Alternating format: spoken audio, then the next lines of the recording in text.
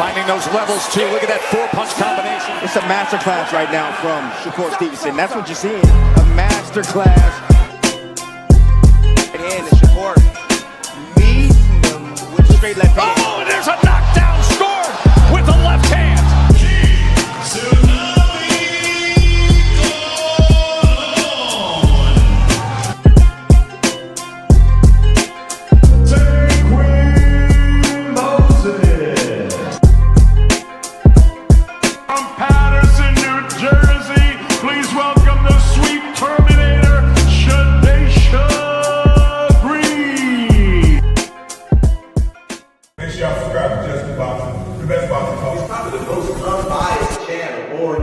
Right now, we're going to give him his just due. Shout out to my brother, Just Due.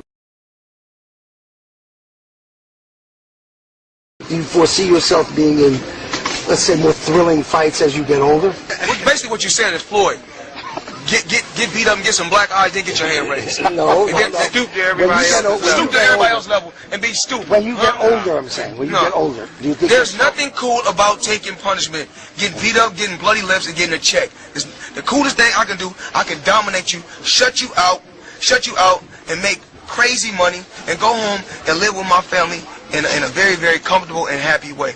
That's how I like to. That's how I like to do it. Lifting weights and being strong doesn't win fights.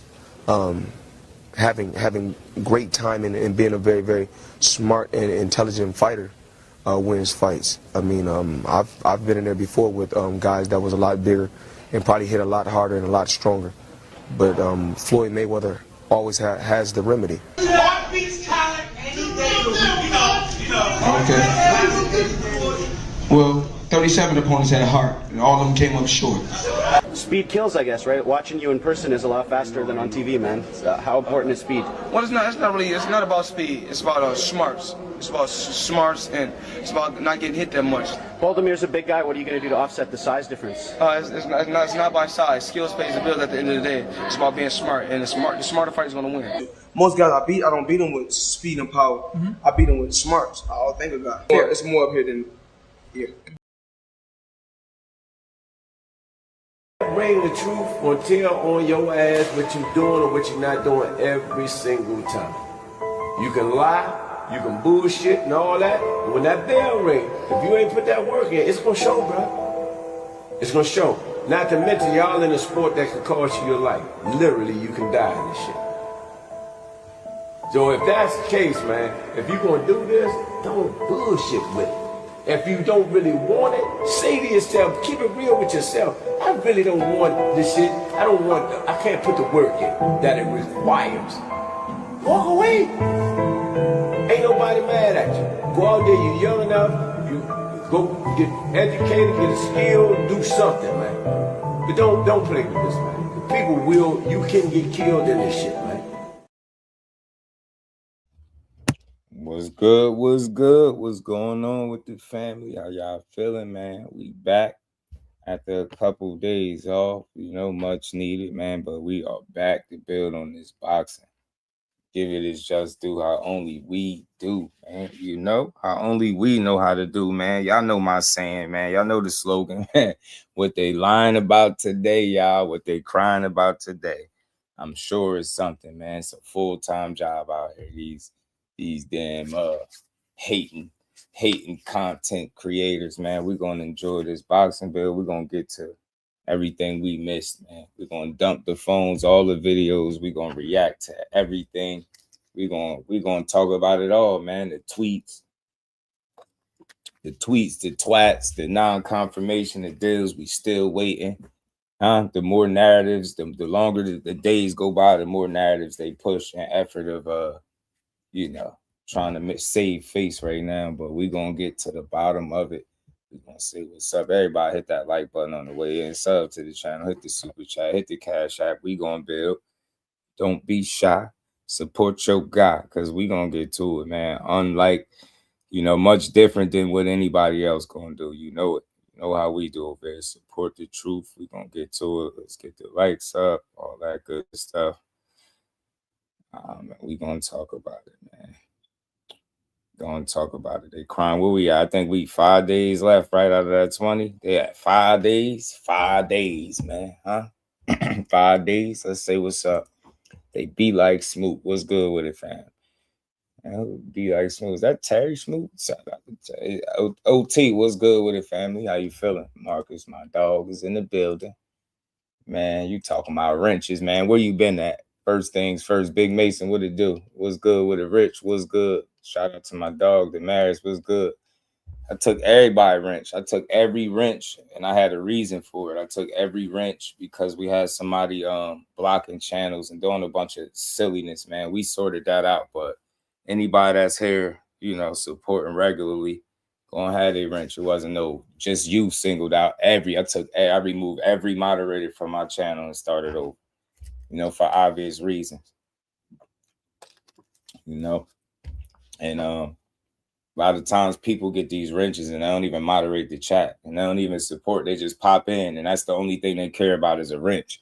When I've been here putting in 40-hour work weeks, just support the grind. The wrench you get right. You can have the wrench back. I don't care about no wrench, but I do care about people supporting and being consistent, actually moderating the chat. I do care about that stuff. Jordan, my dog, was good with it. We fight all night TV. My homie was good with it. Swishers and Doja. Behind the ass TV was good, homie. How you feeling, bro? Yeah, your boy's back, man. I'll just shout out to Dion. What's good, fam? I want to say I appreciate that. I'm going rogue TV. Once I appreciate everybody reaching out, man. The prayers and the well wishes, man. It was much needed and felt, y'all. Your boy feeling a lot better. And we got some boxing to talk about, man. Because they lying. They be lying every day. Not just sometimes. They lying all the time. Carvin, what's good with it? Where we at where they at on time, y'all? What they about 5 days and ticking? 5 days and ticking. I told y'all this was gonna get like this. I don't expect nothing to change within the next few days, to be honest with you, the way it's looking. The way it's looking. We all we wanted from the start was confirmation that we was getting one of these fights. You know what I'm saying? We wasn't picky about which one, right? We was cool either way. You know what I mean? It became different when they started, fake harassing Shakur Stevenson on the internet. They thought they had one, and they literally walked themselves. It's like setting yourself up to walk the plank. That's what they're doing right now. They walking the plank. Either way you go in the water, it's a shark waiting for you, man. Call it what you want. It's just going to beat down, going to come in different fashions, huh? You know what I mean? But either way you go, man, you're walking the plank, and it's a tough fight to me. No matter where you go, it's just a matter of which one of those tough fights you're going to take. And what's funny? It's funny to me how fans are like clueless. You got a fighter that has put out who he going to fight, repeated the list all across the social media space, right? And now it's time to make a decision, and they kind of dragging their ass, and it's more blaming the fighters. Oh, man, Keyshawn said he want more than 25%. We knew this was coming, but I just want to point out, if in fact that if it is true that he asking for more than 25%, they can negotiate with the time that's remaining, or he could try to all the way up until, these last remaining days expired. Then once it go to the purse bid, it is what it is. But we already seen this shit coming a mile away. I just hope that we can get a real answer in the next couple of days, because it's a lot of confusion on their side, man, because they going back and forth with Corey again. Shakur is telling me, I've been signed my part. You know what it is, right? So it's like, what's really going on? Because I'm not, they still tweeting and going at Shakur. If Shakur is not who you fighting, then why are you talking about it? Devin Haney had made a post the other day, and he's saying, y'all got to stop trying to read between the lines. He'll make the announcement soon. My thing is this, y'all. If we know for 100% it's Keyshawn, why do we got to read between the lines? Why do we need to really wait for the announcement? Because your fans are hell-bent and sold on it being Keyshawn Davis 100%. You can't say that that's the guy that's next, and then when the fight don't happen, you conveniently come up with, oh, he was asking for more than 25%. It's the same old song and dance, man. And you just got to be smart enough, real enough to catch on to it, because they be full of it. You get what I'm saying? They really do. Shout out to MLC. What's good, homie? Man, it say Keyshawn needed to sign for the Shakur fight. And now Bill's saying they're gonna move on. Oh, yeah. Talking about something sign or we'll move on. Bro, move on. Like, y'all ain't hurting nobody. Y'all gonna be on the sidelines. You know what I'm saying? Keep taking opponents off the table for your son. See how that work out. You get me? Rich was good with it. Go the key route. I don't know, man. It's interesting. I really don't know, Rich. Because it's tricky, like, in terms of like who gonna be available, what date, what month is he looking to return, right? Is it gonna be like a September, October? You know what I mean? But I think anything outside of one of these top guys, they're gonna complain anyway, Rich. So with the way you see guys moving, this is why I don't complain about who he be fighting, but I can't narrow it down. Right? He sound like he don't want to fight Rayo. Sound like he want a bigger fight. Get what I'm saying? He is saying this Devin Haney stuff as well. So they both back talking it. So I just want to see it. You get me? I want to know what decision is Devin Haney going to make and what's really the holdup. But the smoke and mirrors, man, that shit about to run out. The rubber about to meet the road. These days running by. I'm telling them 20 days. I told you them 20 days were going to fly. Man, we less than a week out. And they still seem to me on their behalf, on their side, undecided about who they're going to fight. The reason why I haven't much worry or concern for Shakur because he already solidified his deal. If he was still, not only waiting for a confirmation of a deal, but trying to solidify an opponent too, I'd be concerned for him too. But the fact that they, willingly, or they got their deal done and Dana White willingly, put out there to the fans that they paid him all this money. So they going to have to make it work. You get what I'm saying? If you and Devin, that's the difference between their situations for right now until that deal for Devin gets announced, right? It seemed like Shakur is more on stable ground, right? They already worked some things out. So now they got to go ahead and make it make sense, right? The end got to justify the means. So you paid them all this money, like you said. Now y'all got to do your job and go find an opponent that's going to make it worth the while. So I think he could, I ain't going to lie, I think he could sit comfortably and just chill and let the business work itself out, right? Because he do got options, right? From 35 to 40 in a potential dead fight, depending on how that business work out. So I think if you Shakur, you got some options. So and he could just sit in the cut and chill. You know what I'm saying? The only thing with Loma is he is 38, I think now, coming off the surgery, back surgery, inactivity. I ain't heard much from him. You know what I mean? We read the reports, but we ain't seen nothing from Loma, man. He ain't said nothing. So I wonder how much is he really vested in coming back. And, you know what I'm saying? We going to really see him again. Read between the lines, but he continues to get the Haney material for their narratives. Man, you get what I'm saying? What do you mean read between the lines? It's like you're telling us stuff and then saying don't read between the lines. And you already said in the comment section that it was Keyshawn next. So my issue is like if that's the thing, then if that's the fight, then why should anybody have to read between the lines? Why are you telling Shakur to do this? Or are we gonna move on? Ain't you fighting Keyshawn? What do you mean you gonna move on? What are you gonna move on in the future? Like, you get me? None of this stuff makes sense to me. You get what I'm saying? Pugilism was good, homie. Frustrated with Key waiting for purse bid. Both Haney and Key will get more money in the purse bid. Isn't a Sandor Martin fight? It's going. But you know what? He might feel like it's risky pugilism. Who knows? I thought they could, if they negotiated something before this deal, they could end up with better money. I feel like if it go to the purse bid, that might lower the chance. You get what I'm saying? I don't know. I don't know. We gonna see though, because it's happening, yo. We'll fight Boots. After Bill said Dad can't beat Boots because of the third round versus P. Hunter, stupid sound confident Boots is next. This is from another place. It seemed like Bill a little quiet lately. Yeah, he been a little quiet. Something got to be working. Take the 25% of purse bid. Did Devin keep the belt? Yeah, it wouldn't be. Yeah, because they wouldn't strip him. It wouldn't be on him. They wouldn't strip him for that.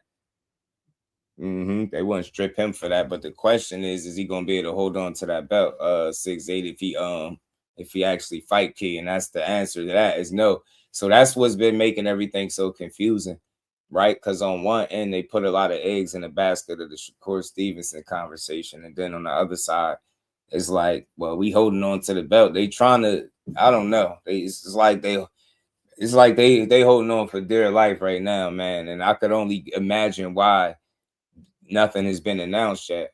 You get me? Like this is crazy. I expected something different. I wonder, and it's like it's no mention of it neither. It's like it ain't no mention. Like Zuffa ain't saying shit. Like you don't Dana White, you don't hear nobody mentioning.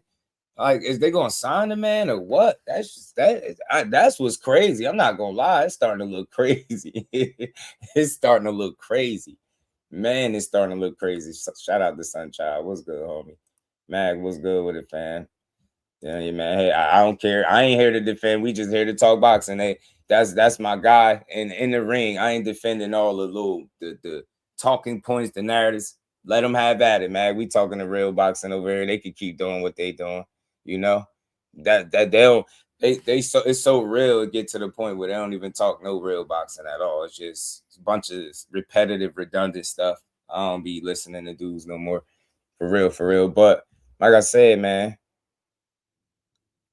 This is Bill, and let me pull up the little tweet from these two that Bill, 40 mil bill.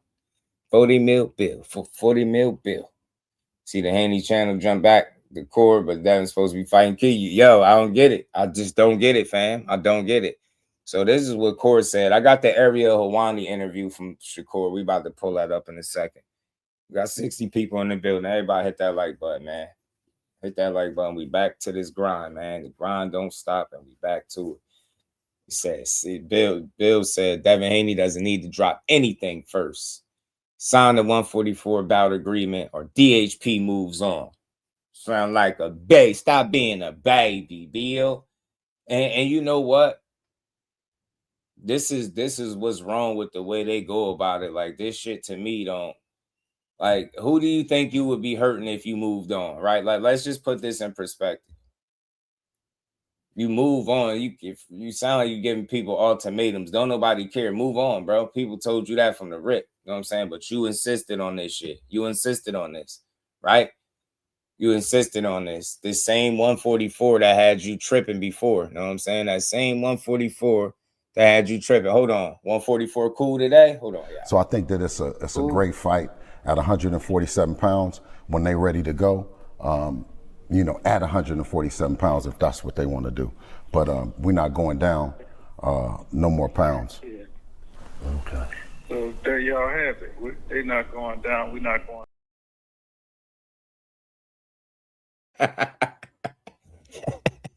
Them receipts hit a little different. We not going down no more pounds. That's what they want to do. Bend the knee. Dre, what's good with a homie? Bend the knee. Did he fold y'all? They said they wasn't doing it, G, but nah, this is what Corey says. So look, at the end of the day, I just want to see it on both sides. Whatever they talk about is sign, like hopefully a fight materializes. It's a great fight for boxing. We need it. They done enough back and forth. This shit is sell itself. It's enough animosity there. It's enough trash talk there. It's a backstory. It's history, right? Y'all been floating around this fight, flirting with the idea of this fight for years, right? So why not give it to the people now on either side? You know what I'm saying? I just want to see a great fight. I'm tired of the dumb stuff. Look, he's saying shit signed, fam. You know who I'm with. I don't know what you talking about, Bill. He said, he was mine. Of course, said he was minding his he was minding his business. You know what I'm saying? Fam said he was minding his business, G. Trolling can only last for so long. Either it's me or Keith, lose either way. Now make y'all decision. That's all we've been saying. 5 days and counting. Blaze, what it up? What up? You know what I mean? Radio was good with it, my dog. How you feeling? So look, just want to see what the decision gonna be. Make a decision. You know what I'm saying? I think you get the fans a good fight. I think you get the respect. You get the attention of the fans either way. You get me?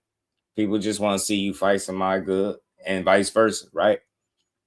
You know what I mean? Preferably it's Shakur at this point you want to play. Like y'all trolled this long, like, or you're going to pull the trigger or what y'all waiting on? You know what I'm saying? Dana White, quiet, man. I ain't hearing no mention of nothing about Haney, man. Was they signing over there or what? What's going on? Official, everything. My dog was good with it, fam. Corey wins if Haney wants Zuffa out. If it happens to be valued higher on the purse bid, it'll go to Case. Shakur Zufus sets the bottom line. I'm telling you, pugilism. It's what it's seeming like. Big workout. All right, man. That's what it is, man. That's what it is. Shout out to my guys. So, look, I just want to see y'all figure it out, man. Y'all done went back and forth enough. We done seen all the tweets, the twats, the ducks. You know what I'm saying? We just want to see who you going to fight, bro. My guy said him under them lights. G, huh? Said you want to come in 100, cuz 180, cuz 180 pounds, G. Said cuz 180 pounds, G. Cuz 180. I ain't tripping though. I'm him. I mean, you sharpening up your tools. Shout out to ETB, my dog. What's good with it, homie? How you feeling, bro? Ain't we cheat himself. He picks anything other than Shakur Kid. Yeah. I don't think the people gonna go for it. They gonna be pissed. They ain't gonna like it. This era of boxing is more. Yeah, I mean, it just seems that way because it's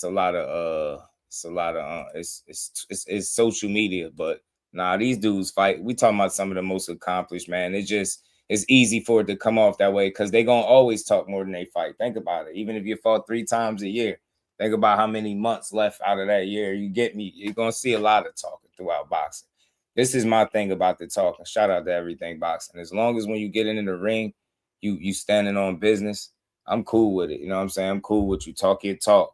You know what I'm saying? I know everything ain't up to the fighters, but I know what you can control is how you show up on fight night, the work you put in the gym, how consistent you be. Don't let yourself get out of shape. You stay ready so you ain't got to get ready. I'm cool with all that. That's why I don't mind the trash talking, because if the best fighters in the world can go back and forth, then nobody should be talking, right? But it is what it is. It's all good. Hopefully this talk do lead to a fight, though. You feel me? Hopefully all this talk lead to fights from one of these guys, because I just want to see it once and for all. Put it to bed. You know what I mean? I think this shit been dragged out long enough. Let's just be honest. Like, I ain't siding with nobody but the truth. I just want to see the fight. This was news to me. Court said he been signed something. So look, whatever that is that he signed, I want to see that materialize into a fight. I don't want it to be dragged out for another month and they still talking about who he gonna fight. You get me? Time to make a decision. And they next move got to be a smart move and one of their best moves for real. Cause say you do walk down the alley of a Keyshawn Davis and fight him. Say you lose. That's a gamble, right? Same thing with Core. But either way, if you win, you know it's only up for you. You know what I'm saying? You beat either of these guys, then you continue to make your run. You get what I'm saying? I think this is what you in it for, right? You said you fighting the absolute best. You want to prove yourself, legacy this. You want to make the money too. I think Shakur gets you both of those, so that's a no-brainer. So it comes down to what can you work out and what do you really want?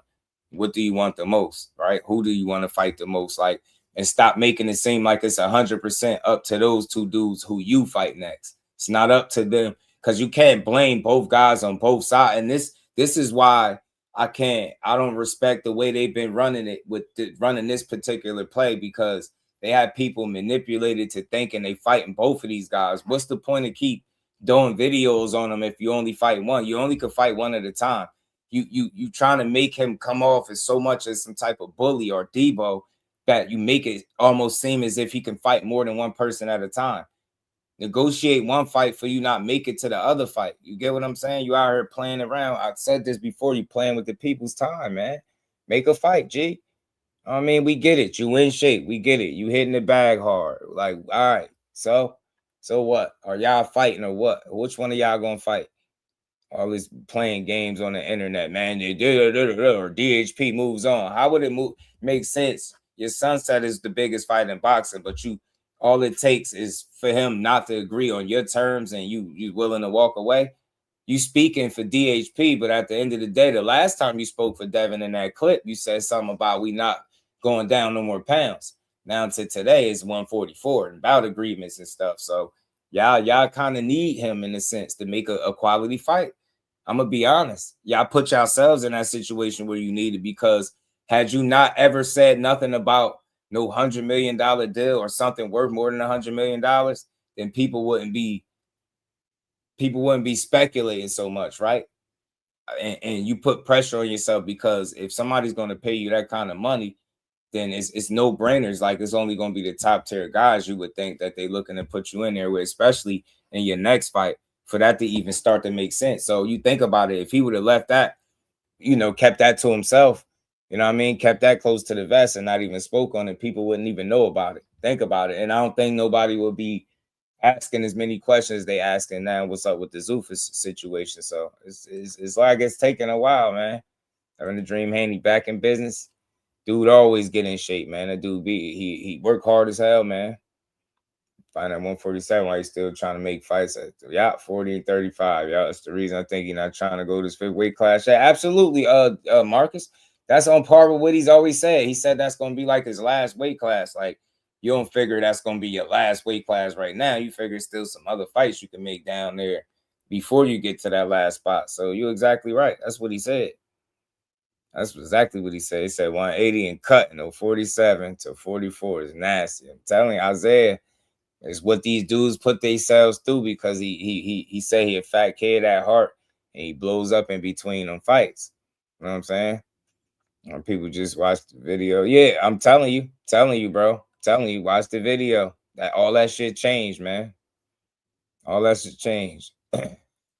I'm not, you know what? We building today. I'm ignoring all foolishness. We're gonna just build, man. I took my days off, and again, shout out to everybody. Sent a text, a message, and said prayers for your boy. I appreciate y'all. But let's get right back into this cook on the narrow path. What it do, homie? And y'all gotta go. If you tired of something, if you tired of this and you tired of that, this ain't the place to be tired of it. Go get in Devin Haney comments. Go get in Bill Haney comments. Tell them you tired of the manipulation.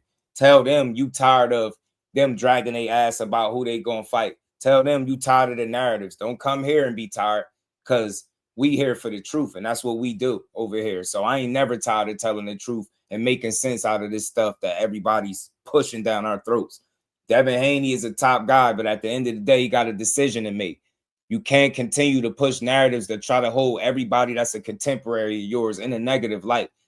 You can't have two fighters ducking you at the same time. At the end of the day, which fight are you going to try to make? Because you out here playing with the people. Sitting here talking about DHP do this, are they moving on? Like, don't nobody give a damn. We'll move on then. That's what I'm saying. We've been on this. Like, these dudes, we just want to see the fights, preferably the one that you saying you gonna make the most, right? You pushing, you force feeding this shit down our throat. Go in there and get in there with them then. DHP doesn't need to drop anything. You do need to drop it. And that's a lie right there. So again, don't come over here and be tired. Go to their comments. Be tired of Bill saying shit like this. Because we always hear when the WBO president specifically said, there ain't no exemptions. They ain't making no exemptions. If you don't fight Keyshawn Davis next, you will be stripped of the belt. Simple and plain. So what do you mean you don't got to drop nothing first? And that's the thing. See, it's the little wordplay. He never said drop it first. He said he'll sign it first. Then you drop it after, because that's what's going to have to happen anyway. You're not even honest enough to tell the people that. I keep it 100, man. I ain't got no reason to lie. I ain't getting paid. I would never lie. Get up here and lie. Make this shit make sense, fam.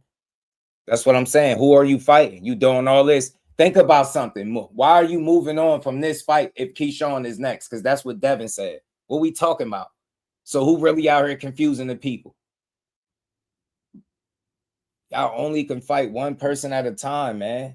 You better pick, make the right choice. I'm telling you, because both of them look like rough choices now that I look at it. I'm telling you, all this playing y'all doing, okay? Playing around, bro. You gonna mess around and not get no fight. What you want to be out the ring for more than a year? Huh? What you want, man? I'm telling you, go ahead and play. Yeah, they could have waited, bro. They could have just waited and chilled, but they had to force it. Marcus, now look what position they in. Now y'all been forcing it. Now you get what you looking for. Shout out to Sports Predictions, my dog. What's good, fam?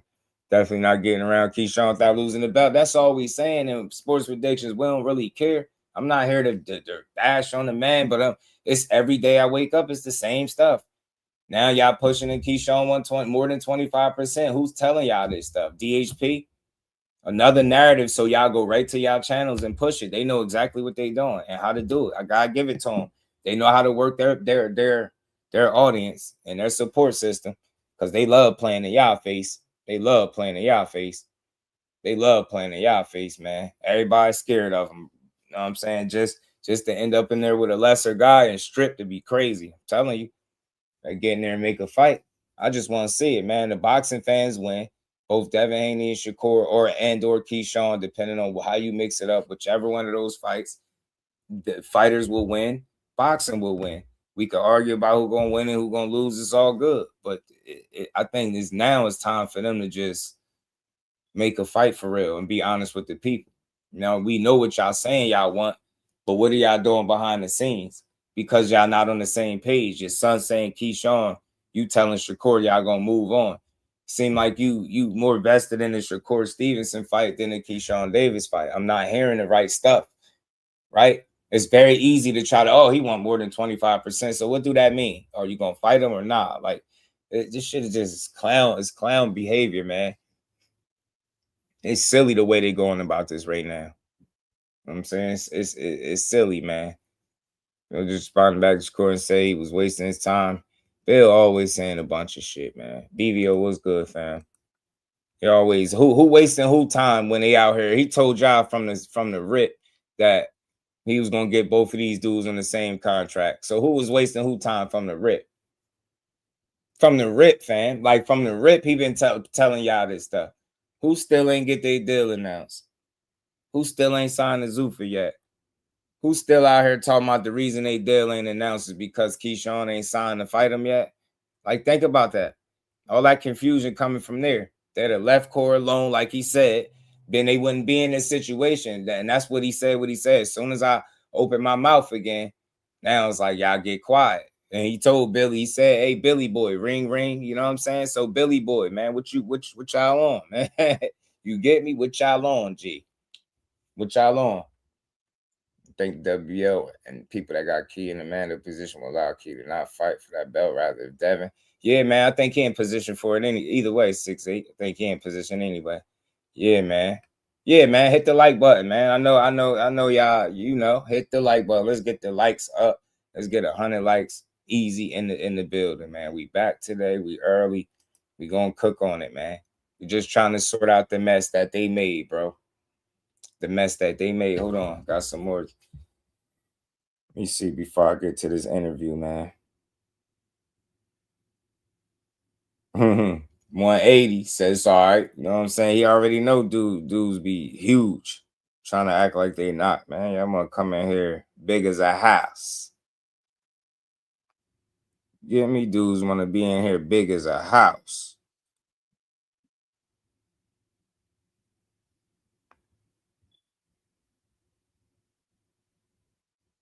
Yeah, he did say he was minding his business. Everybody hit that like, well, we got over 70 people in the building. Always speaking on Keyshawn, but never try to fight him.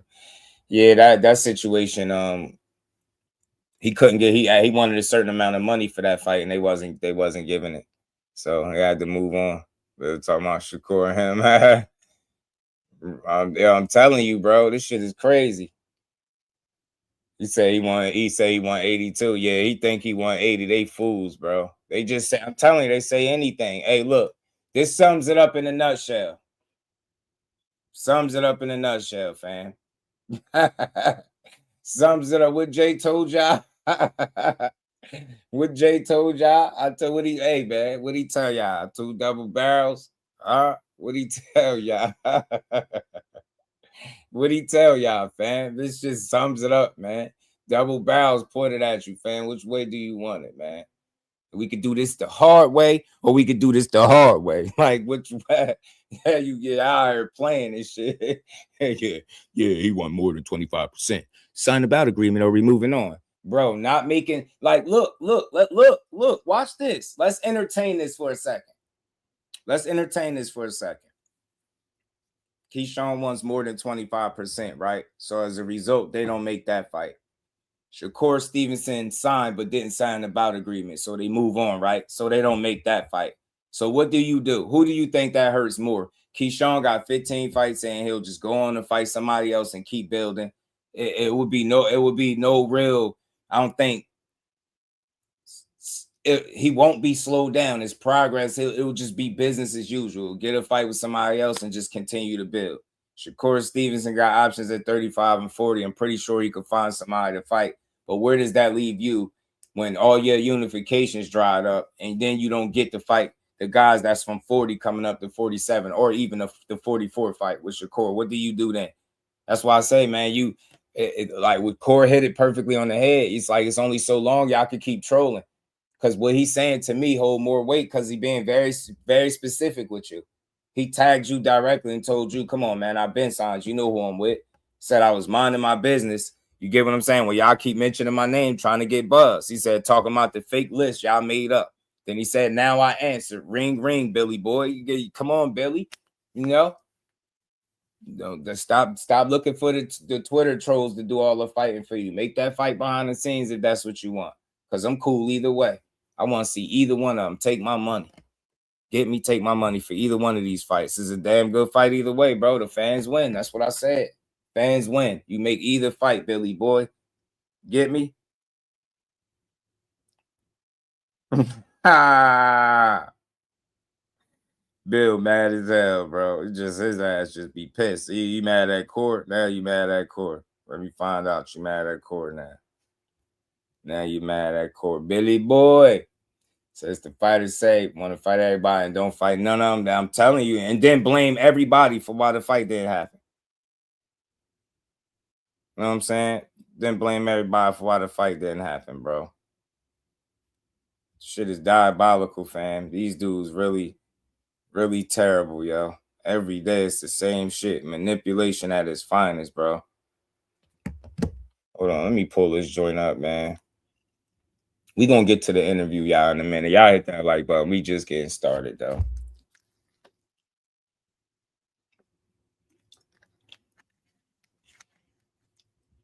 When the weight check come around, right. They know why. They know why. Ain't trying to check them weights.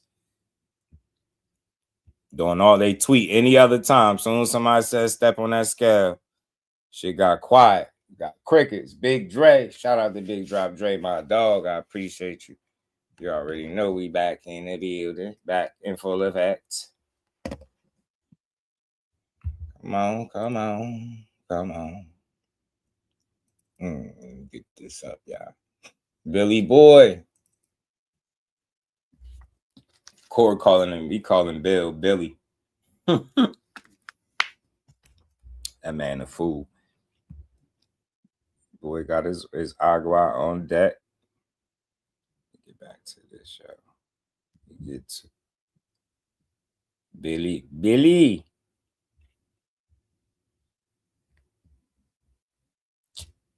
What's up, man? What's up? All right, I think this is it right here. This my thing. At some point in time, yo, you gonna have to take accountability for why things don't go your way. You can't spend your career blaming everybody else, fam. That shit's stupid. Get what I'm saying? At some point, you got to just be real with yourself and the people. I'm tired of this same old, this one ain't doing. He wasting this time. You wasted our time when you told us you could put two fighters on the same contract. I'm never letting that go, by the way. Never. Y'all want to talk about wasting time. That's the biggest wasted time ever. Keyshawn talking about whooping your son ass. You keep asking Keyshawn about Shakur. Now Jay Prince. You would think you would be asking Shakur, the key about Jay. Hey, man, won't you put Jay on the phone and let the boss speak? Something like that. Nah, you ain't do that. You continue to try to negotiate directly with the fighters like we stupid enough to believe that when you make either of these fights, it's going to be without Jay being involved. If he manages them, that's foolish to even try to even make anybody believe that that's how it go. That's that ridiculousness that y'all be on, though. That's all I'm saying. That be that crazy shit that y'all be on. Talking about all these sign this, sign that, contract this. He said, yeah, you him, and you been tripping, wasting my time.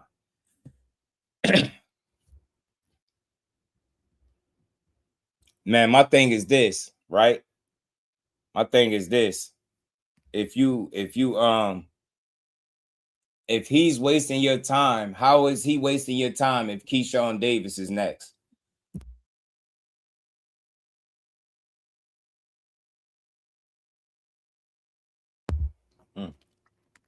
You get what I'm saying? I thought it's Keyshawn next. Why do it even matter? Like what he done? Like, am I saying it wrong? Am I saying it wrong? Because it's like on one end you saying you're not dropping the belt. So if you're not dropping the belt, that means you are fighting Keyshawn. But then on the flip end, you're telling him to, sign the bout agreement or DHP moving on. You're telling him you're wasting our time. Like you're wasting your time. But I thought you already had the for sure fight coming up, which was Keyshawn Davis, because Devin Haney said you already know who next. He was saying Keyshawn. Am I right? Am I missing something, y'all? Shout out to Bud Cheddar, B Hayes, my dog. What's good with it? You feel me? Shit not making sense. Are you wasting your own time? Because again, you was the one talking about fighting them back to back, and you said the little brother first. So won't you go fight him and stop playing that? That's all I'm saying. You the one playing, wasting your own time. You get what I'm saying? But y'all got 5 days left. B Hayes said 3. If I miscounted, pardon me, y'all. If it's 3 days left, that's even crazier. Because I don't expect nothing to change. Shit gonna go right to purse bid while y'all out here pump faking like the next fight is gonna be Shakur. That's all I'm saying. Fight your next guy. I don't care which one of them it is. Fight him. Just want to see a good fight. I think we win either way. Shout out to my dog, man. I appreciate you putting the color in the chat. So looking like Shakur. Might have signed that deal with Zuffa. That bill was talking about Devin was supposed to get to me. So, hey, I've heard a couple people suggest that. I ain't gonna lie, Marcus. I heard a couple people suggest it. It makes you wonder. Things that make you go, right?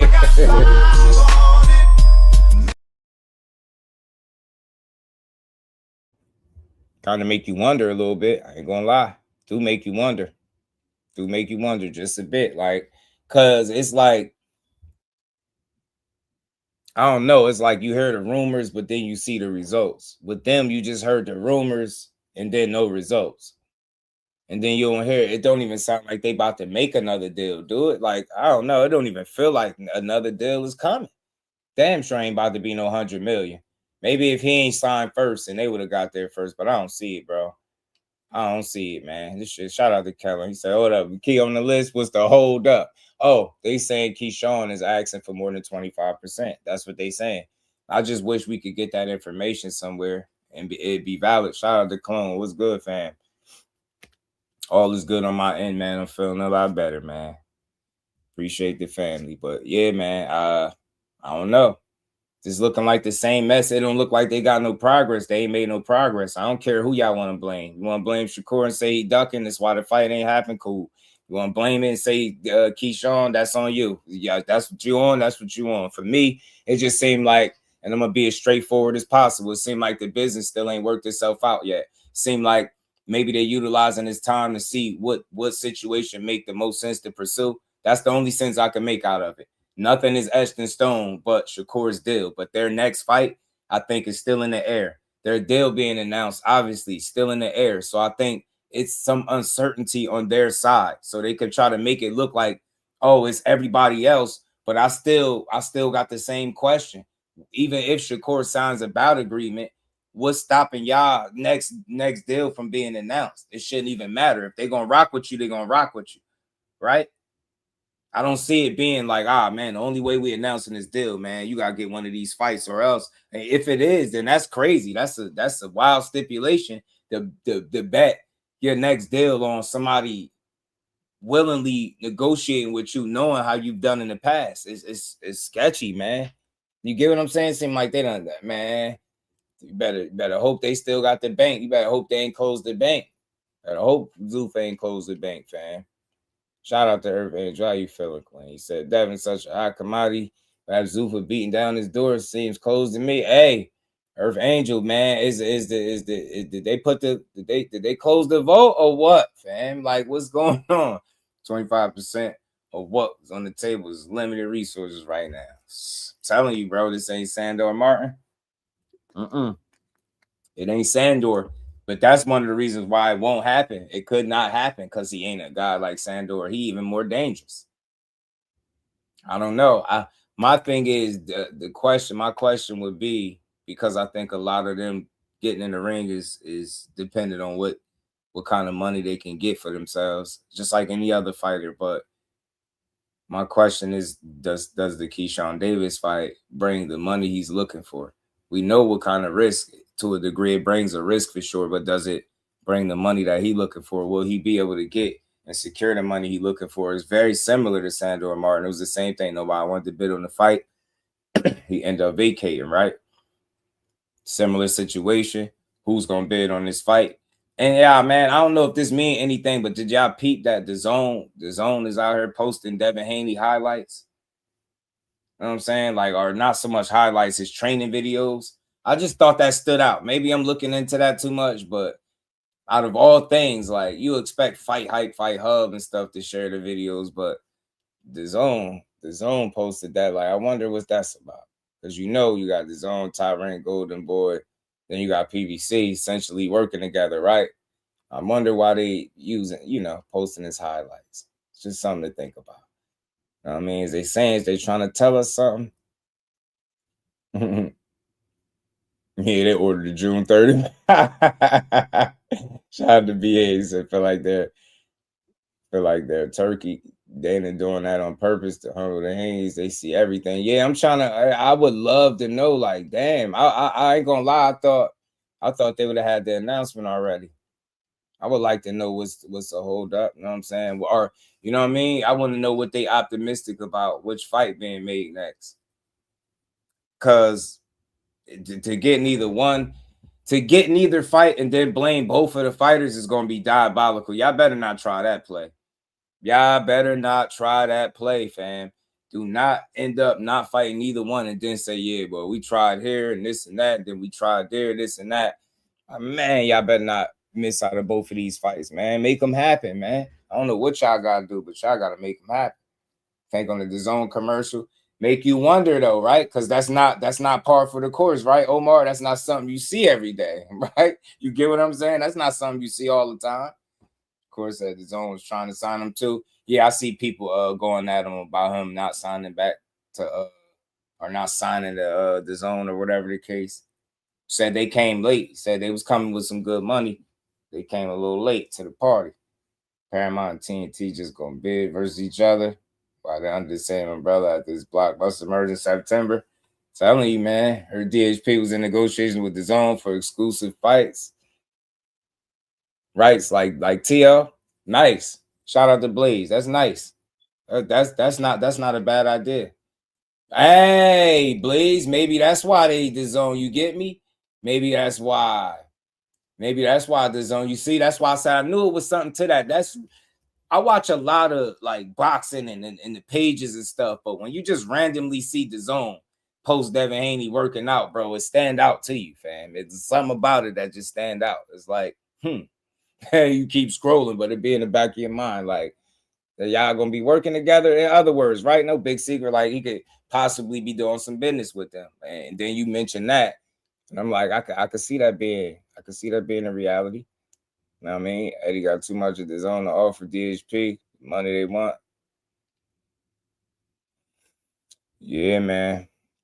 Shout out to Charles Grant. He said, just don't think Devin should have to come to catchweights to fight Shakur and give up the belt. I mean, that's the situation he put himself in, Charles. Nobody forcing him. He don't have to. You know what I'm saying, Charles? He shouldn't have to. I get you, but he don't have to. That's on him. That would be a decision he made, because it's like it's the same as Shakur don't have to go to 47 right now because he up there, right? So what do they do if they're going to fight meet in the middle? So Devin don't got to do it.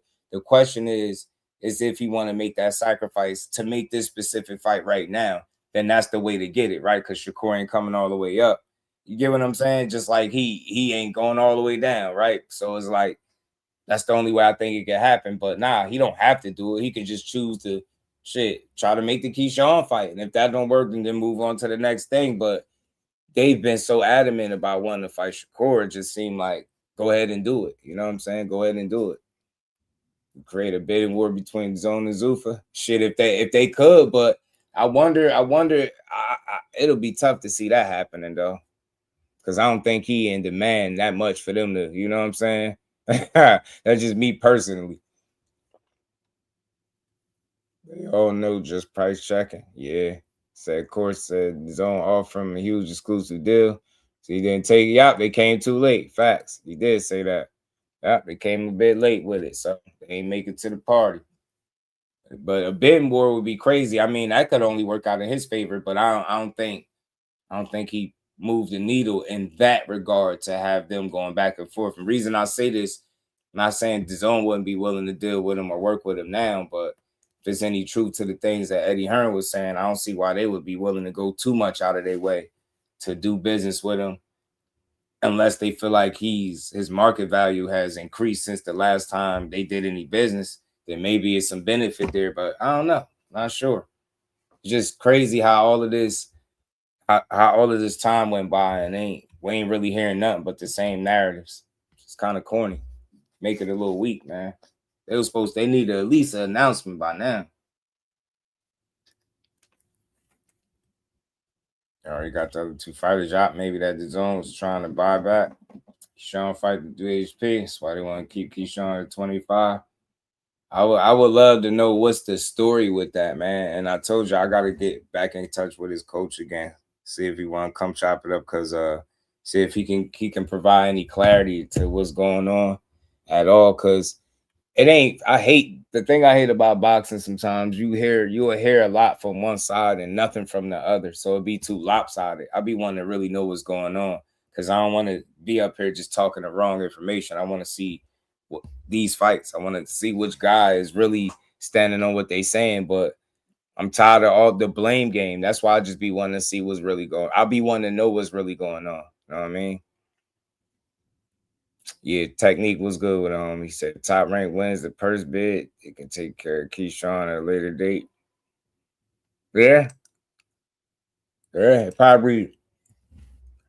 From what I understand, it could be worse off for Debo if it go all the way to the purse bid. Get what I'm saying? So just gonna have to sit back and see. But we're gonna keep rolling, man. I want to get to the Ariel Helwani interview, man. We're gonna keep building, y'all. Y'all days, man. The time running short though. Shakur vs. Antoine October. I prefer this. Shout out to Teach. Yeah, he already ducked Antoine. I'm gonna get on that in a bit too, man. That was crazy. That's crazy that they pushing that stuff right now. It's wild what they be doing out here in this YouTube land. Let's get this up here, y'all. Let's get this up and going. I wouldn't mind seeing Gary Antoine though, but you gotta look. Yeah, well, you know what? Who knows? You know what I'm saying? What could happen? He said, "Why don't you get a fight no one expecting? Like it's like a clone, like a good one or a bad one, a good one or a bad fight we ain't expect. Sometimes that could be good. Which one though? A good one or a bad one? Hopefully, if they give people something that they ain't expected, don't be a bad fight type thing. You know what I'm saying?"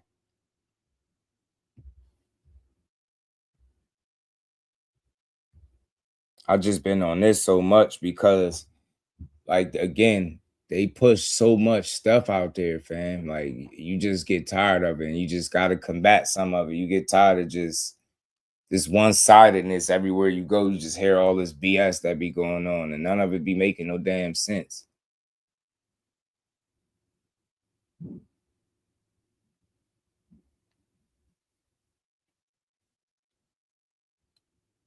There we go. Police join up purse bid structure and can lowball Devin. Yup. That's what I'm saying, Big Dre. That's what I'm saying. Thought it was better that they try to work out something now before the 20 days expired. The day is here. One of my absolute favorites in the world of combat sports. And you know what I'm saying? It don't seem like that's the route they about to go. Seem like I don't know, to be honest. All right, because on one end, it seemed like that they just going to let the time run out and let that just do what it do. Let it just go to purse bid. That's what it would appear to me. Then on the other end, they making it sound like it's something that's going on with them and Shakur, and they could fight him, but he got to sign a bout agreement or they move on. Shakur out his own mouth, he said he signed his part. He been signed his part. He said, you know who I'm with. And that's the thing. See, that's another thing about what he just said in that tweet right there, right? You know who I'm with. We do know that, right? You see who I'm with. We do see that. But who is the other guy with? And is that truly what's stopping either of these fights from being finalized, right? Or is it how is them being still like a promotional free agent at this point impacting either fight being made? I'm just trying to ask real boxing questions, not no narrative driven. He's ducking. He want more money. He this, he that. I don't know about none of that. I would like to know how much their current fight being made next is being impacted by the fact that they free agents right now. You know what I'm saying? So he said that you see who I'm with, but who are they with, right? Who are they with? Who's backing them, right? That's what I want to know. That's what I want to know. And how much is that slowing down? How much is that getting in the way of any fight being made for them? Not just these two fights, any fight, any fight. You get what I'm saying? Everybody at the light found button. out last week that he is not only the newest member of Zuffa Boxing, but by far their biggest signing to date, the pound for pound great, the pride of Brick City, the pride of Newark, New Jersey. Shakur Stevenson is here to talk about it all. Is he there? Yes. Hello, Shakur. How are you, my man? Ariel, what's good, my guy? It's good to talk to you. Thank you for doing this. Congratulations on the signing. I have a million questions for you, and it's not going to get contentious like with these other interviews that you're doing, all right? I'm not going to disrespect you. Okay, yeah, let's do it. You know that. By the way, work or shoot those interviews. Work, that's a wrestling term. Work would be fake, shoot would be real. Like you said, work or shoot, and shoot is real, shoot. Like Shannon disrespecting you like that. That's legit. Oh yeah, that was real. That was real. That's how he truly felt. You know, he got exactly what he was looking for. Which was what?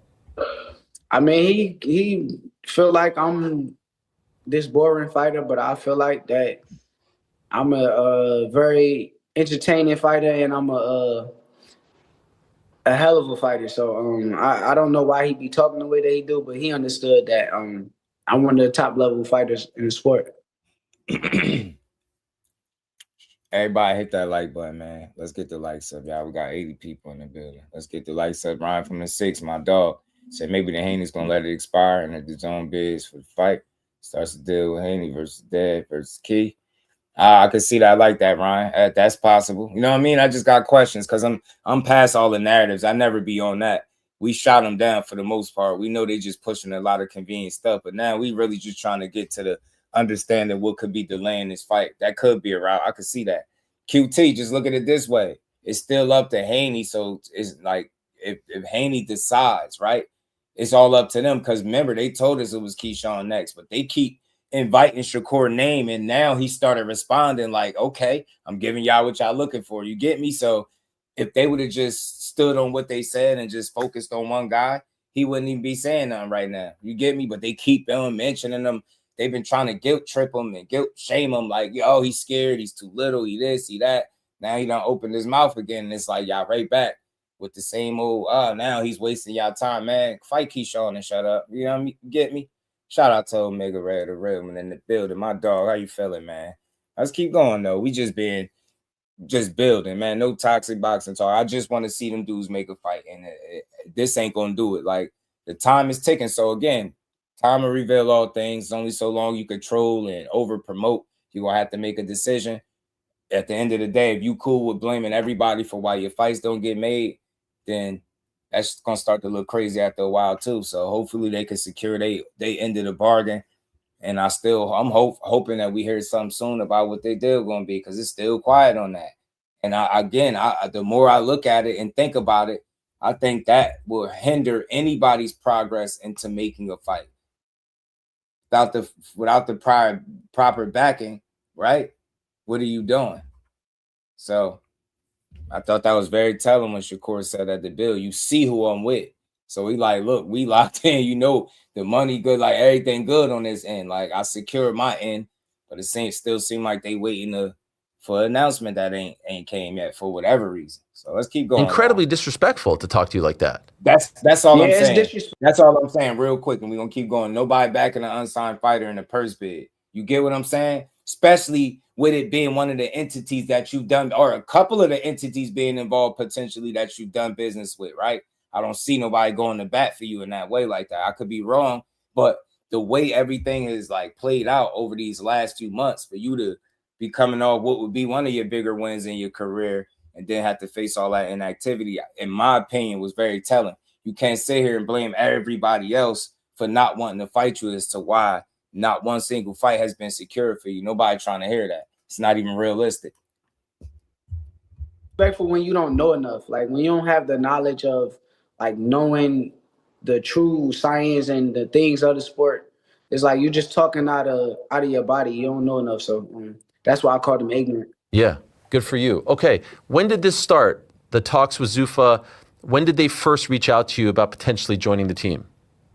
I mean, it's been that way. It's been this way for a minute. I've been new for a minute, and it truly, I want to say, honestly, started probably like after my last fight, but it's a long timeline. But like I said, I'm glad that these guys believe in me and they invested their money in the right person. Okay, and did you talk to other people? Because it seemed like for a moment, you know, post Top Rank, you were kind of enjoying doing your own thing. To now sign with them, did you talk to other promoters about exclusive deals, or was it only just them?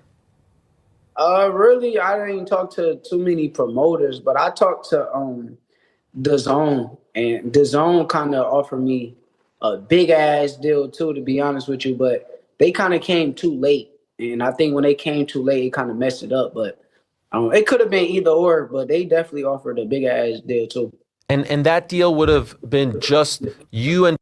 See, and I think that's dope real quick that he had some type of options, all right? He had his own wanting to give him some money, right?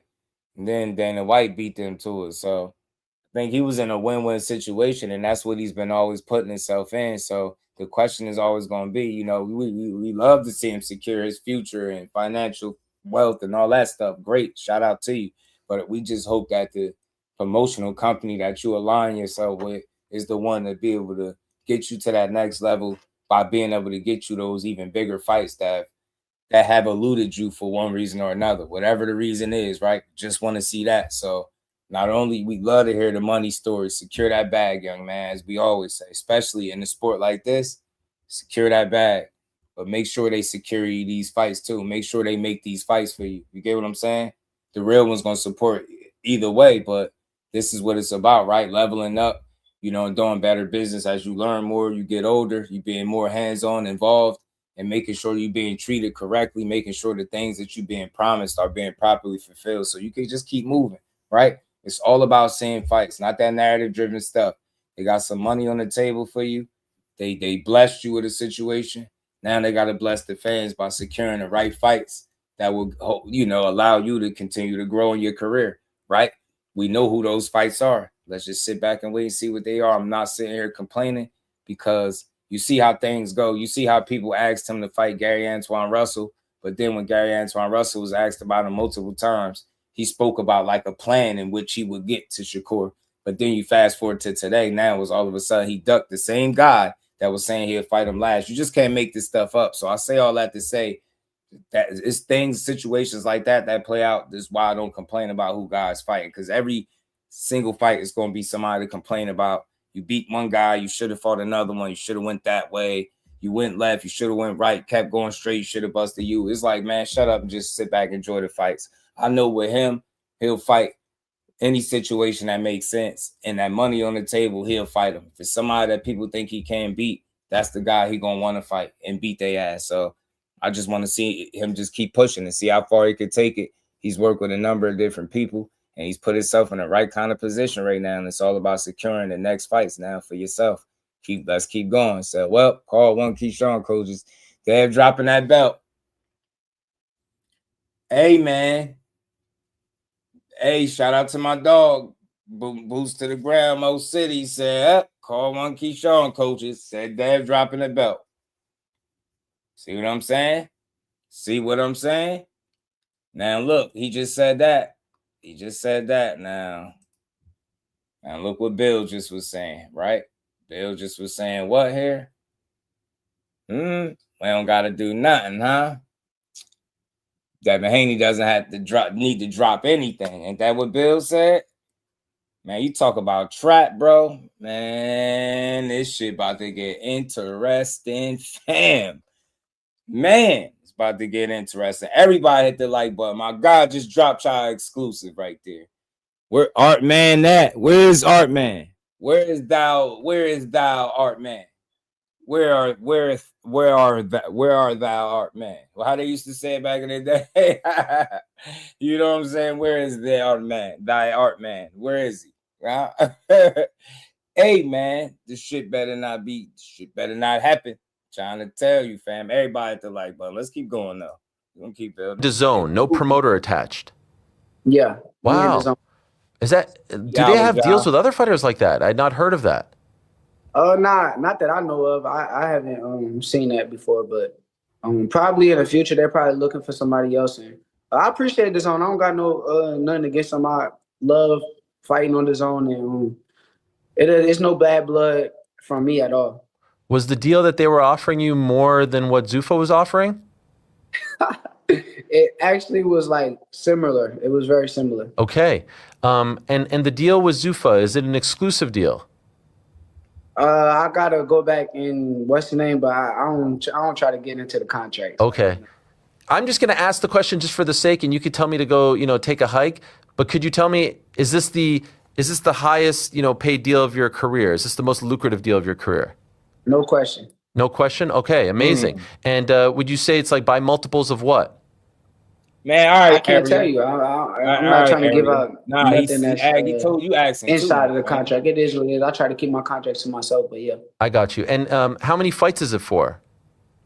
Like I said, I'm gonna keep everything to myself. If they announce it, they announce it. But fair enough. Me, it's a good amount of time. Don't tell them more than you need. I'm with them though. But we all, heard when they signed Conor Benn, that was like a huge deal. A, that they signed him, but B, for the amount. If Conor Benn is the line, where are you? If that 15 million is the Mendoza line, so to speak, are you above it or below it? See, I can't tell you. I can't. Well, you better be above it. You're Shakur Stevenson. I don't speak on contracts. Like if I tell, let me ask you this, right? Tell me. If I tell you right now, oh, I'm above and then I gotta answer to like my family or somebody asks me. Then it's like I put a lot of people in my business that I really don't want in my business. So I got you. Yeah, man. I'd rather keep it that way. Okay. Yeah. I saw. There's a million questions I have here. I'm fascinated by this, Shakur. I saw a photo shoot, you in the back after signing, and you're wearing the Zuffa gear. Yeah. Yeah. Are you now going to be wearing a uniform when you fight? Nah, not at all. I'm gonna be putting on my own uniforms, and they may like help out or something if they on the designs if they want. But as far as like me, I'm putting on my own uniform. Another narrative shot down, man. They say he was gonna be wearing a Zuffa attire. I already knew that wasn't gonna fly. You get what I'm saying? But he gonna go do him, man. I just want to see if they're able to get the fights that everybody else wasn't able to get. You know what I'm saying? They made that established when I talked with them. Okay, I got to be honest. I was a bit devastated when I saw the video. Yeah, that was like one of the first things I said. But man, I can't say nothing against like what they like. They like what they like. I like what I like. I knew that. But your gear is always so cool and it's personal, and you show, look at this. We can't stray away from this. Nah, not at all. Not at all. Okay. So that's one thing that a lot of people were concerned about. As far as everything that they're doing now, like, does this mean that you can also be on ring cards as well? How does it work? Or are you just going to be on Zuffa cards? I'm pretty sure I'll be on ring cards and Zuffa cards, but it just depends. Like, it depends. Dana and Nick is with Turkey, so I'm pretty sure just as Conor Benn was able to fight on the ring card, I should be able to do the same. Okay. You're WBO champion, yes? Right. Yeah. Still? For right now. Uh-oh. Yep. What does for right now mean?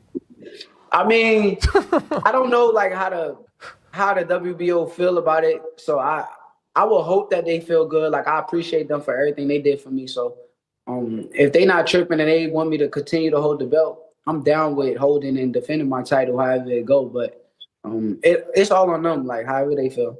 Your first fight for Zuffa has to be for a Zuffa title, right? Do it have to? I mean, if it is, once again, look, I'll fight for all of the belts. I'll fight for a Zuffa belt, the WBO, the IBF, the WBA. I just want to fight for the WBC. You're done with them? Yeah, I don't want to fight for their belt. Forever? Yeah, I'm cool. I don't want it. They disrespected you? Yeah, I felt they did wrong by me, and since they did wrong by me, I'm cool. I'm good. Okay. That video that we saw of you and Dana together, was that your first time meeting with him, or had you met with him prior? Nah, that was my first time meeting with him. I want to say I ran into him before, but like it was something quick. But like that was my first time actually meeting him and talking with him. So my theory when it comes to Zuffa is like the real brains behind it is Nick Khan. Is that who you were dealing with and your team was dealing with? Nah, we was talking with him and Dana. I felt like when we was in the room and it was him and In Dana pride, my put his dude, was input too. good, So it homie. wasn't just like Nick. Real quick, I got this tweet up here because I want y'all to see it. Shout out to my dog too. When he said Corey was wasting his time. Said no, sounds like you're wasting time now, Billy. I'm with the people you said was ready to do the fight, but it doesn't matter because if it's key, then the Haneys are cooked regardless. Double barrel shotgun, hashtag double barrel shotgun. What is that telling y'all, fam? You still trying to make it seem like he the one playing when he got the backing of the people that you said wanted to fight. You said that was the fight Zuffa wanted, not you and Keyshawn, not Devin and Keyshawn. Now it's still him. Come on, man. Nah, you playing in people's faces. It seemed like the hold up is y'all. Who y'all fighting for? And that's what I said, man. Without the announcement, it should just sound crazy. So just keep that in mind, y'all. Cooked regardless. How is he still playing when they came out and made the official announcement? So you said that's the people that wanted to fight. That's the people that had the money, and that's where he at. But he's still playing, right? Man, get out of here, man. Cooked, just like he said. You're cooked regardless. Either way, double barrel shotgun, fam. Get what I'm saying? Double barrel shotgun. Let's keep going. Okay. What impressed you? Like what sold you on signing with them? What really sold me, I'm a guy that like to study, so I go study people and a lot of people talk shit about Dana, but when I see him, I kind of think like he's just a motivated dude that want to like outdo his competition, and that's kind of like similar to me. But I feel like with somebody that's motivated and want to show that he's the guy in boxing, and to me, it's a no-brainer. It's like shit. Let's go make this money and take over the sport. You know, there are some people who are trying to sort of like resist having Zuffa come in, or they don't like what they're doing. Obviously, Eddie has this feud with them. Did you get blowback when this was announced? Did you have people who reached out to you and said, like, man, I can't believe you're linking up with them? Nah, Eddie can't be mad. Eddie.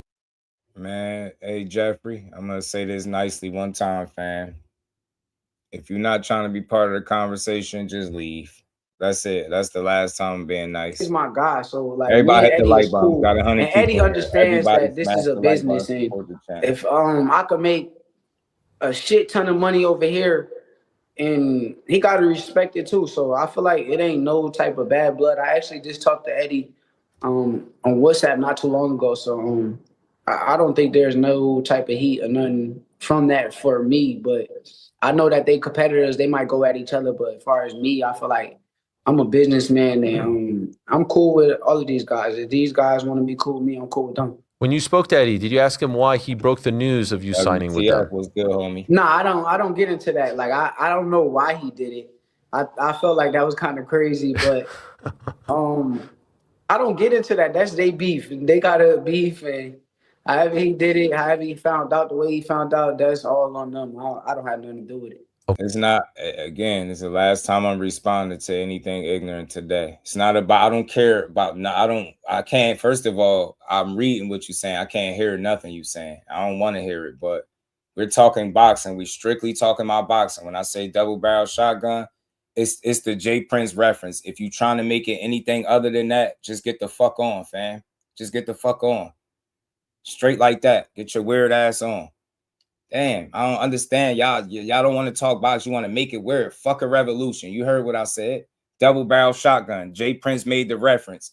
Used it, made it a boxing reference. That's it. That's all we talking about. We don't care about. You want to start a revolution? Go do you a live stream and go talk that shit over there. We don't want to hear that shit, fam.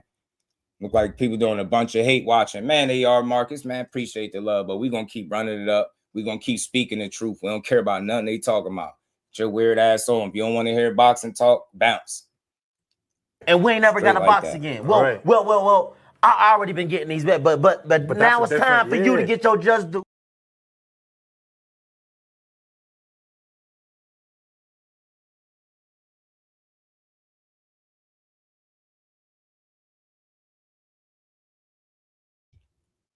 Okay. Can I ask, have they told you when your debut for them will be?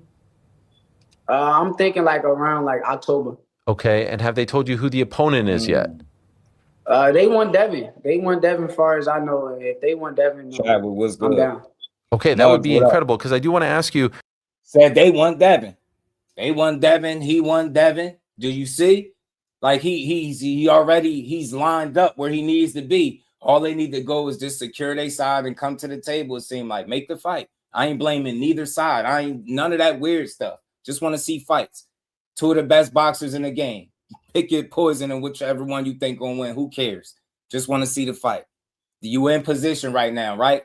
You essentially signing to the same place he's signing to, right? Well, make a fight. If you don't want to fight Keyshawn Davis, cool, we get it, because it's the bigger fight. You want to make money, and this is the guy that's gonna help you make the money. Well, just make the fight. Make the fight. Get off Twitter. Stop trying to make it seem like he's somehow scared of a guy that he's always been super competitive with throughout his career. You get what I'm saying? Let's make one of the best fights in boxing. Your son said it's the biggest fight in boxing. Now y'all essentially in bed with those same people. Let's see the fight. Let's see the fight. We could argue about it all day long about who won, who lost. We got some fun with it. But this is boxing, this entertainment. Let's enjoy this shit. First things first, they got to give us the fight that they said they're going to give us, right? They hopscotching right now, and the time is running out. The time running short. He's saying Zuffa won it. That's very consistent with what Bill said, right? Didn't Bill say Zuffa wanted this particular fight? So again, they got him situated. You need to be making sure they get you situated, and that seemed like the no-brainer fight. My guy said he just spoke to one of the coaches, Keyshawn coaches. He said Devin's dropping that belt. Let's see it, bro. Let's see it. Let's see it. Let's see it. Brooklyn Goat was good with it. So the core have a say or something. Yeah, that's I'm just you ask Shakur. Ask Shakur. I'm not in ask Shakur. You gotta ask Shakur that. I'm talking about there was a man named Jose El Rayo Valenzuela on Twitter who said that he is your first fight, and then you called him out and said no, you're not. Where is he coming up with this? I don't know who he's talking to. I can't tell you, but at the end of the day, a fighter has to say yes and a fighter has to say no, and that's how boxing works. I'm not saying yes to Rayo because that doesn't like entertain me. I like to be entertained. I want to get in there and have something to fight for, and I feel like Rayo ain't really do enough to where I'm like, okay, let's go fight Rayo. Like he's not really no big name. I'll be more interested in fighting Gary Antoine Russell. I think Gary Antoine Russell beat the shit out of Rayo, so why wouldn't I fight against him rather than Rayo? But ain't that what they want? Ain't that what they want, right? He said no to the Rayo fight. Oh, he ducking Rayo. But y'all still pushing that's his next fight, even if the man say he don't want the fight. He's saying Zuffa want the Haney fight. He's with Zuffa. So I'm trying to understand, how is he not the one that wants something if he's with the people that want the fight? Y'all just some narrative pushers, man. Weirdos. Notice, I will never tell you Haney is scared of Shakur. That's ignorant. That's for dumbass boxing fans, bro. Nah, it's business. The business got to make sense. These dudes, up until a fight ago, they was officially 2 weight classes apart. You don't think it's going to need, no business going to need to be done? They 2 weight classes apart. You think just putting this 1, 2, 3, the fight just going to be right there. Nah, give it some time. Hopefully they make the decision that they've been saying they want, right? Go fight the man, because this is as close as you're going to get. If it don't happen at 44 now, it ain't going to happen until you get to 47, in my opinion. So if you want this fight so bad, you know how to get it. He laid out his terms, and y'all said, cool, let's see the fights. That's it. Yeah, that's what my word just got back. And Pride, my dog, he said, yeah, so Dad would make less than 5 M's against Key. Any other big name pays more, even if he got to make 144. Facts. This is just the facts. We need everybody in the building hitting that like button, yo. Everybody in the building hitting that like button, man. You know they know no hate watching over here. Hit that like button, y'all. Let's keep building. Let's keep getting to it. You're mentioning Devin, so we're talking big fights off the bat.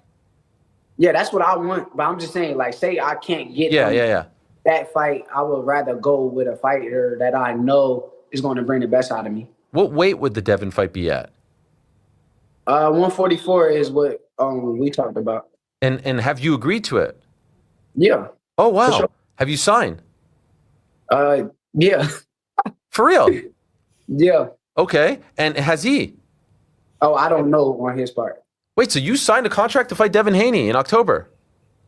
I was told that I'm not gonna say signed, but I definitely verbally agreed that we're gonna be fighting in October, and I told them put my part down. Which part of the country? East Coast, Newark. I ain't gonna give out day plans. They gotta. All right. But that's insane.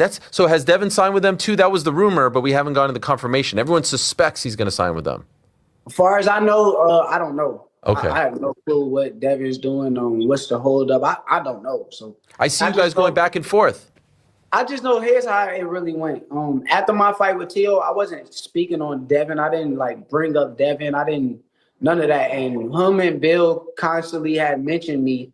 And when they constantly mentioned me, I was chilling. I was minding my business. And now it's like, shit, y'all want to fight me? I'll fight y'all. And I believe you. I saw Bill Haney tweet on July 13th, which is 2 days ago. Devin Haney doesn't need to drop anything first. Sign the 144-pound bout agreement or DHP moves on. And then you wrote, stop it. My part been signed. You see who I'm with. What do you mean by you see who I'm with? I'm with Zuffa. They said, if you go listen to Bill, Bill said that Zuffa was the ones that want the deal. They are the people that want the fight to happen. So I want to sign with the people he was talking about. And then you, man, that's clear as day. So I'm not gonna go back and forth about signing, not signing. That's like high school, grade school shit. That's not no real boxing conversations could come out of that. That's just low level shit for me. Sorry, I can't do it. Verbally agreed. He cleared it up. He said verbally agreed. Is that better for you? He ain't signed. Verbally agreed. You get me? Because nobody had no problem saying Devin Haney agreed on Twitter, right? So again, he's with the people that said want to fight. This is what Bill said even before they made the announcement. Zuffa wanted to fight. The money was ready, right? Y'all believed all that. Why is anything any different? He with the people that Bill Haney said wants the Devin Haney versus Shakur Stevenson fight. That's all I care about. I'm not about to chase my tail about, yeah, you see, he lied right there. Yeah, he lied. Signing little girls, like little high school kids, little boys. Yeah, you heard, see? And you want me to spend an hour talking about how he lied? Because he said signed, then he said verbally agree. I'm not doing that.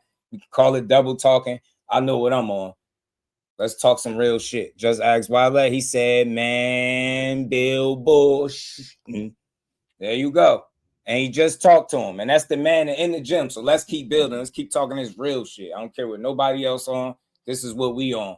He over there on the side where they should have the financial backing. Not only that, that's one of their priorities, right? In terms of the fight that they wanted to make. He sound like he with the right people. So again, all these little games on Twitter, that shit not impressive.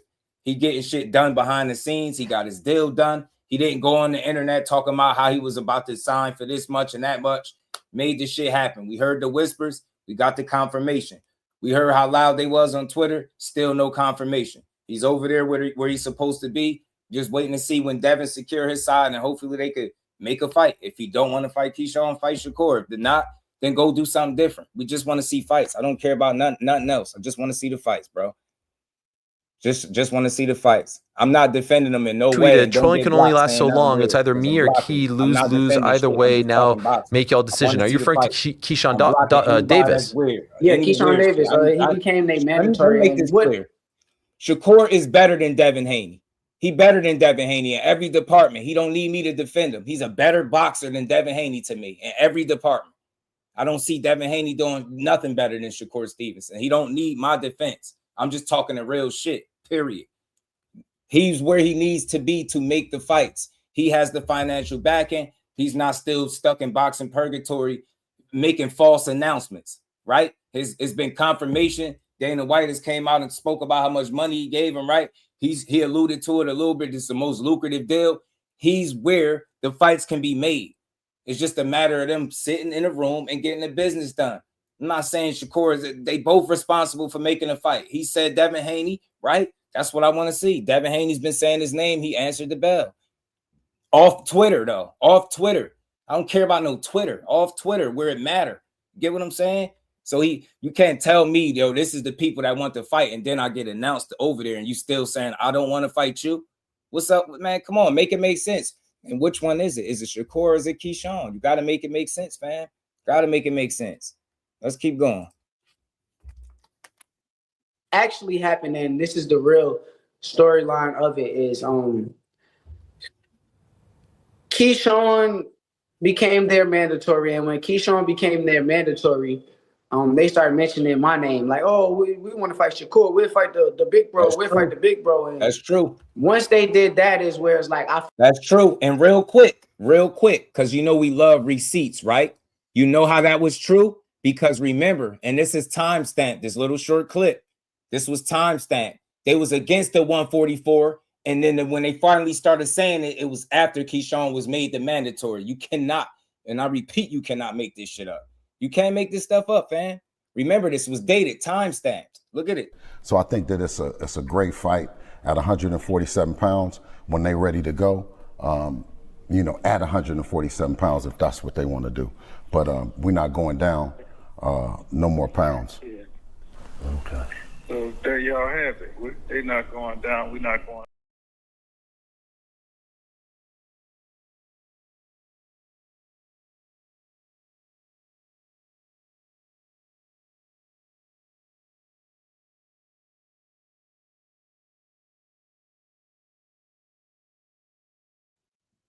That little short time period, that was in May. You was talking like that. That was in May. We ain't going past 147 pounds. Now go check and see when they started talking about this Shakur shit. You just said what you wasn't doing. Keyshawn makes the mandatory. Now all of a sudden 144 is doable. Y'all still been out here playing. At the end of the day, y'all got y'all fans confused. They don't know if it's Keyshawn or Shakur next. But we gonna keep building. I'm not taking nobody's side. I just want to make this clear. Devin Haney can't beat Shakur Stevenson at no weight. And I'm standing on that. If he proved me wrong, promise you he going to get praised for the rest of the year. Like I said, I'm going to stand on that. But in my estimation, X's and O's, boxer A versus boxer B, he can't beat Shakur Stevenson to me. I'm strictly talking X's and O's. No fan shit in the ring. Efficiency, boxing, smarts, IQ, defense, all of that shit. Efficiency, that's all that shit is in Shakur's favor, in my opinion. I don't think Devin beats him at no weight class. I don't need to defend this man. Not defending nobody. I just want to see fights. And you can't tell me the guy that got his deal announced and that's in place with the people that says they want this fight as a number one priority is the guy dragging his ass, not the dude that just told you 2 weeks ago they was negotiating with Tank Davis. You can't make this shit up. We wanted 2 fighters on the same contract. Then we was going to do, you know, little brother, then big brother. Then our big brother was ducking, so we just going to fight little brother. Then hell with little brother because Tank reached out, so we going to fight Davis and Davis. The hell with Shakur. Then all this confusing. Y'all the only ones playing. Y'all the only ones playing boxing right now. Devin Haney putting in real work, but the way y'all going about making his next fight is clown behavior, bro. You can't fight more than one person at a time, and that's why the shit is pissing me off. On one end, you negotiating with Shakur, and you talking about signing shit, but then Devin is in the comments on Instagram saying Keyshawn is next. Which one is it? You telling Shakur sign a bout agreement or y'all moving on? Devin Haney in the comments saying Keyshawn is next. Tell me them 2 things make sense. How are you moving on from a fight that's not next? Make it make sense, fam. And then you're going to take on Twitter, you're going to take the biggest fight for your son off out his own mouth, biggest fight in boxing off the table for him over some tweets. Come on, fam.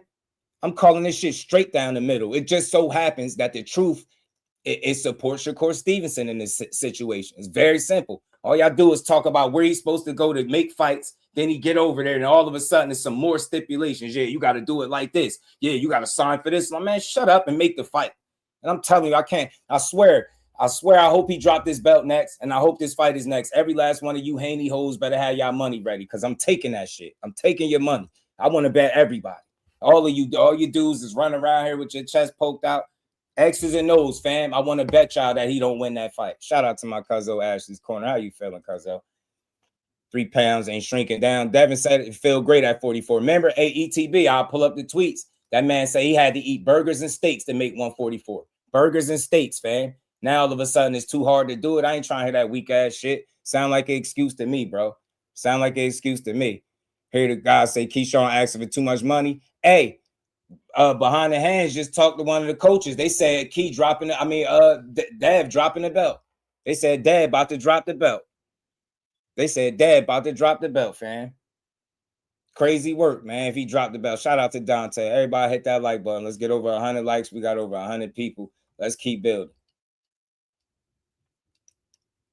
Felt like they was kind of trying to run away from the Keyshawn, and it would rather lose to me than Keyshawn. So I'm like, shit. However y'all want it, I'm down. Like, if y'all say, oh, Shakur, then come see Shakur under them bright lights. Oh my gosh! And why 144? Why 144? Because I'm not a 47 pounder. I just came up from 135 to 140. So if I'm going to move up to make the fight fair, I feel like he should be able to move 3 pounds down since he just fought Jose Ramirez at 144 with no problem. Okay. Would this fight be on Paramount Plus? I don't know. You got to ask the business people. Okay. You're the businessman. You run everything. You got to ask them.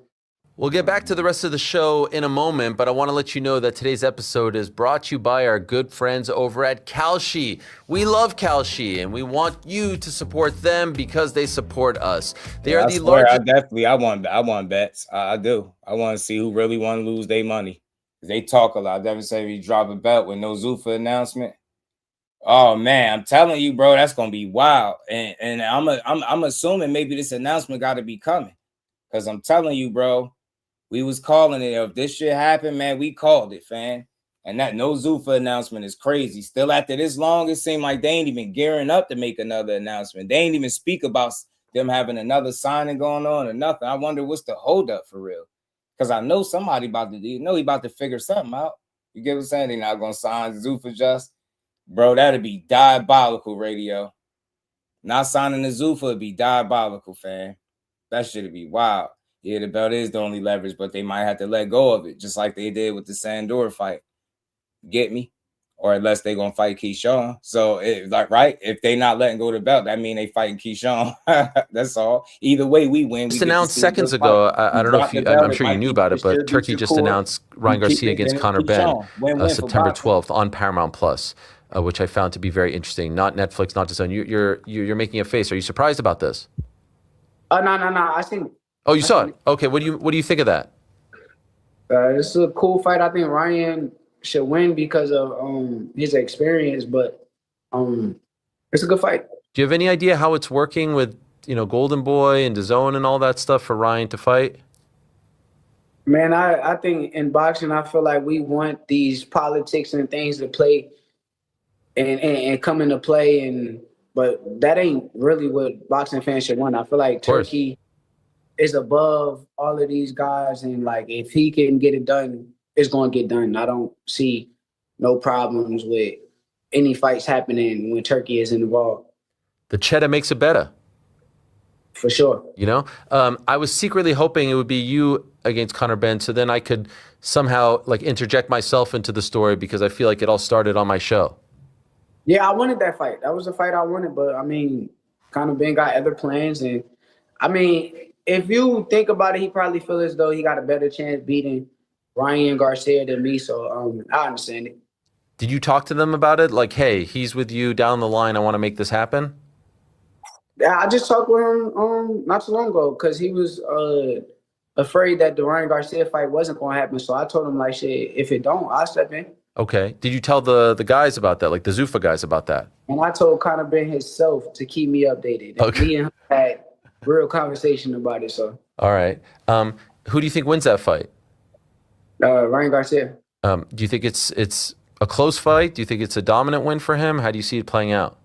Nah, I think Ryan should win that pretty easy. I don't think this should be a hard fight for Ryan. But, you never know who shows up with Ryan. Like the guy that fought against Rolly, Conor Benn might get in there and scare him and put him in his place. So we'll see. So it's going to be interesting, though. See that fight play out. I'm glad it got.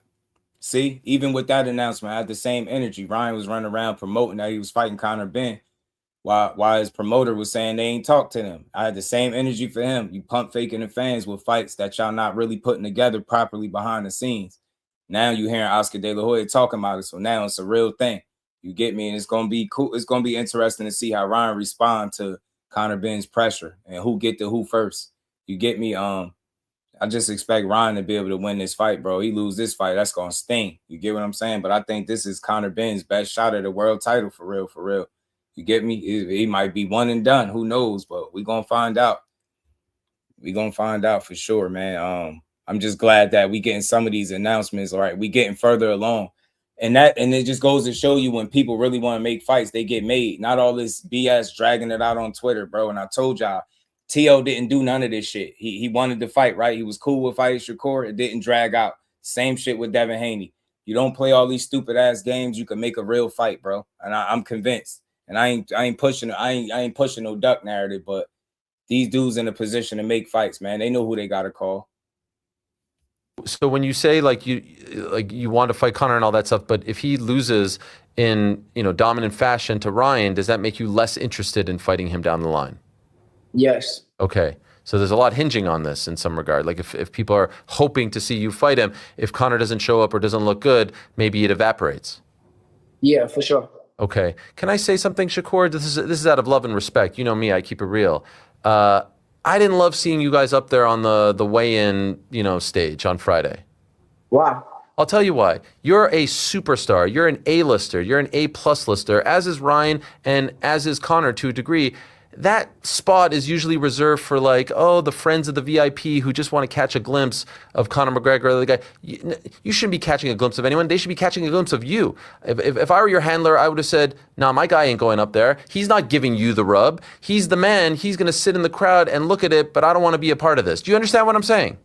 Yeah, I agree with I don't agree. I kind of understand what you're saying, but for me, it's like, shit, I'm a fight fan, so if I could go to a fight and watch a fight and whether weigh-ins or however it go, I'm go enjoy the environment. You get to see fighters' mentalities and what they think, and they even with Conor McGregor, respect to Conor McGregor, but when I watched the weigh-ins and I seen and I don't even watch the UFC, I just seen Conor McGregor how he looked, and I seen Max how he looked. I'm like, shit, I think Max gonna win. So I just like being in the fight environment. I'm not one of them dudes who think I'm just too big for the program. I'm not bigger than the program in my brain. I would rather be Shakur. Just be Shakur and enjoy these shows and all that shit. So I understand what you're saying, but for me, it's like, shit, I will go watch weigh-ins and fights any day. All right. I'm just looking out. I wasn't coming from a malicious place.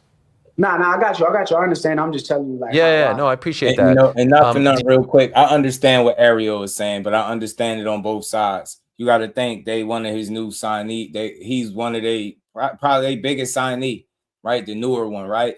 And they just wanted his face to be a part of their situation. It's right on par. It's normal because see, it didn't just stop there. I could see if they just used him for some type of photo op. But he literally been getting high profile interviews all over. He's been everywhere. Cam, Shannon, for good, bad, or worse. He's been everywhere. So I think that's just part of what come with him signing over there, right? Just being part of the festivities. I don't think it's a big deal, but I understand 1,000,000% what Errol is saying. Man, you the show, man. They there to see you. You ain't got to be standing up on that stage. I get that 100%, but I see it on both sides. I don't think it was malicious the way he said it. And the intent behind it wasn't right. He just, he yo, you really a star. You respect him. You deserve your own stage where they could be up there looking at you. But I think that's gonna come in due time. Everybody got their time. That night wasn't about him, and he was cool with just being part of the festivities. No harm in that whatsoever. You know what I'm saying? No harm in that whatsoever. Did you enjoy going to the event? Yeah, I enjoyed it. It was definitely an amazing event. What's the guy that fought right before Conor? Paddy Pimblett. Man, he had a hell of a performance. Man, that man came out partying and he partied in the ring, and then after the fight he was partying. That dude had an amazing event. So respect to that guy. He's got star power, right? Aura. Yeah, it was this dude was dancing. And yeah. I thought he was about to get his ass with the way he was dancing. I was there back some push-ups with my homie. And shit, he went out there and beat that dude ass. So respect to him. And was that your first time going to a UFC? Yeah. Wow. What did you think of the energy, the production, the fights, the flow? I thought the energy was amazing. I feel like their security probably was a little too top flight, but I think the energy was amazing. What do you mean by top flight? It was just a lot going on. They was just so stern and everything was so serious. I feel like they got to relax a little bit. Just relax. In boxing, it's a little more loosey-goosey? Yeah, it's more loose. You can go there and enjoy the event. I feel like they was messing with people. I done seen them mess with so many people that night. I'm like, God damn, leave them alone. Okay. Now, what about them faunting you as Jalen Williams? Man, that was some crazy shit. That was some crazy shit. I didn't understand that. What is that? I mean, I don't know. I don't know. Whoever's behind the production, I think Dana is right. They need to be fired, and somebody need to talk to them because I don't even understand how y'all even get me mixed up with Jalen Williams. We don't look nothing alike. Yeah, they had Terrence a few months ago, and they had him flaunted as Kendrick Lamar. Yeah, he don't look like Kendrick either, so No. I just get it. Yeah, what did you when you saw that online? Were you bothered by it, or did you just laugh? I don't care. That shit don't do nothing for me. I mean, at the end of the day, when I go in there on fight night, ain't nobody gonna mistake me for nobody. They gonna see me for who I am, and that's what I really care about the most. In fairness to them, they did show you again, and had you listed the right way. And that's what it's all about, man. Doing this shit on your own terms, being what got you here, man. Don't switch up. The people that rock with you, they're gonna keep rocking with you. It got you this far. It got you in a position where you made the most lucrative deal of your career by far, according to your own words. And now they got to deliver the rest of the way, right? They're able to cover the financial side. Now let's see if they can cover the entertainment aspect by being able to align you with the right names to help you just keep moving. That's what they're there for. Pretty sure they're not there to pay you a bunch of money to fight nobody. Just ain't gonna make a lot of sense in the end, right? But if that is worst case scenario, if that happened, it's still a win for him. You made a bunch of money and the easy way, right? But I don't think nothing easy about boxing, and I seriously doubt that's gonna be the case. If you paid attention to any of the Zuffa cards, you see that they match those guys up pretty well, and I'm pretty sure they're not getting paid nowhere near what he's getting paid. So my thought is, logically, if they're gonna pay you that much, they're gonna pay you to fight somebody. They're gonna find somebody for you to fight, and hopefully they ain't gotta look too farther than the names that we want to see the most. That's it. That's all. He in position. Hopefully, in these next coming days or so, we get a official announcement on that side, and we get some real action because the world want to see this fight. The world want to see this fight. I think everybody would be tuned in and just get the people what they want to see. You know what I mean? No excuses. Meet in the middle and rock out. It's that simple. Yeah, I seen it. Good. What did you think of Conor in the end? Him coming out with that kick and then getting injured and all that. Shit, that shit looked crazy. I was so hyped. Like, as soon as I seen Conor McGregor, I don't know why I got mad hyped because I think I'm a fan of Conor McGregor. And when he threw the kick, I said, "Oh shit, it's over." I seen his leg look funny, and I seen him kind of keep going down. I'm like, "Yeah, this shit is over." So. Did you feel like it was a letdown? Did you feel like you didn't, you're not paying like everyone else, but the sentiment was like, oh, we were robbed, this and that. How did you feel afterwards? Nah, I'm more of a boxing fan anyway, so it didn't really let me down. It was like, whatever. It didn't really bother me at all. But seeing that production and knowing that it's the same people who are doing Zuffa boxing, did that get you excited about what it would look like if when you fight for them? Yeah, for sure. That makes me. It let me know like the light's gonna be bright and it's gonna be an amazing event and everybody's gonna be on point come fight night. Have they told you, are they okay with co-promotion? Like, would you be, are you going to be subjected to fighting fighters outside of Zuffa, or will it just be Zuffa guys? Fighters outside of Zuffa, yeah, that's the main thing. I don't want to just be fighting Zuffa guys. I feel like even the guys that signed with Zuffa, I don't see nobody like on the resume, on the fucking thing of fighters that is like should be fighting against me. I don't see nobody. No, but they're going to be adding people, and eventually the UFC model is they don't co-promote with anyone. So that might take some time, obviously, but eventually, if we get to the point where they don't want to fight, their guys against other people, how would you feel about that? I don't see that. I mean, if that was the case, Ryan Garcia and Conor Benn wouldn't be fighting against each other. So I don't see that. I think that with Turkey being involved in boxing, he want to see the best versus the best. Turkey is not investing into Zuffa to say, I want to see Shakur fight the worst fights. He want to see Shakur fight the best fights. And that's what I'm in boxing for. And he, same way he's into the best fighting the best, I am too. Right.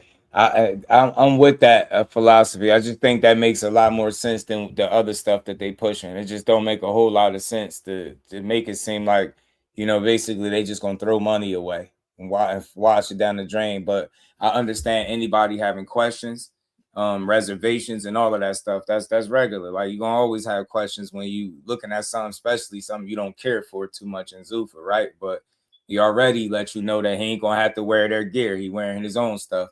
He already seems like he's aware that he see other people fight on ring cards. They don't see why it can't be no different. It's the same thing with Conor Benn, supposed to be a Zuffa fighter, right? He signed to Zuffa, right? But he's fighting Ryan Garcia, right?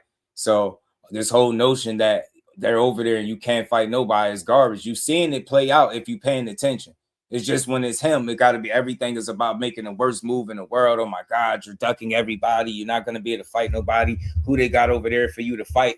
He been in a multitude. He been in multiple different places, and it's always the same shit. Top Rank is the wrong place to sign to. Eddie Hearn, the wrong person to work with. Turkey, the wrong person. Dana White.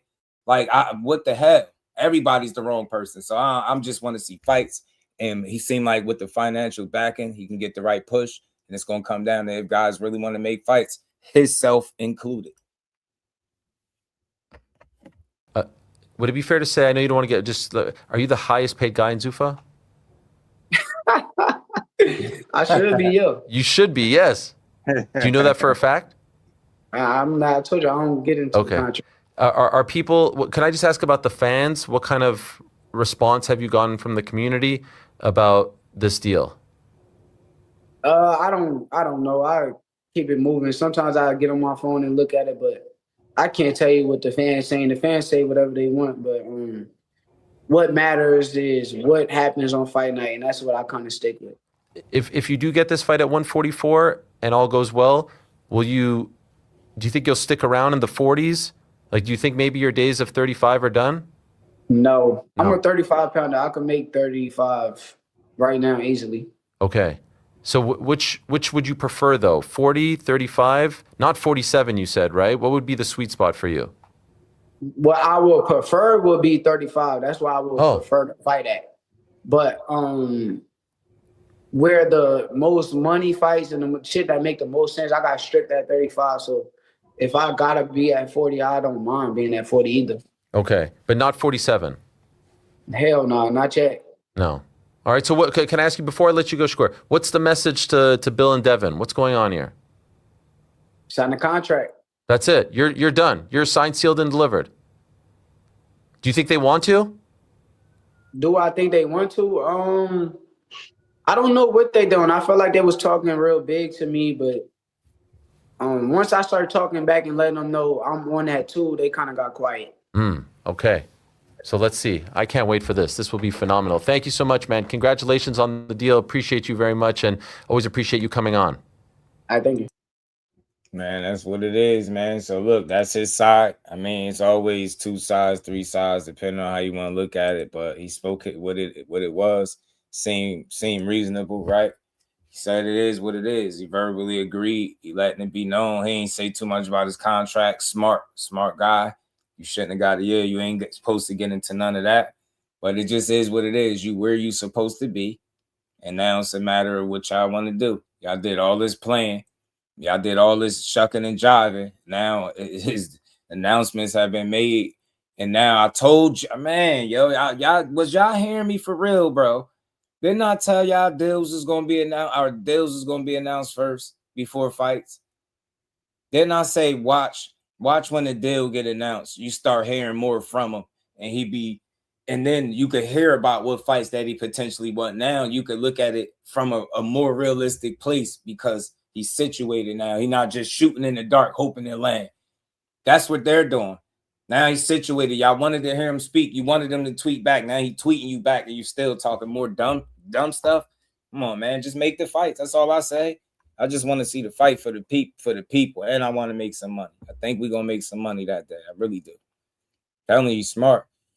Like flats over drums, who would not be eligible to fight. He's stupid. Tell you, everywhere he goes, it's a problem, man. We just want to see the fights and the guys get in there and give us the kind of action that they said they're going to give us, man. So Zuffa got to deliver, man. They got to deliver in a big way. But, man, they behind the hands, bro. If he dropped that belt, man, that's going to be crazy, fam. It's going to be crazy if you let it go. Let the damn belt go. It's going to be a little wild, fam. I don't know what you're going to do.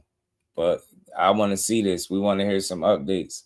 You know what I'm saying? They still says they got some big news coming soon, so we waiting to see it. You know what I mean? Devo putting in dog work.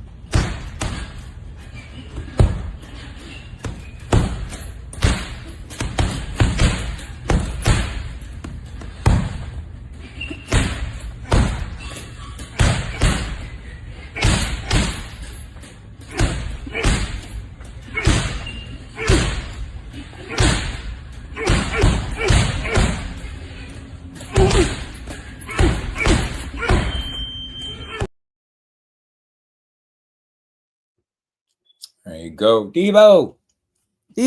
He out there working, man. Putting in that dog work. Like that boy in some shape. Yeah, he look like he's sitting down on some punches, man. He look like he looks strong, man. Devo looks strong. Devin looks strong right now. Up there at 47. He do. Looks strong, man. Looks strong. He damn sure big. That's a big boy. That's a big boy. What you gonna do, big boy? You know what I'm saying? What you gonna do? What you gonna do, big boy? You know what I'm saying? Being composed and revealing was reasonable. So Haney to sign and go the other way. That's what I'm saying. That's what I'm saying. Yeah, hell no, he ain't gonna be standing there. Hell no. Hell no, he ain't gonna be right there. And he ain't gonna be throwing like that neither. That shit'll get you ate up. Loading up on some punches like that if you want. You want to slip them joints, get up in you. Get up in you. Now look, the only reason when Tank get back on the chessboard, that fight is immediately ready. You know what I'm saying? It's just a matter of him getting back active, and that fight is ready to go. That fight sell itself, trust me. Trust me. As soon as he get himself situated and back in the spot, trust me. You know what I mean? But yeah, that Devin looks strong in that particular clip, man. I think he is physically strong up there at 47. He looked healthier. He looked like he belonged up there. You know what I'm saying? Looked like he could have went there obviously a little while ago. So he there now, and I think he's reaping the benefits of it physically. I don't think he'll ever be this big puncher per se ever, but he don't gotta be. You know what I mean? You know how to throw punches. He could be sharp, fast. You know what I mean? Twitchy. He catch you with one of them joints. He could sting you. He could knock you off balance, hurt you, put you down. You've seen it, right? But you know, certain level of guys is gonna be different, man. You know what I'm saying? That whole that's gonna be a whole different challenge. Business, what it do, homie? Feeling much better, family. Feeling much better, my guy. Makes them happy. Devin Haney kind of holds the key to everything. Like, because Shakur wants to fight Devin Haney. Ryan Garcia wants to fight Devin Haney. Teofimo Lopez wants to fight Devin Haney. Keyshawn Davis wants to fight Devin Haney. Everybody wants to fight Devin Haney. He's facing a big decision now, Sergio. We gonna get to that. I'm gonna play the little clip on that one. I think I got it in the phone. It's like a 10-minute clip of them. Shout out to Sergio and Chris. I'll be liking the different takes, but look, it's decisions to make. It's time rubber meet the road, man. What you really want to do? It was fun promoting. It was fun talking about tag team contracts and shit like that. It was all cool. Now it's like it's time to make a decision. It's time to shit or get off the pot, man. That's the best way to phrase that. You know what I mean? Shit or get off the pot, fam.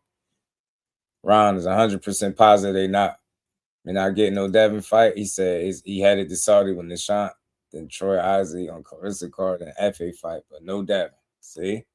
Shout out to my dog. And he in the gym too. He ain't just guessing. He in the gym. Shout out to my dog, man. Yeah, he was in love. Everybody wants to fight him.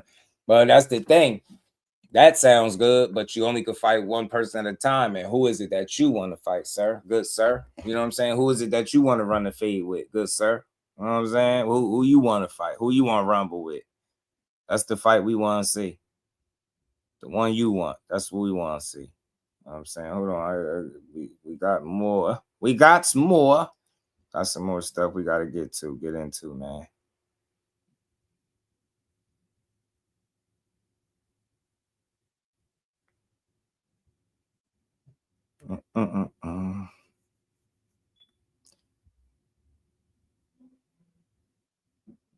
These dudes is something else, bro. The rubber is meeting the road, Ja. It's time to fight. It's time to put them fights on. Debo, that time running short, man. What we at about? What somebody said 3 days, man. Shit, what y'all gonna do? Knew this shit was gonna get like this. I knew it. I knew it. Knew it. As soon as it was time. Hold on. Let's keep going. Got something from my boy Andre Darrell. Andre Darrell had chimed in on this situation, man. Time went by fast, bro. I just knew it was gonna go like the 3 days. Yeah, what the hell? 3, 5 days. Well, I thought it was 5. Somebody said 3. So if it's 3, man, what y'all gonna do? Teach laughing, man. Yeah, teach, man. We hearing people might drop belts. We hearing people fighting Tank. We hear people fighting Shakur. We hear people fighting Keyshawn. Like, bro, we hear the same fighters on the same contract, but what we ain't hearing, you know what I'm saying, there's no damn confirmation on none of this stuff we hearing. We just keep hearing shit. You get me? Like, bro, we just keep hearing shit. We just gonna keep hearing shit. That's how it's gonna go. We ain't never gonna get no announcement, huh? Damn. He's showing one more than 25%, y'all. He's saying, show me the money, man. Didn't want to fight Ryan Garcia. Now Ryan and Conor Benn is officially set, bro. Oscar just revealed the news today. Oh, what a Cito shame, man. I really wanted Devin Haney to get that smoke with Ryan Garcia, Dre. Man. Me too, Dre.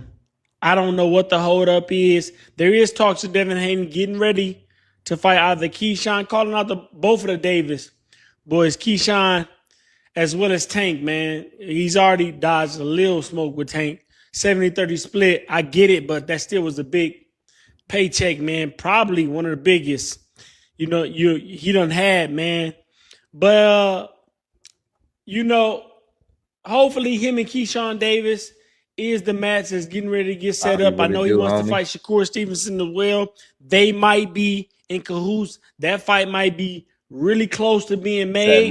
So I wouldn't be surprised if we're seeing that fight possibly on Zuffa or under the Zuffa name. And even AB. Hey, man, relax, man. We really know you. Adrian Bronner want the smoke, man. So what I'm telling you is this: stop all that bullshit talking about all that nice guy shit. Cause now you just started some shit. Hey, no. He getting that Ryan Garcia tough. You call your people, my people ready. I ain't with nobody. Hey, he about ready to drop that belly to make it happen with Ryan Garcia. And when we might jump your ass. Whole ass. Man. Everybody want to smoke with Ryan except Devin. What's the deal, man? Damn. Anyway, man, hopefully Devin Haney, Keyshawn Davis is next because Devin is on board, so to speak. We're going to see. Peace. Man, oh man. Shout out to my dog. Big Dog always say, how you feeling, fam? Think Just Wick need to come out and do some house cleaning or take a maniacs of the Haney coat. The blatant disrespect the core. Yeah, man, Big Dog. I'm feeling much better. I appreciate you. And again, shout out to everybody that checked on me, man. I appreciate every last one of y'all. Your boy is still, feeling a lot better. You know what I'm saying? Shout out to the fan, man. Reef, my dog. Man, he said Monday morning, a whole lot of people about to be disappointed behind the hands, man. What's going on? They're going to be hating. They're going to be hating in Haney land. I got you, big dog. Look, all they disrespect has catapulted him in the position to be a direct threat to their favorite fighter. That's all that shit did. You know what I mean? Haney coat running wild. Now the pressure is on. They got the double barrels pointed at Debo. You know what I'm saying? They like, take your pick. Which way you gonna go? Whichever way you go is gonna get spooky for you. You get me? And if I hear that I hear that the belt is being dropped, where you going? Which side? Who you trying to fight? You bet don't. I swear, the worst thing in the world that could happen is you drop the belt and don't fight neither one of them. That's tough. That's tough, man. Drop the belt and don't fight neither one and then blame both of them for ducking. Yeah, that's tough. That's tough. Boxing Dad, what's good, homie? How you feeling? Man, that's diabolical.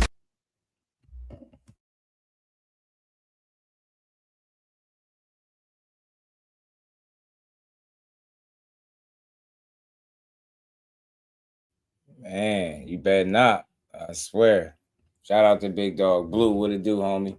Appreciate the love, Big Dog. Yeah, man. That's the worst thing you could do, man. You're going to need to make it make sense. You drop it and don't fight neither one. Shit, man. Shit, man. Shit is tough, fam. Shit is tough, fam. Shit is tough. Hold on. Hold on. Hold on. Pause for a second, y'all. Time out on the live, fam. Real quick. Hit that like button. Manuel, what's good with it? Hey, Syreet, you good, fam? I just gotta, like, you all right? Like, with your phone in your pocket? Like, what you know what I'm saying? What you, because there's gotta be a typo, right? Gots to be, because you came in a little hot, didn't you? Because I'm feeling much better, and I just a little time out on the live. I just wanna see what we talking about real quick. Know what I mean? Might be. Oh, all right. Yeah, okay. I was confused for a second. All right, back to regular schedule programming. What's good? Jay Prince can control them all. I don't think he need to. Shout out to Blue. Yeah, man. I'm feeling much better, fam. Let's keep building though. So look, I think a lot the eyes is on him for obvious reasons because of the recent mixtape circuit that his pops did. It's all good. He wanted the names in boxing. He wanted the more talked about guys. Since then, since he got out the ring with Brian Norman, people expected him to capitalize off that, and he wasn't able to do so. Now he's been out the ring for about 10 months or so and counting. And he's in a position where he's on the cusp of potentially making announcements, making his next move. It was suggested that it was Zuffa that he was going to be on. We don't know if Zuffa. We don't know what's going on with that. I can't figure it out. Shout out to you, Syreet. We can't figure it out. But I ain't trying to figure it out no more. I just want to know what fight that they're interested in the most. You know, I'm hearing multiple different things, but some of the stuff starting to add up. With the way that they've treated Keyshawn ever since the mandatory was issued, like, I don't think the intent has been behind fighting him. And I think more so because of the high risk, low reward kind of scenario that you could possibly find yourself in. You got a guy that's super confident and you supposed to beat him, right? But it ain't nothing for sure when you're going up against that man. I don't care what you say. You could try to say, oh, you're going to go out there and just do this and do that. It's not no easy fight for you, and you know it. You probably have a tough time securing the funds for that fight, right? So what do? You weigh your options. If the Shakur Stevenson fight is a real option for you, if Zuffa is where you're signing and he already signed, then it seemed like a no-brainer. Drop the belt, fight Shakur. But when he said that, he was talking stupid. But if you end up dropping the belt anyway, we gonna be right again, y'all. We gonna be right again because Shakur suggested for y'all to do it. All y'all did for y'all to drag y'all ass this late into the game just to end up doing what he said do anyway. It's crazy. If you end up vacating the belt to try to make a fight with him, then you should have been did this shit. So y'all spent the last couple months dragging his name for nothing. Damn, you can't make this stuff up. That's why I say, man, pack y'all up. The Haney hoes, pack them up, man. Pack them up and ship them up out of here, fam. Y'all damn bad, man. Once again, y'all did it successfully. Once again, fam. Dragged the man. Now he done made it to the finish line before you. Now he's sitting over there on the Zuffa throne, waiting for you to come join the party. Now y'all out here playing. He done got with the people that you said is gonna put the fight on. That got all the money, right? That's all that shit that your fans talk. Now it's time to fight. Telling you, because this ass whooping gonna be like something different. Ain't this L gonna hit different? That shit gonna be like a funeral the next day on YouTube. Watch. Next day on social, let them make this fight next. That shit gonna be like, you wanna see it dead body? It's gonna be like somebody gonna be like, who passed away? Telling you, energy gonna be energy on the tube gonna be sad. People ain't gonna be wanting to talk, right? All of a sudden, people gonna be mowing the lawn. Everybody gonna get busy. You know what I'm saying? This shit gonna get crazy.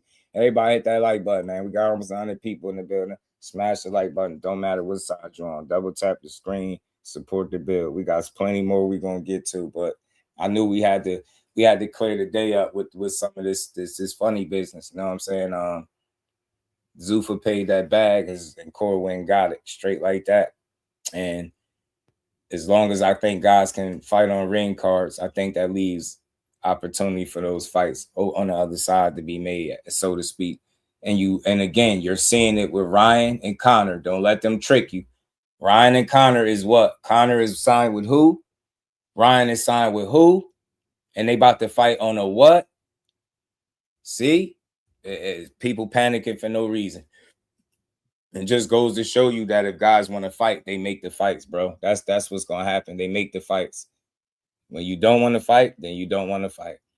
Big shout out to Big Dog Willie. I appreciate the love, homie. So I didn't know you could duck a fighter by signing to a promotional company. That's their favorite, that their favorite didn't like. Also, really didn't know a duck a fighter because you didn't want to fight your mandatory. Nasty work, man. Yeah, man.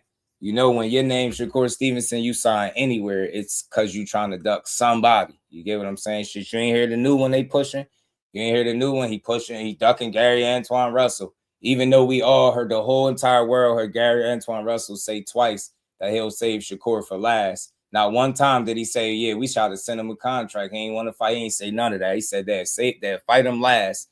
And all of a sudden today, he ducked Gary Antoine Russell too. You can't make this shit up, fam. You can't.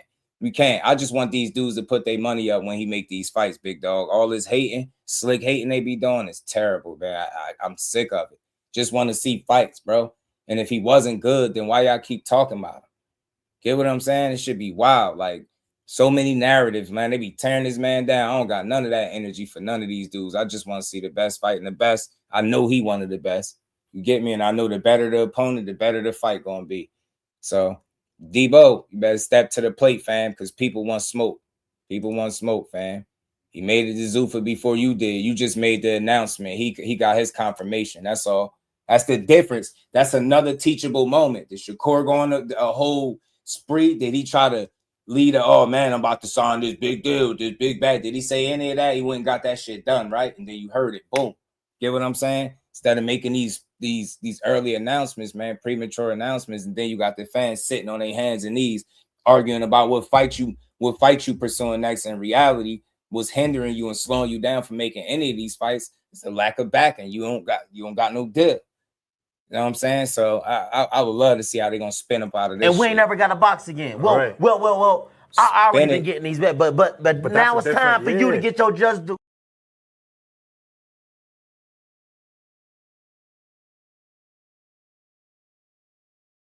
What's up with my joint, man? Shout out to Big Dog. Much love, much appreciation. Lisa, how you feeling, Queen? Always good to see you as well, man. Yes, I'm back. I'm feeling much better, man.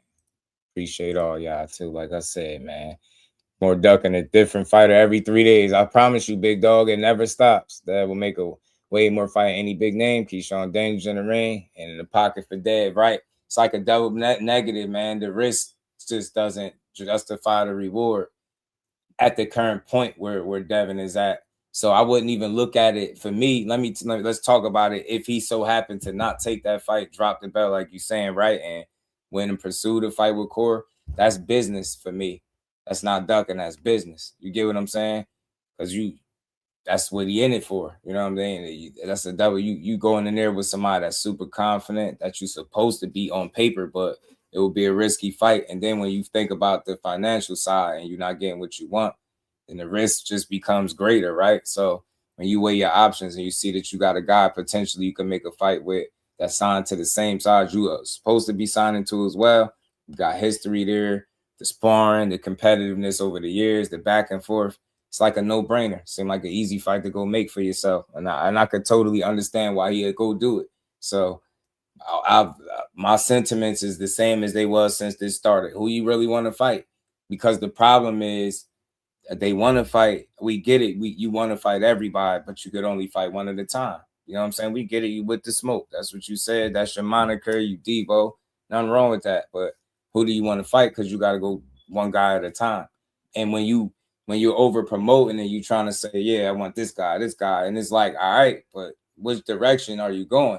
Who wants to fight you as well, right? Who are you doing the business with? Because at the end of the day, you ain't gonna be able to fight two people. You're gonna have to fight one. And what you flip-flopping and double dutching is tough to settle on which opponent that you want to fight the most. Because Devin is in the comments talking about Keyshawn. Bill is online telling Shakur to sign or we move on. So it's like, move on from what? Are y'all negotiating that fight? And which fight is it that y'all really want? We obviously know it's that one, but what does that mean for Keyshawn, right? Because if you're negotiating this fight, then why would Devin be saying it's Keyshawn? I'm confused. So I'm only confused because what y'all putting out there is just not making sense. So Devin, whoever you gonna fight, just make it clear to the people.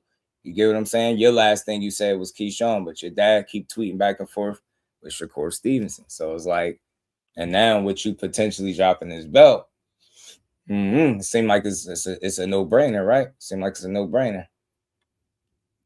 It's a no-brainer. The thing is, Tanya, it's not about him dropping the belt for Shakur.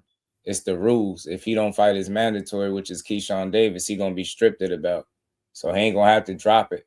So, I mean, I don't know. I don't know. Haney beat Corey ain't happening until late 2027. Hey, but that's just gonna leave him in a situation because if you don't fight neither one and you drop your belt, that's gonna look crazy.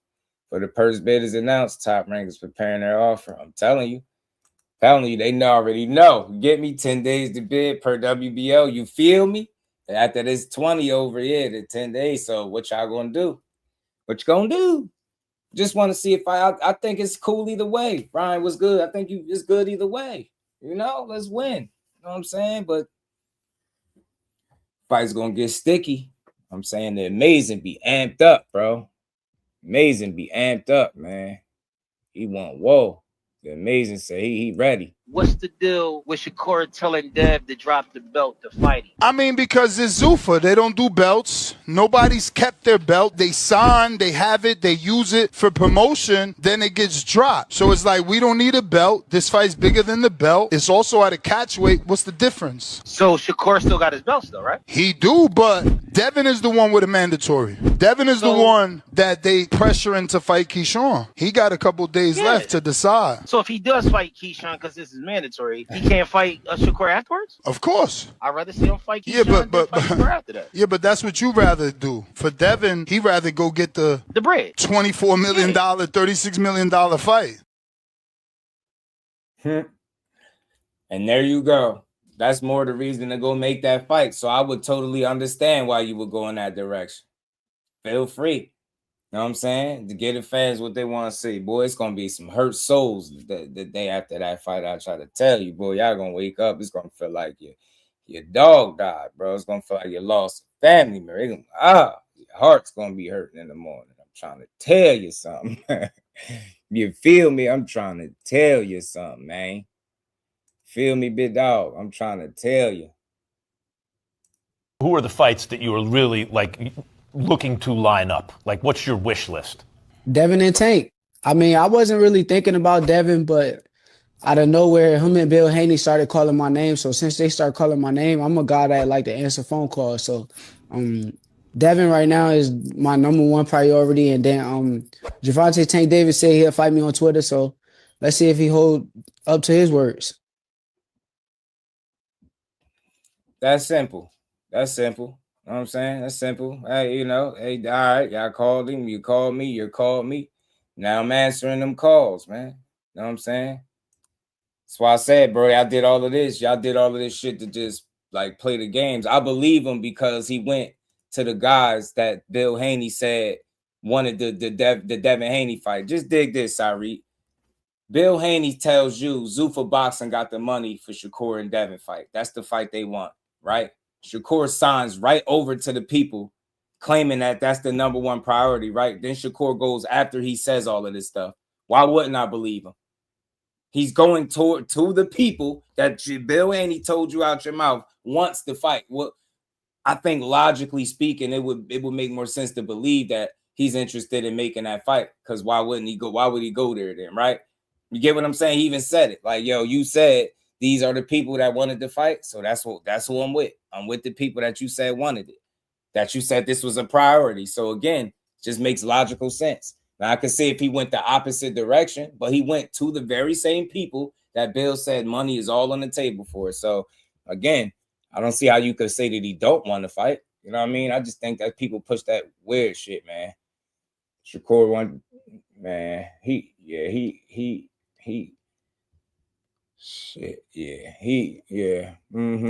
Sure. Yeah.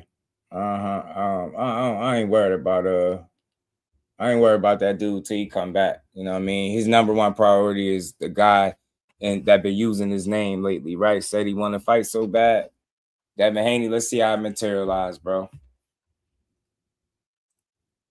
Let's see how it materialize. We shall see. Yeah, I think everybody pay their money. I think everybody pay. Shit, I think it'll be worth the money too. It'll be wife it. It'll be wife it. Y'all keep. It's like y'all don't want to. Y'all don't know the rules, or it's like y'all choosing not to pay attention. It is Devin Haney who's been constantly calling out Shakur Stevenson. It's not the other way around. It's been Devin Haney. The WBO president specifically stated that if Devin Haney does not fight his mandatory, who is Keyshawn Davis, he will be stripped. So everybody that keeps saying I wouldn't drop my belt for Shakur, it's not about Shakur. It's the rules. It has shit to do with Shakur. He just happens to be on the opposite side. If he fights anybody, let me say this. If he fights anybody but Keyshawn next, he loses the belt. So it's him that keeps saying they want to fight Shakur. So Shakur answered the bell. Now he's saying, what's up? Now they like, I wouldn't drop my belt for Shakur. He's going to get stripped. He ain't going to have to drop it. He's going to get stripped if he go fight Shakur. That's clearly what the WBO president said. And it's up to Devin Haney. He got the belt. He can make a decision. Go fight Keyshawn. But you guess what they doing? Keyshawn asking for more than 25%. And I have yet to see that from any other outlet that's not considered a pro-Haney channel, respectfully. I take it with a grain of salt. I see them do this all the time. Every time it's time for him to fight somebody.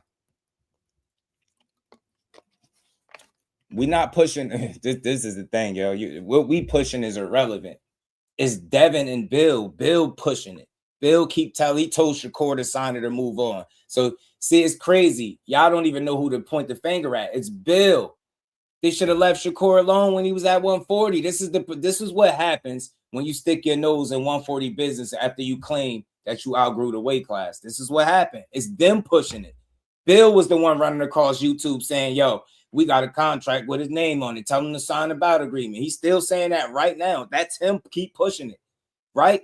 We know who's next, but they're acting like it's not. So that's them playing the smoke and mirrors game with the fans, man. They having fun at the expense of y'all too, because they keep telling y'all something different every day. It's somebody different that they fight. Telling you, next week is gonna be Rambo. They're gonna be fighting Rambo like Sylvester Stallone. Yeah, we fight Rambo next. Yeah, we negotiate with Rambo. I'm telling you, yo, there's no telling. Well, every week they fighting somebody else. Be like, damn, bro, like, damn. Some fighting ass dudes, ain't you? Some fighting ass dudes. Y'all fighting them all, huh? So let's see it. So it's not up to Shakur whether Devin drop his belt. That if Devin belt get dropped, that's gonna be his choice. If Devin gets stripped, that's gonna be because of a decision he made. It's not gonna have nothing to do with Shakur. That's gonna all be up to Devin. Just like his Bill that been pushing the fight over and over. He's been adamant that that's the fight that they want the most, right? We want Shakur. We want Shakur. All right.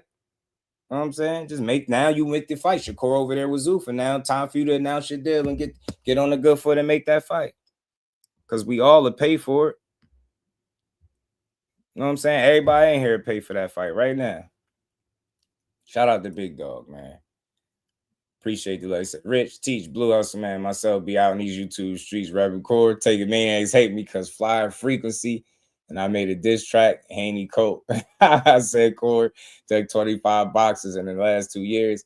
Diabolical, Big Dog, man. Keep rapping the truth, man, because that's right now. And that's really what it is. It's the truth. You seeing shit play out in real time, and he been on point. And I can't wait to see which one. I can't wait to see what decision come next for this dude, because it's gonna be, I'm gonna say make or break, but his next move better be his best move. You better pick the right badge, brother, fam. Better pick the right badge. And we ain't never got a box again. Well, right. well. I already been getting these bets, but now it's time for you to get your just due. Shout out to Big Dog, Willie. I appreciate the love, because truth be told, there's no right pick. There's no right pick. It's like walking a plank, right? And no matter where you end up at in the water, it's a shark there. Care what you say, it's a shark. You just take your pick on what kind of shark you want to get bit by. Straight like that. That's how I see it. Both of them good fights, but dangerous for different reasons, man. Dangerous for different reasons, but all of them, I think, but each of them is great for boxing. So make a fight and we all win and get them boys paid and we move on. But I swear it's like walking a plank and just falling in the water with sharks, fam. You know what I'm saying? Don't matter what end of the pool, what end of the water you in, it's a shark waiting for you somewhere, fam. On Wild Shamal, no one beat him. Shout out to Kyle, man. What's good with it, fam? Everybody hit that like button, sub to the channel if you're new. Racks was good with it. If Shakur and Debo, if Shakur and Haney fight, I got Shakur at whatever weight at any point in boxing. Hashtag Devin Haney can't beat Shakur Stevenson. You getting there with Keyshawn. That 70 punch shit that I seen in his last 2 fights doesn't beat Keyshawn Davis either. You know what I'm saying? I think he's a more complete fighter than mostly everybody he's been in the ring with. You get what I'm saying? I think it'll be a different experience for him. Keyshawn won't be behind the 8 ball the way people think. It's a lot of stuff that he can do at a high level in that ring. He's a really good body puncher. I think his jab defense is on point. That's something that's important because Haney got a very effective jab. It's one of his best weapons. But, you know, it's not a boxing match that Haney would be in where you don't have an opportunity or a chance to win. You understand what I'm saying? He ain't no easy pickings. It ain't no walk in the park type situation. None of that. A dude can fight too. He can box. He's smart. He's strong. He up there 47 where he belong. And I'll even go as far as to saying, I bet he punch a bit harder than people give him credit for. So he's not a Devin Haney. He's not an easy fight or win for anybody. It's going to take a really good performance, special performance, and a special fighter to beat him. You get what I'm saying? You're not going to just get in there and be some run-of-the-mill fighter and beat Devin. That's not going to happen. As long as he at the top of his game, that'll never happen. If he do lose, when he do lose, same thing with these other guys. It's going to be to top world-class competition. Ain't going to be no run-of-the-mill guy go up in there and just beat him.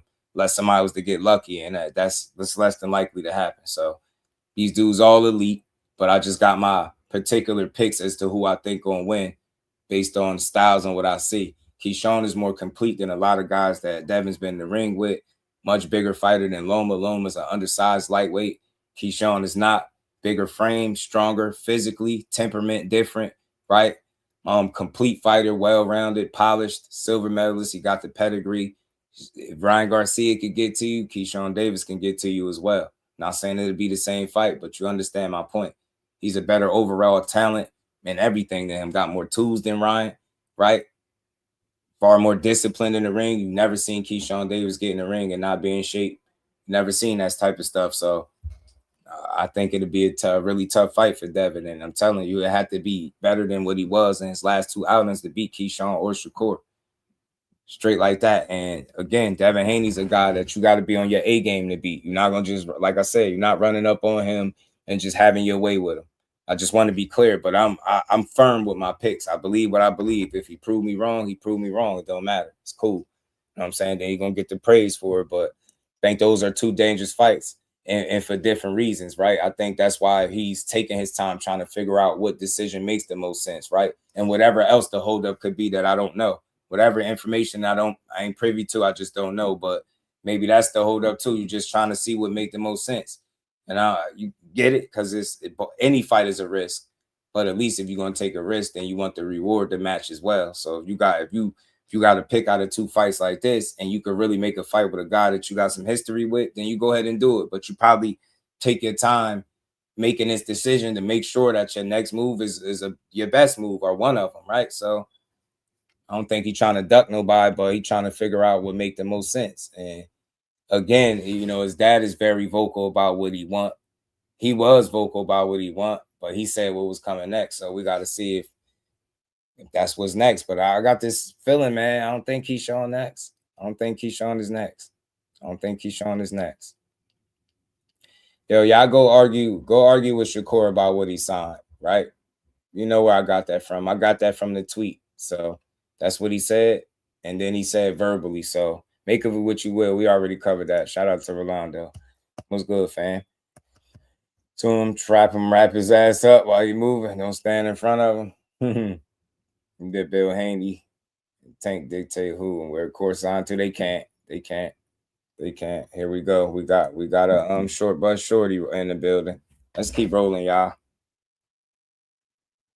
Let's keep rolling. So we'll see. We see the tweets. Now let's see the action. We know who signed where. Shakur is where he need to be, according to Bill Haney, to make the fight. Let's see what they do. My guy said he gonna drop the belt. I believe it.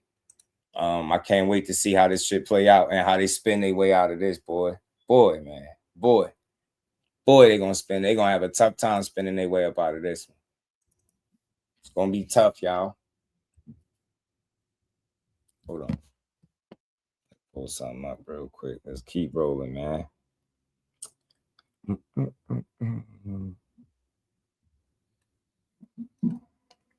Gotta get this joint. Gotta get this joint up from Gary Antoine Russell, man. Say the same thing every day, y'all. That's why I ain't reading nothing he's saying. Just let him talk to himself. He can fizzle right on out. He's just gonna keep it rolling. Just a couple of things going on in boxing. Devin Haney negotiating with a lot of people. Just nothing seems to be going through. At least on Twitter, that's what it seems like, right? Where all the best fights happen on Twitter. See, we got questions. You negotiating with everybody. Nothing has came to fruition. Like, I haven't seen him do this, be this loose with the negotiations, right? Where you just everywhere, all over the place, and nowhere all at the same time. Yeah, but I'm starting to feel like nowadays they just be doing stuff and saying stuff just to. All publicity is good publicity at this point. I feel like it's one of those things. You just saying shit just to say shit. It's all clickbait. There's no substance behind this shit or nothing. So I'm not sure. Tell him, Gary. The latest one is, Tank versus Haney. If that fight were to happen, do you lean one way or the other with those two guys in the ring? Yeah, I'll lean more so towards Haney. I think Tank is a good fighter, but he's more of a flat-footed fighter. He's flat-footed. He needs to plant to really get his punches off and stuff like that. Anyone that's going to box and have lateral movement, it's going to make it a little difficult for him to find them. I think Devin Haney, he'll stick to the script. His flaw is his biggest strength. He's not gonna sit there and try to fight you. He gonna get the fuck out. He's not gonna sit there and fight. He gonna get the fuck out the way. That's gonna be his strength. He's gonna move. He's gonna box, and even Tank fighting a Shakur. I still lean towards a Shakur. It'll be boring as hell. It'll be boring as fuck. Shakur will move. He's not gonna take any risks. But he's going to put that stick on Tank ass. He's going to touch him whenever he wants, move, get out the way. And, yeah, it wouldn't be too much going on. I think I don't think Tank flat-footed either. And I don't think him and Shakur would be a boring fight. And I get it, man. They're just very dismissive of his offense to make it seem like he don't take chances. But I think that's a gross exaggeration. He ain't going to take stupid chances is what he's not going to do. But he'll take chances, but it's easy to say what you'll do with somebody until you get in front of him. You know what I'm saying? At least we know he'll get in there. Beat Tank in a very long, boring fight. Since you have Devin and I'm just saying. Because that was another Twitter fight that was going to happen there for a while. Who knows? Maybe it still will. Haney versus Shakur. Haney and Shakur. Yeah. Now, that fight, stylistically, I think both of them would have problems with each other. I think because of the style that Shakur is not a go-get-you type of fighter. He's going to be on the back foot. He's going to try to block and Philly shell. And Devin Haney is not going to try to come get you either. He's going to box. So two boxers is going to force each other to do things outside of what their comfort zone. I think that'll be a difficult fight for both parties, for Shakur as well as Devin. Both of them going to be on the outside boxing. And actually, it'll probably be a little harder for Shakur than Devin, just off of the strength that Shakur has shorter arms. Because Shakur has shorter arms, that means in order for him to hit Devin, he has to cross that threshold. I understand that point clearly, but Loma had what they call T-Rex arms. Didn't he cross the threshold? Loma got what they call T-Rex arms. Wasn't he able to cross the threshold several times? He had some really big rounds, too, that had people feeling like he won the fight because his rounds that he did win was so convincing, right? So, for me, I don't know. I would love to see that, but I think him controlling distance and range as well as he do, it kind of nullifies maybe that reach to a degree because he's fought several people with longer reaches than him. You know what I'm saying? But Devin Haney would be more skillful than those other guys too, so I understand. Beat him to the punch, yeah. Timing, speed, you know, stuff like that. He has to cross that threshold, and he's not a go-for fighter. He likes to stay comfortable and control the pace, move on his back foot. So styles make Yeah, that's fights. the thing though. He does that, but if you really watch his fights through his career, like I hate explaining this because it's like people still say this. He spent more time in the pocket than he do moving. Especially if you looking at the more recent fights, like with the exception of De Los Santos, and even that fight he had moments walking forward. De Los Santos kind of kept in check. You get what I'm saying? I don't know, man. I don't know. Loma, a pressure fighter. Yeah, I think that might have been the first time I ever heard somebody describe Lomachenko as a pressure fighter in my entire life since I knew who Lomachenko was. I would say Loma's a pressure fighter. When you look at the Conor fight, when you look at the second half of the Tszyu fight, even looking at the second half of the Devin fight, like the problem with Loma and some of the losses, I think, or in the couple of losses that he do have, is that he applied pressure in the second half of the fight instead of being a pit bull from the beginning. So I would describe Loma as a pressure fighter when the pressure's on him on the cards. But right. When he's down behind, you know how to step on that gas on you. Right. But when he up on the cards, though, I mean, he pretty much is picking you apart. You know what I mean? So, true. But peace to you, dog. I was tuning in. I like what you were saying about Shakur signing to Zuffa. Well, here's my question to you about Shakur signing to Zuffa. Is it a money grab, or is it really about getting the best competition?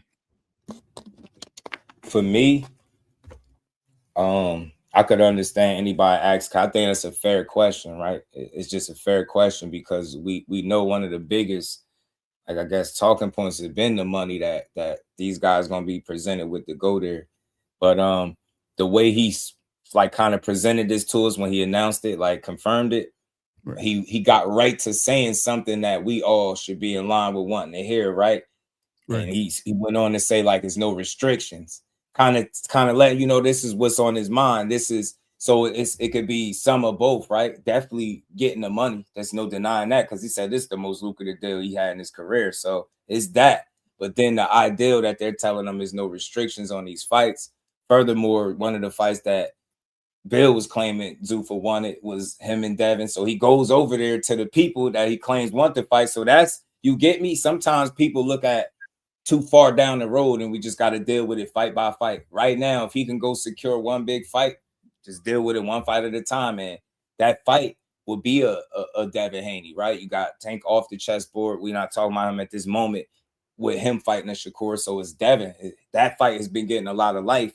And with them seemingly ending up on the same side, it's way less yellow and red tape to get through to make that fight. Y'all know what y'all got to do to make the fight. So it's like, think it's some of both, bro. Definitely grabbing that bag, but I think selling to him that they're going to get him the fights. And that's the thing, selling to him. And then they sell him something and then he tries to come sell us something now. Shakur, and the caveat, I am a Shakur fan. I do like watching Shakur fight. I do like pure boxing. I also understand people that say he bought because outside of, to your point, the De Los Santos fight, and then you go to the Cepeda fight, and then his recent fight with Tszyu, you can see that he heard comments about his fights, actually started staying in the pocket more this, that, and the third. Just switching it up. Like nobody's saying you gotta be a headhunter, no diddy, for most of your fights, but like be in that pocket, like actually show that you're not hesitant to exchange versus looking like you're on your bike to the casual, right? As any superstar boxer, you need the balance, but like even Floyd had a stint before he became money where he was like going for knockouts, and like he didn't spare Victor Ortiz either, and people thought he cheated. But you know what I mean? Like if you go so you need a stint where at least people know you're going for a knockout, even if you're not a knockout artist, right?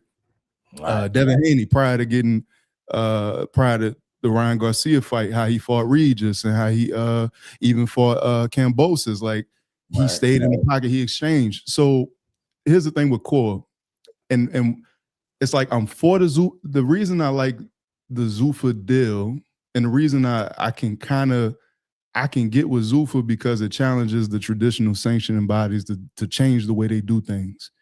For sanctioning bodies and allowing people to skate around. Well, I'm not going to go for the IBF. I'm going to go for the WEO. I'm not going to go for the WA. I'm going to go for the WBC. I'm ranked top 3 in 3 different sanctioning bodies, even though they got 4 different champs. Like it cuts out all that, and it's the best fighting the best. So, but I think Zuffa's about a year or 2 behind before like that actual model starts to be on. And the thing before is like, all right, you want to fight the best, but to your point, and like you just said, you took yourself off the board to fight the best. Because I could see if Tank was signed to Zuffa, as well as Ryan, as well as Shaq. I was going to bring up this quick point. I'm glad you mentioned it. Ryan, he signed to who? Did he sign to Zuffa? No. Golden Boy. He's on Golden Boy. Oscar, yeah. And who he fighting next? He fighting Conor Benn. So that's a good point. Conor Benn is signed to I who? don't know how they made that. You get it? Okay. So that's what news dropped yesterday. I'm just as confused as I'm talking to you now. I'm like, how the hell did they make that if the sanctioning bodies don't fool with Zuffa like that? Like from what I read, like the sanctioning bodies, I mean, WBO has been the most vocal about how they like if Zuffa want to play ball, they have to play ball by WBO rules, right? So I am. So yesterday's announcement did open the floodgates to me that anything is possible. If Mauricio Suleiman said if the money's there, anything is possible. Yeah, so, I'm telling you, my experience, bro, since I've been here, that stuff is the driving force to any fight. That could be the make or break. If that money is there, they'll figure it out if they really want to make those fights. And that's what this comes down to.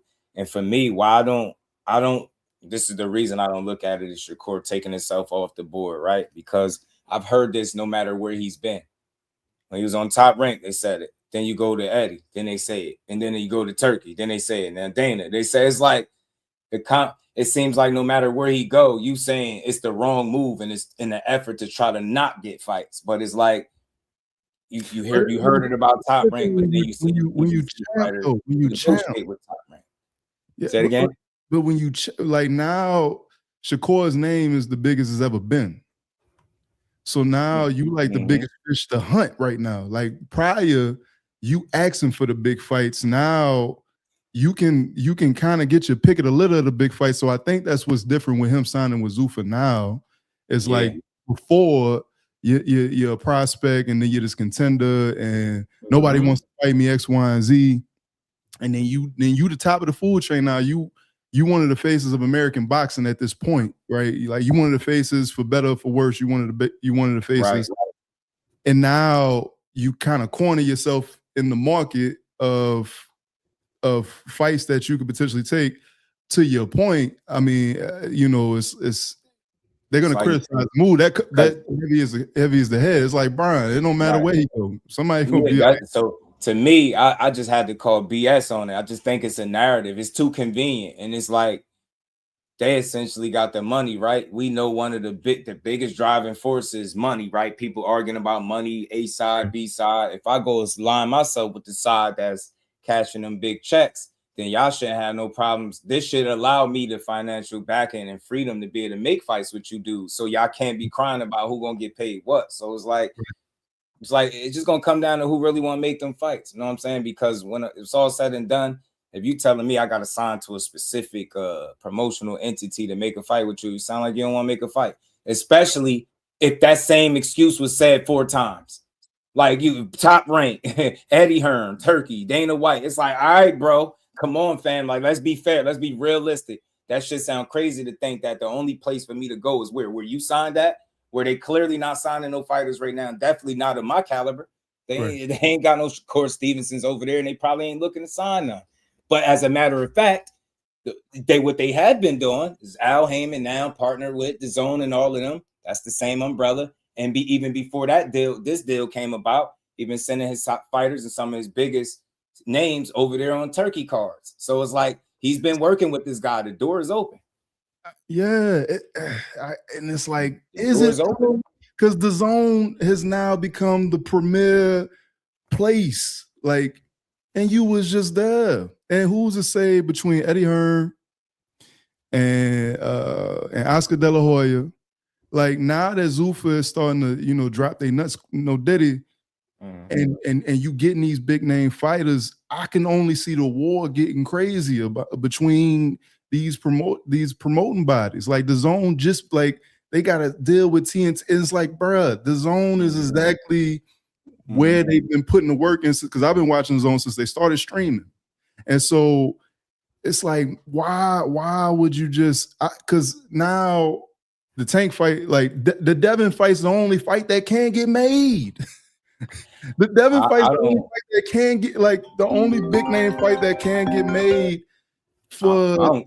I don't think so. I just think we look at it that way. It's gonna come down to who want to make fights, yo. I'm telling you, we just went through it. Because if that's the case, then where should he have to win? Watch this, because we got a conversation. Not saying it's you, but not you, but where should he have to win to so-called make these fights? Because he just went with all these people. And the last situation is the guy that everybody's saying got the money to make all of these fights. So if that's not where you go to make the fights, then where is the magical place?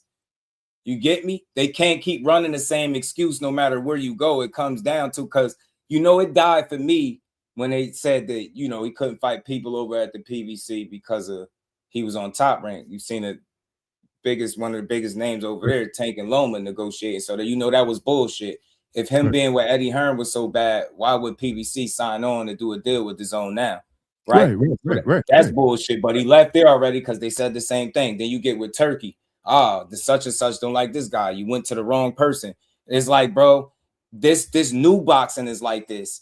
Dudes, if you want to fight. Tszyu is going into the Rolly fight on what they say on Takeover Promotions, some shit like that with some exclusive deal I think he got with the zone or something. But he kind of betting on himself. It's like he ain't kicking and screaming. When it was time for him to make a fight with Shakur, it was no long, drawn out, back and forth, stupid social media war. Man, they got right to the shit, made the fight, then boom. So it's like, it's teachable moments. When guys really want to fight, they fight. Shout out to the Spit Bucket Podcast. What's good with it, fam? You get me? That's what I believe. And that goes for everybody, because I think it's a different conversation, obviously, as time goes, if they can't secure fights. But I got to start putting the onus on these fighters, bro. Like, since when did me being somewhere stop you from wanting to fight somebody? You get what I'm saying? Unless these people are at war. But me and man, if it make money, they're going to make that fight, yo. They're going to find a way to make a fight. I agree. And I believe that if it make money, but even looking back at the last 4 or 5 years, like it I don't know. The more the zone's capital starts to grow and their capacity start to grow, I don't know if those promoters that have deals with the zone are gonna be willing to make deals with Zoo. It's like, yes, in a perfect world, if it make money, it makes sense. But we've also had fights happen 3-4 years too late, right? And the money's supposed to be there, like. So outside of Dev, it's like I respect the theory that, if we really want to make the fight, we want to make the fight. But it's so much, it gets to be so much red tape. When you're talking about Tank and you're talking about Al, is Al really gonna get along with Dana White? When you're talking about even Foster, Tszyu, yeah, he was some, but it's the zone, like it's all, you know what I mean? So the Dev versus Core fight will almost have to happen because they both pit themselves in a promotional company that's the only way. That's the easiest fight that can happen. That's in my opinion, that's the only reason that it would happen, because that's the easiest fight to happen. To your point of what you were saying earlier, it's the easiest fight to happen because y'all both under the same umbrella versus. But after that, what happens? Core goes up to 47, fights Conor. Like if Conor beats Ryan, what do you do? Like, you know what I mean? My thing for that with that is, it's like, I watched this. This is like literally about the 4th time that this is the same question.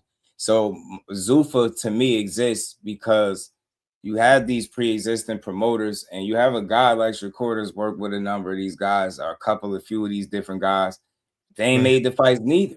So it's like you got to try your hand, and what should make this situation different from the others is, again, obviously the money that's behind you that should be the driving force to making any of these big marquee fights. So it's like I really can't feel that way because, again, these are people. That shit is a narrative. It's an ongoing narrative. No matter where you sign, oh, this is the wrong place for the fights. And unless you got a solution, it's you offering me the same problem no matter where I go. Never a solution.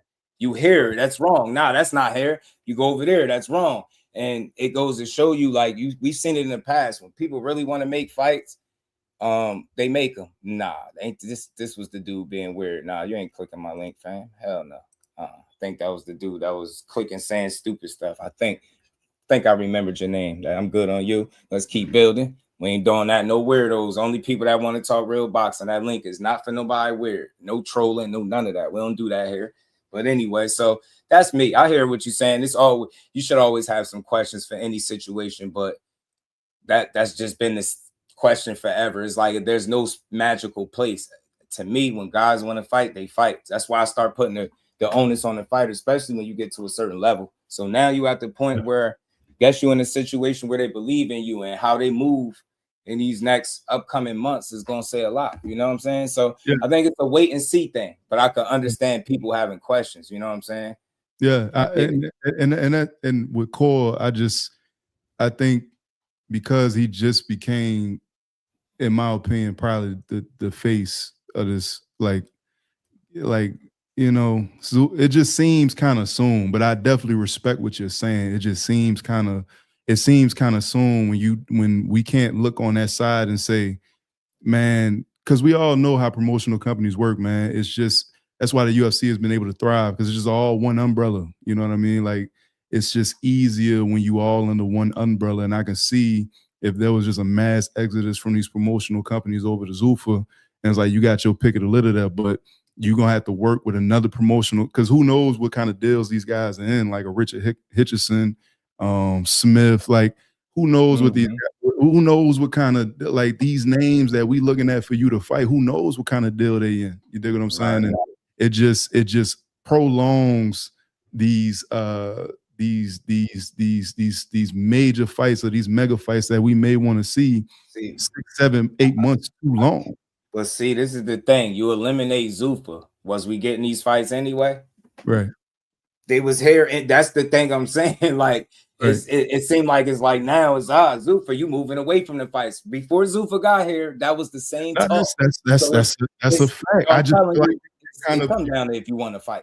Yeah, I agree. I just Zuffa, like, you add more red tape by signing. Yeah, but without that red tape, the fights were not still no closer than they was before Zuffa. I mean, that's true. That's true. But so you a little further apart now that he signed with Zuffa. I don't know, man. I can't say it's a bad move until I see it play out that way. I haven't seen him make a bad move in his career, but what I have seen is people make excuses for why not to fight him. I'm sorry. Hey, what's up? You can't have it every which way, no matter where I go. That's me trying to get away from big fights. And it sounds ridiculous, because then once he leave, you see one of the biggest fights about to get negotiated that they said it couldn't happen. So to me, it started to sound like excuses, man. And that's why I said, even if we want to play into this whole notion that Zuffa is moving you further away from the fights, then what promotional company or entity should he have signed to, or any of these fighters should be going to, that's going to guarantee him the fights? I don't think there's a promotional entity that we can throw out there that's going to guarantee us all the fights. There's what I'm saying. I'm saying all this to say there's no perfect place to go to make these fights. So when people saying, like, you know, you add in more yellow to red or red tape, whichever one, you know, I say both, but is that really true, or is it people really not wanting to fight? Because I've heard this about the 4th time now. So it's like, I'm kind of tired of this, bro. You sound like guys don't want to fight you, because you got to offer a solution. Yeah, I think it's both. I think it's both, but I think you make a valid point though. I think it's like more of the fan bases and certain fighters have this issue with promotional companies. I think what it is to me, how I look at it is if somebody could, a fighter I'm gonna talk about, I'm just gonna say Tank, but like his fans and like his fan base think that Shakur should fight for a certain promotional company because he fight for a promotional company, but Tank have not said that he want to fight Shakur first. Tank has not sent Shakur a for real contract, and so I'm just using him as an example. And so why should Shakur sign with this person just to get one fight that he know that he might not fight? Tank can retire. Tank can fight Jake Paul again or try to fight Jake Paul. They're talking about him fighting Manny Pacquiao now. So why would somebody try to sign with one company to fight one person or sign with another company to fight two people when it's a prize fighting? So he goes where the most money come from, and hopefully he can get those fights. But like just like what's name said, there's no guarantee in all these fights. Right. And going to this point, there's no guarantee. So why lose out on money for sure money to maybe get a Tank fight, maybe get a Foster fight, maybe get these type of fights. Right. And I just can't. I had to go with somebody. He's fighting for the money he's going to make. It's not a career. It's not like me. I'm a nurse. It's not a nursing career. It's a sport. It's a sport that you get hit in your head. You can't do that for the next 20 years. So he has like limited time, 5-6 years tops. According to him, he want to be done at 33. He want to be done. Yeah, he want to be done. So he go to where he gonna get where the money's at, and I don't blame him for that. What's good, homie? Shout out to TD. Teach, I'm with you, bro. I feel like it's gonna come down to if the fight makes financial sense on both sides, and if it comes down to fighters and teams wanting them. Because it ain't no magical place to go to get no fight. It always just boils down to is everybody in that's involved vested in making the same fight. You get me? With nobody pulling in the opposite direction. I think that's what it's gonna take. Shout out to JB. I don't think it's in Zuffa's best interest to sign Shakur and Haney and have them as the first fight of the deal, maybe the second or third, how it usually works. Why not? I mean, I can't argue with that, but it just comes down to what fight you want to make now, though. Because, again, you talking about all this money, and that's the part that people are not addressing. They're perfectly fine saying that they're going to offer all this money, but when it comes time to make it, we're saying that they're not going to make none of the fights. So, basically, if that's what you of the belief, right, then Zuffa just giving money away. They'll talk about how Dana White do the UFC, but they're going to forget about the matchmaking. Ain't that something that they known that made them who they are, right? Known for making good matches. But with this particular situation, it's like they forgot about that. Now he's going to switch the motto. Before it was underpay him and make him fight King Kong and Godzilla. Now we're going to overpay him and we're going to pay him to fight, soft touches. It just, I don't see how that makes sense. Fight Mickey Mouse or something like that. Yeah, I don't understand that concept either. That's the reason why Turkey put him in charge of Zuffa, because he makes a tough fight for UFC. I'm not saying that what's the name is not like a crook or nothing like that, but UFC, he made sure his number one fighter fight the champion. He made sure his number one fighter fight number two to become number one. That's what we've seen. And make that money. And they want to give it away. Then the business is doing charity and shit with big lucrative contracts. Dana White not doing the charity, which is again why I like the structure of Zuffa. I like the idea to fight of the best fighting the best. And to your point, bro. I gotta see more than seeing where Shakur goes from here. He must know something about Zuffa that we don't, because he signed a multi-fight deal. So he must know that they got more athletes about to sign with them down the line. Like, he got to know something. It just, for me, being at the top of his game, like as a fan, I'm looking like, man, you kind of cornered the market a little bit. But if he knows something about Zuffa that I don't, and he knows that Zuffa got athletes coming, maybe Tank is working on a deal. I mean, maybe Hitchins is working on a deal. Like maybe these different fighters are getting ready to sign with Zuffa. Because to y'all point, Dana White does not just do stuff just to do it. Obviously, this has been in works for years, and so I'm just looking forward to see like what else Zuffa got up the alley. Like, but it gotta like you if it's a multi-fight deal, you got to have more than obviously Devin Haney on his way up. I got so one of my questions for you, and maybe you addressed this earlier on your live, man, is if he takes if he drops the belt, do we consider that him ducking Keyshawn? Like, is him avoiding fighting Keyshawn to fight Shakur smart? Like, does he have a better chance to beat Keyshawn or Shakur? It's smarter for his pockets, and the end might justify the means. All right. I think he could definitely secure the kind of bag he looking for if he fighting a dude like Shakur with Keyshawn. You're gonna get paid, but not nowhere. It's not the same, right? And that risk is gonna be there, and some would say more, right? Because how he fight. So I think it's just be smart business if he dropped the belt to end up actually fighting Shakur. So it wouldn't be a duck now. And I think, I know it's people that push that, but that shit is for people that love them narratives, man. These guys doing business at this stage, right? You duck a less experienced guy for the more experienced guy. That makes a lot of sense, right? So it's just be Haney doing smart business. And that's part of the reason why I think they took as long as they did with anything. Like, they've been talking a lot, but nothing has been confirmed. I think it's still some stuff that they probably obviously ironing out, you know what I mean? And I think that's slowing them down from really fully pursuing any of these fights, because everything sounds so like so. It's like, okay, we hear you. Okay, another announcement. Okay, another announcement. Like, no confirmation though. It's like, we doing this, we doing that, we negotiate here, we negotiating that, deal over 100 million. Then it's like 2 weeks later. It's like what the fuck is going on? So I'm just gonna sit back and watch the rest of this unfold. And like I said, my guys, he spoke to the trainer. He said, man, it's sounding like Dad about to drop a belt. So we're gonna see. That could only mean that it's only one fight you're gonna pursue if you're gonna do some shit like that. Yeah, if you're gonna drop the belt, DJ, what it do?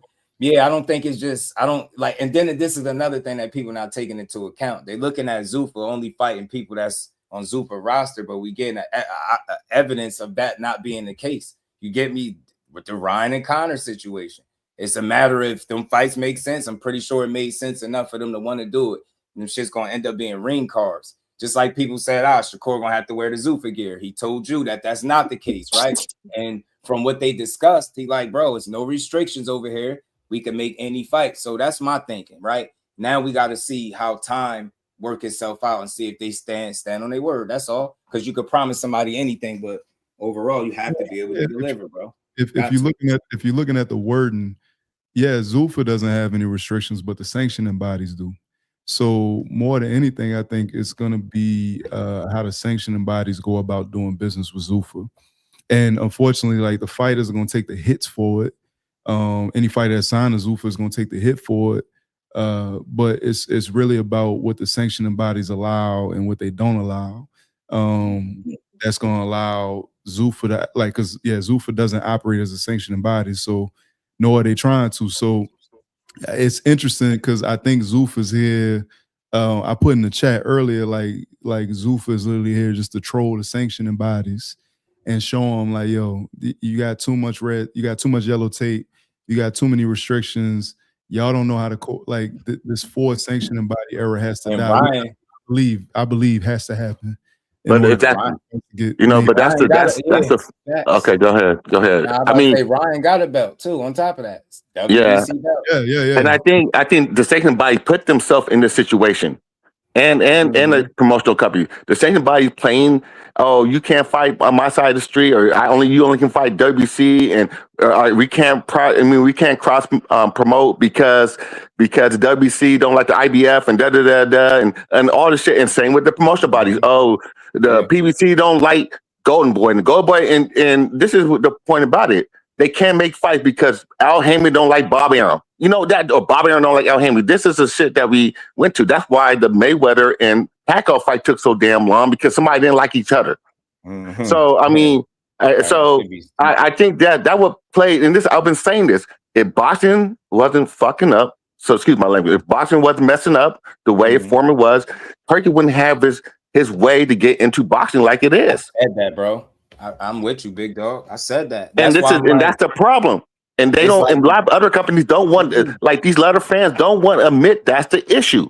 Yeah. And they don't want, and because their favorite fighter says something different. I'm not just talking about. I'm talking about all my fan. I don't want to go over there because Yeah, and it's like the pre-existing promoters have been in place for years, long before Turkey came along in boxing or Zuffa, and they've strung fights out for the longest too. So it's like guys are going to seek out other opportunities, and they're going to definitely chase the money. Because if I've been doing something since I was 5 years old, you damn right I'm chasing the bag. But like I said, I do like that he didn't make it all about the money. Like that's obvious. Yeah, they got some money for me, but no restrictions over here. And that was big to me. Y'all got to stand on that, deliver on that. And that's what I heard. And then I know Jao Patai said something very similar too. But, everybody's situation is different. So I want to see how they're going to approach with this situation with Shakur. But seem like they fully behind them. They vocal about paying them, and they don't seem like they made a mistake. Seem like they paid the right man. So,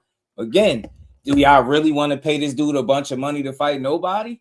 Because that he's gonna win. That I don't see how y'all win doing that shit. So we're gonna see. We're gonna see. I just don't think that's feasible though. It's just kind of stupid, especially if you've been known to match people up tough, and if you've been watching them Zuffa events for what it's worth. Yeah. Dudes don't be fighting no no cupcake walks, and you seeing dudes get upset taking their first losses, all types of stuff. So just gotta wait and see. I just think whenever we see change in boxing, we don't really like it. We ain't really a fan of it. We like, what's this shit? Zuffa. And Rock, I got one question to ask you. Oh, go ahead. Rock, I got one question to ask you. And think about it in terms of the belts. I think the belts are losing a lot of its prestige. Now, you think about the biggest fights in the last 3 years, they're not even real fights. They're Jake Paul fights. They're fights like that. They're fights that make tons of money. And they're not fighting for belts. They're fighting YouTubers. They're doing whatever. And I think the belts, and I think that what Zuffa kind of hit on, and I'm not saying, because like I said, Zuffa got their own issues, but I think what Zuffa has seen with the Jake Pauls, with the Mayweather fighting Conor, what's his name, whatever his name is, Conor McGregor, and all these little off fights that they have. I think that Zuffa picked up on that and said, hey, if the belt's not going to have this prestige anymore, we can go in there and make money, them just fighting each other. Yeah. What the belt? What do you need the belts for? I mean, belts add something to the pot. To your point, I don't. Who wants to fight for an IBF belt? Who won't fight? Who won't fight for the WBA interim belt? Like, who cares? You know what I mean? Man, people fight for them all. I mean, what I'm saying is the more popular. If you're out there beating people's asses, if Shakur, let's say Shakur goes out there with no belt and beats, let's say Ryan Garcia and beats all these other people, and they're like, I don't need your belt, and just take it. And Zuffa said, well, we can still sanction it, or we can still sanction the fight, but Shakur just can't get the belt. Fine, he goes out there and beat Ryan Garcia. Who cares? Well, I think Zuffa in short term will develop its own belt. I don't think, because the UFC is built on championship fights, so it's hard for me to believe that Dana White's gonna run this company without having some type of reward or some type of stamp on who the baddest fighter in this league is now. Because and to your point, I think Dana White's playing the long game. We're getting upon a whole generation of fans that don't care about these four sanctioning bodies. And I think if anything, that's why they're going to make it tough to deal with.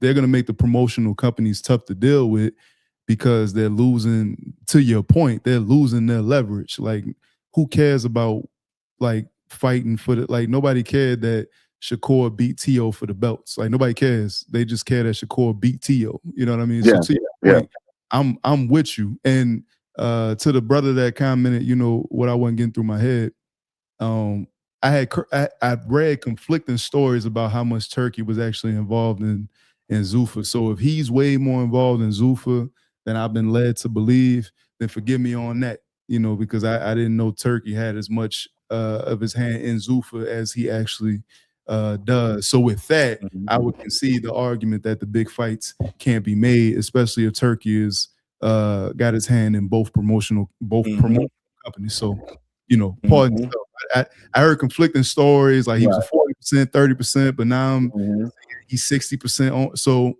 pardon himself. That make that, but I think that's been the cutting the check. Big fights can get made. Right. I think that's gonna be the talk, though. He was getting people paid, man, and that's why guys was going over there wondering, especially the bigger guys. You know that anybody that like shit, we seen Bud and Canelo. You know what I'm saying? Like, come on, like people want to fight, they gonna fight. They ain't gonna worry about who you signed to. They gonna worry about if their money is right, If the situation is right, and they gonna go get it. But it's like, that's why I hope that this provides like a way for this dude. Let me. I'm about to ban you now, fam. Yeah, you banned now. You're not playing on my link. Nah, that was the dude that came through with the weird time. I remember names. Cool. Back to this cook, but yeah, man, it's gonna be interesting to see it. Everything materialize and see how it unfold for these dudes, man. But I'm just here for it. I look at all this stuff as an experiment, especially when it be early.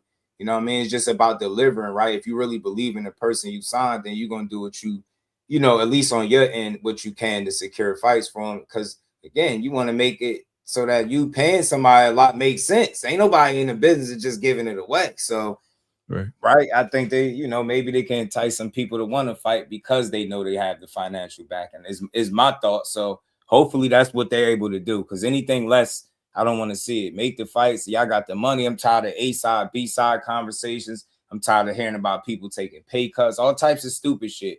Take this percentage, you get what you deserve. Seemed like with Turkey, a lot of that bickering and little stuff, he just eliminated. Hey, man, I'm about to pay both of y'all some good money, some real money, and we about to go make this fight. And that's just what I want to see. You know what I mean? I don't care about the fights. Yeah.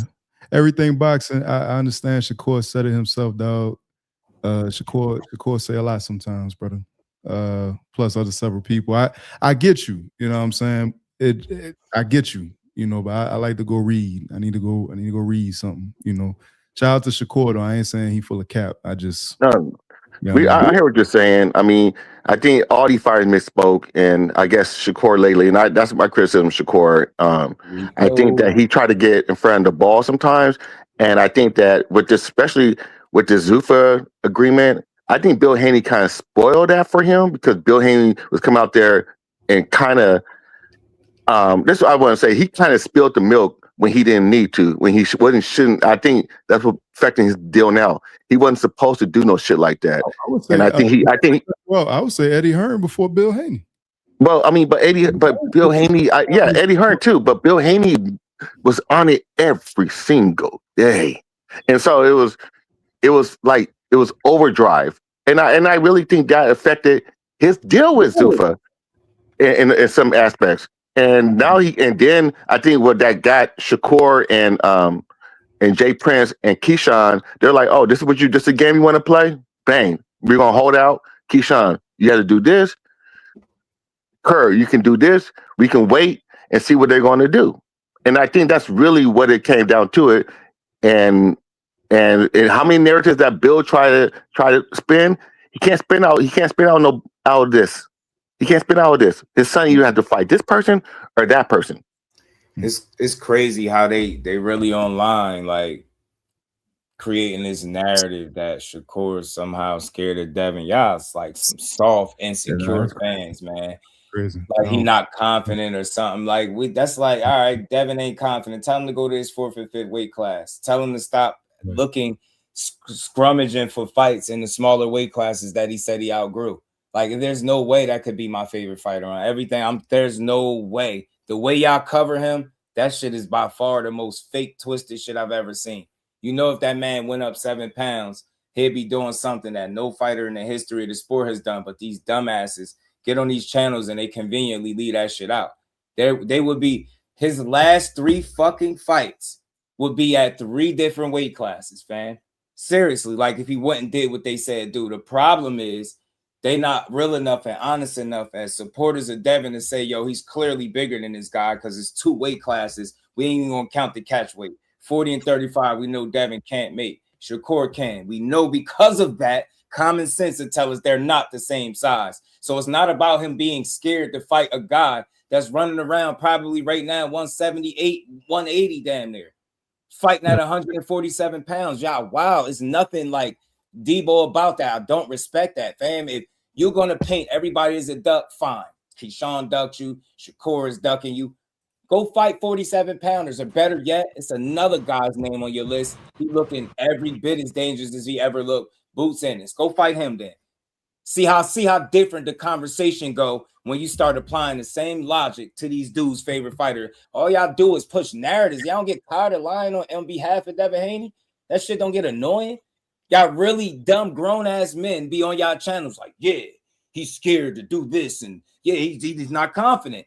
Who's not confident? The guy that's not fighting the people that's his size and in his weight class, or the guy that would be dragged up to his 5th weight class in 26 fights, some shit that even the greatest fighter you can think of has never done.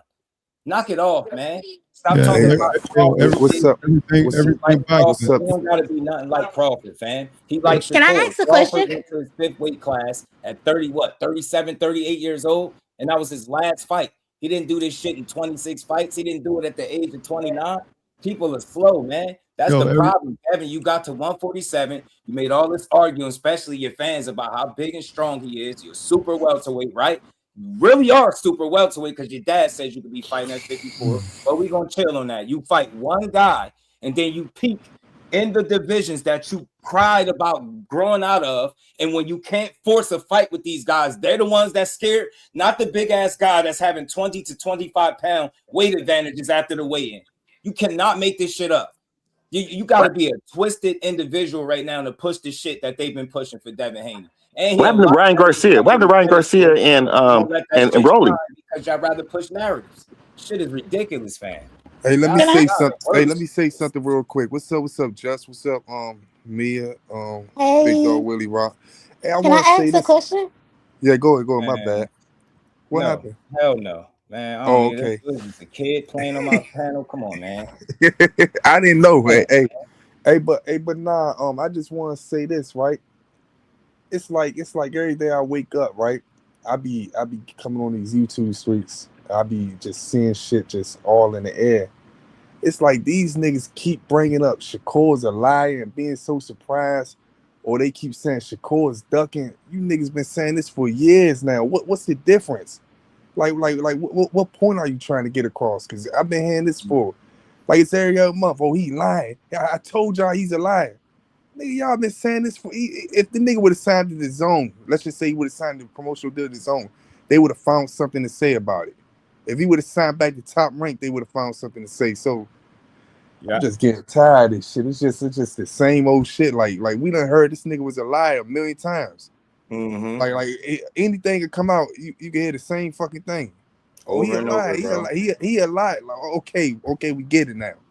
And it come from people like Bill Haney. They say Bill Haney's like a saint. It's coming from people like that. And I was like, they focus on that dumb shit because that allows them to duck real boxing conversations, fam. You don't gotta have no real boxing conversation when you want to talk about grade school shit. He lied. He's capping. So you're gonna spend 4 hours talking about that dumbass shit. Y'all really don't know boxing well enough to know that there's nothing, no fighter, everything they say they do 100% and it goes 100% to the way they say, right? Because it's just not all up to them. It's a lot of moving parts in boxing, but to sit here and overly harp on stupid shit, it's just not. It's no substance there. Like, but this my thing. This my thing. Agendas and narratives. That shit get corny. Hey, just. I thought you was a kid. Mia Swift. I thought you was a kid when I heard your voice. Hey, just. But this my thing. How old are you? It ain't because you're a female. I thought you was underage. You look a little young. Hey, just. But this my thing though. Since after January 31st, Shakur been talked about every day. He been talked about damn near every day. But for some reason, he's still a non-selling fighter, a B-side fighter. So why the fuck is he being talked about like he an A-side fighter? Oh, that's crazy. You get what I'm saying? Yeah. So like they got so much stuff to say about this man. He ain't this, he ain't that. This ain't gonna happen. these boxers better than him. They bringing more people to the sport of boxing. So why the fuck is he being talked about every day? And that's what kind of that's what confused me with a lot of boxing fans. Like, you can't sit back and you're not going to talk about. Hold You're on, not Rick, going to talk real about. quick, man. Rick, my bad. Y'all gotta relax, fam. Y'all be having to relax. Y'all gotta remember who show you listening to. Y'all just be telling me how to run it and what to do. And I didn't know her. I never seen her here before, fam. So you gotta pardon me. It's women that come through here all the time. And it's frustrating that you even think that. Nah, this women here, Jess is one. She's a woman. You know what I mean? I got women that support, but I just never seen her here. And when she spoke, I thought it was a kid playing. I didn't know. So that's all I wanted to know. Nah, it's a real person, but I thought they was trolling. My bad, Rich. Go back to it. I see you in the back, man. So I got you, but we gotta be careful, man. You gotta be mindful. I didn't know if that person was trolling or not. No, I just feel like that a lot of people I ain't never seen a B side or whatever they call these niggas get talked about like they A sides. If that's the case, talk about Ryan Garcia like that, since he the A side to all these niggas. Talk about all them niggas like that. If they A sides to these niggas. Y'all don't talk about them. Y'all talk about the same three fighters, Devin, Shakur, and Tank. Damn near every day. And you talk about Shakur and Devin for real every day. And I ain't even no Devin fan at all, but it's just kind of crazy how they put so much on these guys and make it seem like that these young guys not you know what I'm saying? Like they not who they is in boxing. You like trying to tear them down from a distance, but your word only goes so far. So it ain't and the real gonna recognize it. So it ain't gonna really push nothing but bullshit. Yeah, right. I mean, So a couple days ago, Shakur Stevenson posted on Twitter and said that he had signed.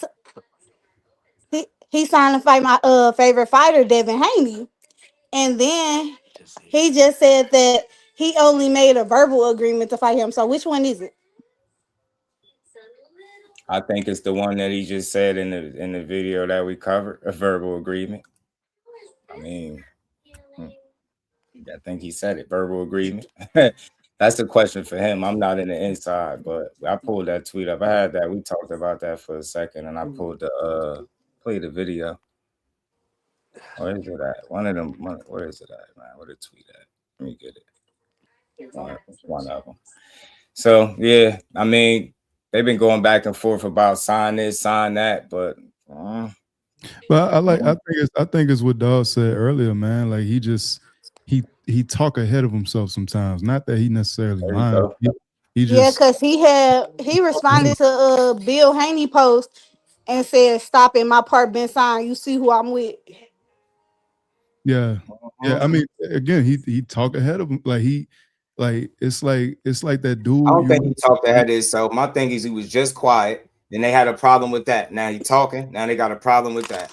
The fact is, man, it's only one side that been misleading people from the get-go. They said 2 fighters on the same contract. That was bullshit. They said the little brother, then the big brother. That was bullshit. Then they told you they was negotiating with Tank.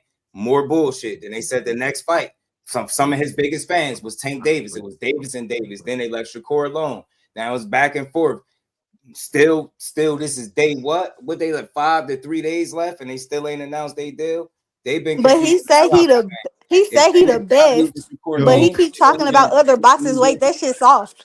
Yo, the everything boxing. Listen, I didn't go against the facts, and I'm not trying to be combative. Again, Shakur has a habit of saying things either before they happen or putting out requests that might not seem realistic. Let me take this down real fast too. I just want to say this. Not me wanting to be combative. I just want to say this.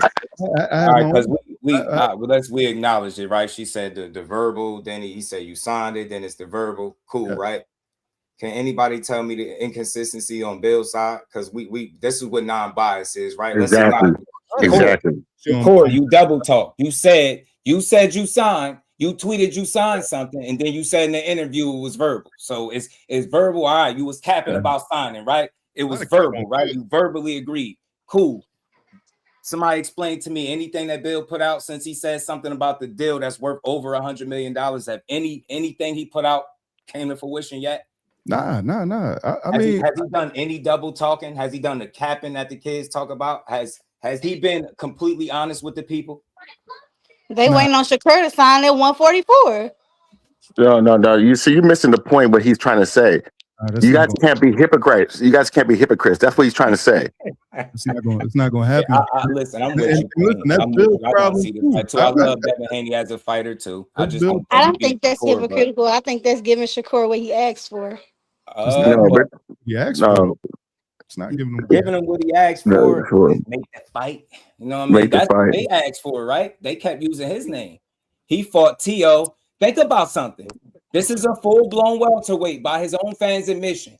Shakur Stevenson had one fight at 140. He beats Tszyu up with the Devin Haney tweet. The biggest fight in boxing is with him and the guy that just had one fight at 40. But Shakur is supposed to be scared to fight him. Like because after he had fought Tszyu, he called out Conor. What's his name?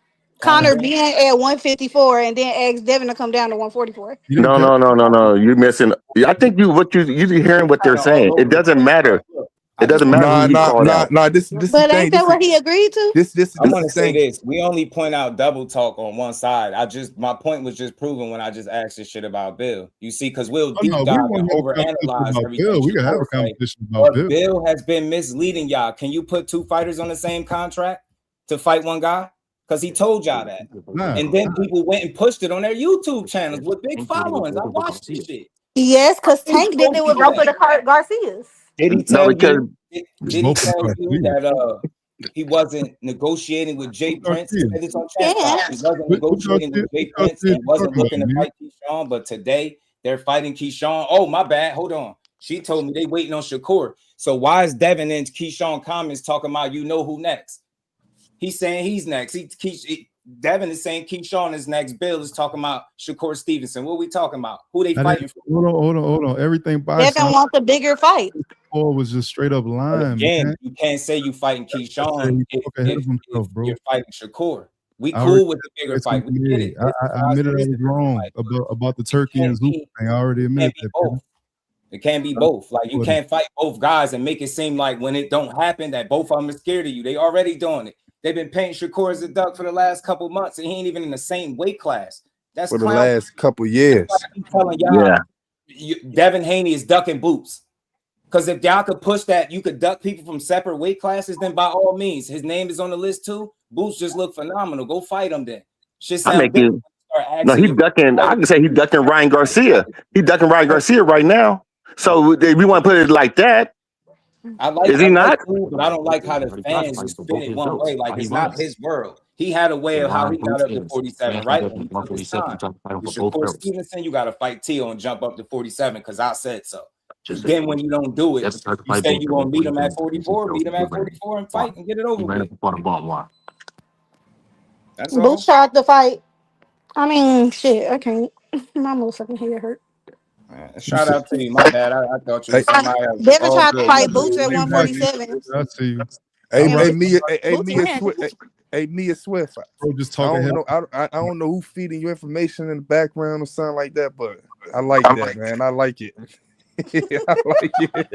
That was happening, huh? That's what's happening. Wow. Wow. I'm hip to a lot of I wonder, Mia, you can't do that. You can't do that. You can't do that, Mia. That's all good. That's cool though. I like that. You definitely swift with it, but I see through it. Tell him to get on. Tell him to get on. I heard that. I was like, tell him to get on. He can't be scary. He can't be scary. Like he's scary. Hey, Swift, I read all types of languages. Hey, yo, anybody? I'm her best friend, bro. Anybody that think I'm a Devin hater? I'm her best friend, bro. But hey, you need to be the one talking. You need to be the one talking. You can't do that. Your man's blocked me. Huh? Your man's blocked me. He don't like the truth. Oh, you can't do that either. You can't do that. Hey, Just, I'm a beast with this. I know what's going on, Just. I'm a beast with that, Just. What you came on through a dude? Like, what we got going? Hey, Just. I'm a beast. Hey, Just. Hey, Just. She get. Hey, Just. No, I don't know what y'all look. Like, hold on, man. Like, I don't know what y'all think this is, but this is not that, fam. This ain't that. This ain't the hood. This ain't that, fam. I don't play about my platform. If you on some weird stuff, do not click my link. I don't know what y'all doing. I don't play like that. I'll talk to you, but don't be a weirdo. Come on, man. And now he knocked me. He don't like the truth. Nah, you're not gonna come on my panel yelling and nah, bro. We ain't doing that. Man, I got a standard over here from now on. It's certain stuff that I'm not even gonna give energy no more. Shout out to the real ones, Rich, Big Dog. Shout out to Rock. He came through. I like how he came up here, cool, calm, collective, having a good conversation. But we're not about to play no weird games, fam. I heard somebody feeding her information in the back, but this dude that I blocked, what kind of games y'all playing? You got to be young doing that. Probably too young to be on the panel. I knew what I do. A kid, just like I said. Hell no, we ain't playing them type of games. Get back to the hey, I knew it once. I'm saying who you is. If you weird, you not ever clicking my link. That's never gonna happen again. My apologies to the people that really come to hear boxing. That was weird. Now your man don't like to hear the truth. Nah, we ain't doing that. Get that little. Go start your live stream and see how much people care about what you say about boxing. I ain't doing that. Hell no, never again, bro. I knew I kicked her off for a reason. I knew it. I knew it. I should have followed my gut, bro. He should have went with your first sister. Hey, I knew it was so. I knew it was so when she said the first thing. Then she said Conor, and then she said that just made me mad. Once Bro. she said Conor, and then she said, "Oh yeah, Conor Benn." I said, "Yeah, that's I somebody really put talking in to real her." work for somebody to be playing them type of games, bro. Like, look, let me say this to y'all so y'all can hear me clearly. Cause we wrapping up soon, man. Your boy getting over kidney stones. I ain't doing 7 hours today, but we still gonna cook. Ooh, we got kidney stones. Listen to me good, bro. I'm a grown man, and I say that without even needing to be said. But if you want to have a conversation with me, I promise you could click the link. I don't care about how different your opinion is. Come build. If you got that mentality to build, like Brock came up here, no matter how different he came up here having a conversation, man. No yelling, no curt, no. That's how you do it. That's how I'm on it, bro. All that debate and shit that you see 80% of YouTube, that's not my lane.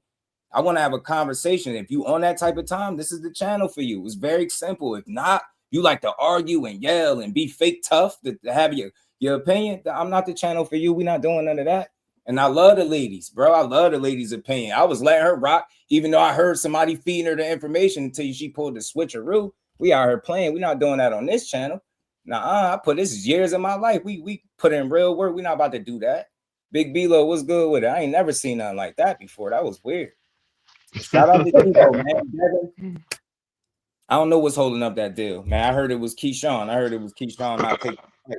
And then conveniently so now he asking for more than 25%. But what they're not going to tell you is before them days expire, he could try to negotiate or get whatever he can if he wanted to. That's not out of bounds, right? It's not against the rules. But once them days is done and that purse bid gets decided, then it is what it is. But we already knew the play. Shakur gonna duck him, Keyshawn gonna not accept the money, vacate the title, and then fight Jack Catterall or something crazy. Watch, it's gonna be something wild. Unless they actually fight Shakur after they drop this belt. We're gonna see. I just want to see the fights. Nobody's scared, but I know it's business. Devin get paid a lot, Shakur get paid a lot. Dudes they gonna end up on the same side of the street. That should be the fight. I ain't thinking about no future. They've been flirting with this fight for too long, and I'm just ready to see it and be done with it. So I could make some money and move on, man. Yeah, that was super. That was weird. I don't know what that was. Dudes be fine. I know y'all don't like my support of boxing, bro, but I don't waver, fam. It's nobody that's gonna make me feel crazy about supporting boxing the way I do. Y'all just be wanting to argue boxing with me. I don't do that type of shit. That nigga mad. That nigga said, man, I want to, but he blocked me. And I'm trying to tell y'all, listen to me, y'all. I don't really block people like that. They be having me mad. I'm not that. If you just being disrespectful, then more than likely, yeah, I'm packing you up. I don't want to go back and forth with no troll. It's over with. Ain't no more getting my attention to say stupid stuff, rage baiting me. I gotta remember that every day that's what y'all be on. I gotta ignore that shit. But I really don't block people for having a difference of opinion. That's a misconception. You feel that way because you was disrespectful with your opinion, and you think, I said something. Nah, you probably said something out of bounds, bro. We don't gotta do that to have no conversation. And I don't want to be fake tough up here to talk to you either. I'll get you right off. Ain't about to blow something that I love talking this boxing with y'all. Y'all don't get it? Like, it ain't just like, it's something I do. Now, I be having fun. I be laughing with y'all, bro. I be on mute, laughing at y'all going back and forth. This shit is fun. Y'all not gonna go in this space for me. Hell no. Being weird, man. It's only boxing, it's only entertainment, yo. I support everybody that I talk about. I just don't believe everything that they put out. You get me? That's all. And I don't believe everything nobody put out. Keep fighters good. Devin versus Core. They prefer it too because they about that bag. He 33 fights in. That dude ain't getting in the ring for no chump change. And I'm not saying Keyshawn is chump change. I'm not. But it's an easy decision to make when you at the helm, right? It's like, yeah, I gotta fight this dude. And the biggest sacrifice, obviously, is the few pounds. But you sacrifice a little to get a whole lot. You meet them in the middle, and y'all beat each other asses. May the best man win. Core gonna get his hand raised. Why y'all think all this discrepancy is about the weight? I'm gonna let y'all know something. It's a reason why there was so much like hesitancy on their behalf about anything meeting anywhere in the middle, because that's their whole confidence right there. It's not based, in my opinion, let me say this, that their confidence is based off them feeling like they got a size advantage. To me, not skill. You don't really hear that often from his fans, even the biggest fans. They don't tell you skillfully how Devin's better. They just keep telling you how he big, how Shakur too small. But then at the same token, they try to make it seem like it's not an honest opinion to say, or should I say a fact that one guy is smaller than the other. Yeah, but he's the smaller guy, but the smaller guy is scared of the bigger dude. Shit don't even make no sense to me, man. It's like, it's business, man. I told y'all at that top, fuck all that sports shit and best fighting the best. It's about which fights make the most money. I'm telling you, pay attention. Go talk to some people in boxing and see what they tell you. And watch how many times the word duck don't come up when it come time to put together a fight, because it don't have shit to do with that. Nobody's scared to make no damn money. Get what I'm saying? Nobody's scared to make money. Some shit that they've been like training to do all their lives. Now for the big money, I'm gonna just be scared to do it. I say this all the time. Where's the logic in that? Telling me you did. I think the you logic, made a profession not to be the best, and they offer you the most money you ever made doing what you do. You're not gonna go do it because you're scared. Like, imagine somebody telling you scared to work. Well, not. I don't know if it's being scared to work versus you might. So at the time, like the Errol Spence Bud Crawford saga, right. And Bud is going on. He just get up to 47. Errol's at 47, and they collecting belts. So right now we're at an impasse where, to Big Dog's point, the belts don't matter as much.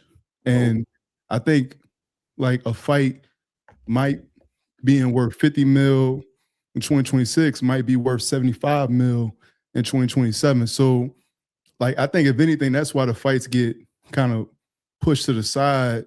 It's like collect the belt or beat this guy that this guy's already beat so that we can make a super fight. I don't think it's more or less guys just to your point, I don't think it's guys just don't want to fight, like don't want to fight the best, but sometimes guys want to either collect the belt or collect a few names before they get to just to raise the stock of when that fight actually happens. A fight that's worth 50 mil, depending on what each fighter does, could be worth 100 mil next year.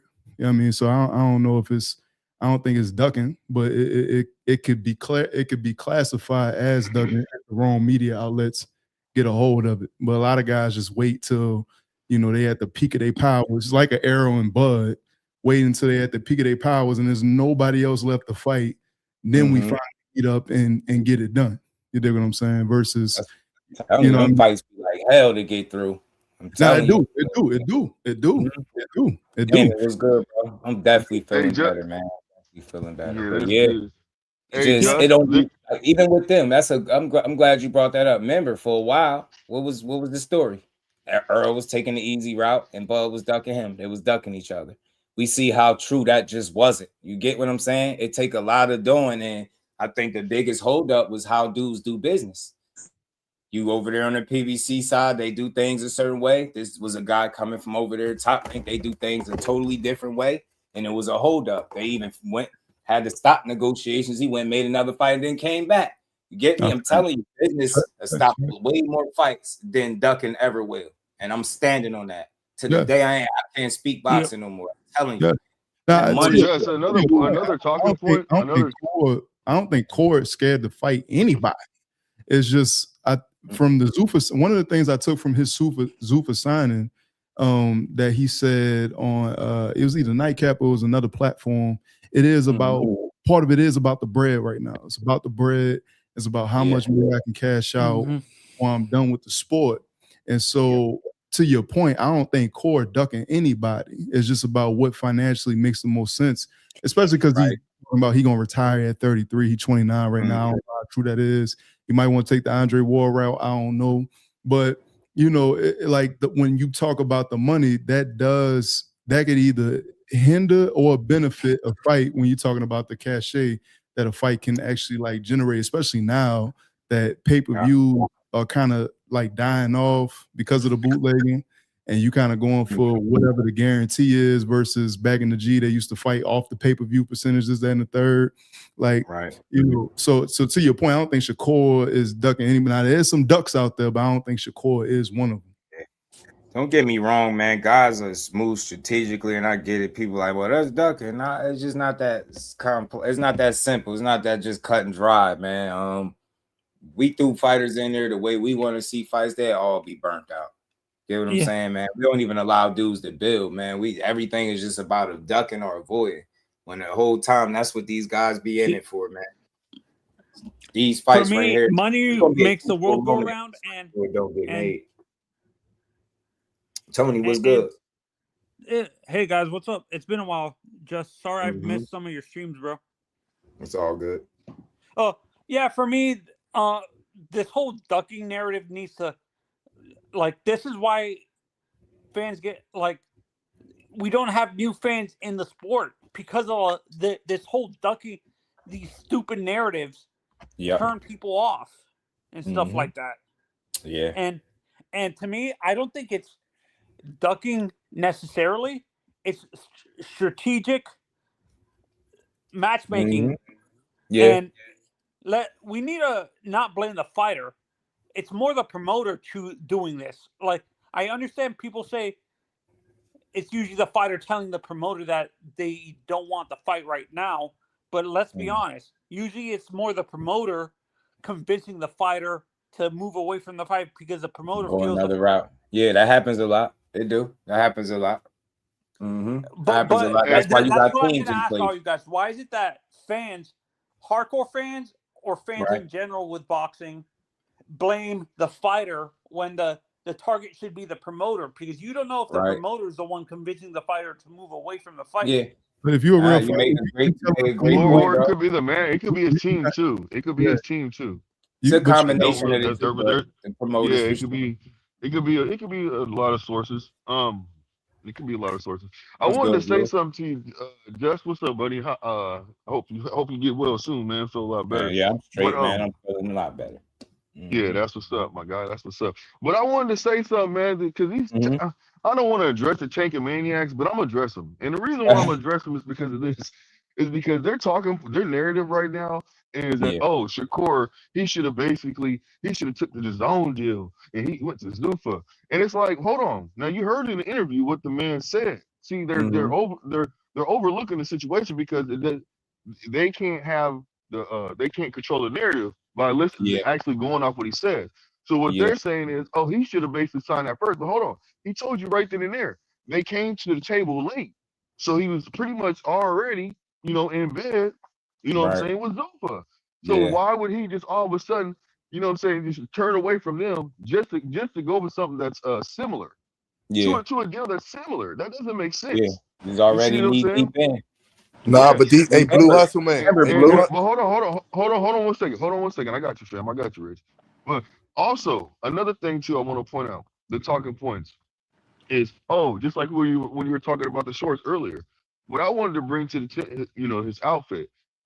What I wanted to bring to the table is what I think they might end up doing is just allowing him to wear whatever outfit he wants, whatever outfit he wants, but then they might have Zuffa on it, stamped on it. You see what I'm saying? So they might do it like that, or they might just let him wear whatever he wants to wear, just no sponsors. I'm kind of curious on what we're gonna see in his first fight.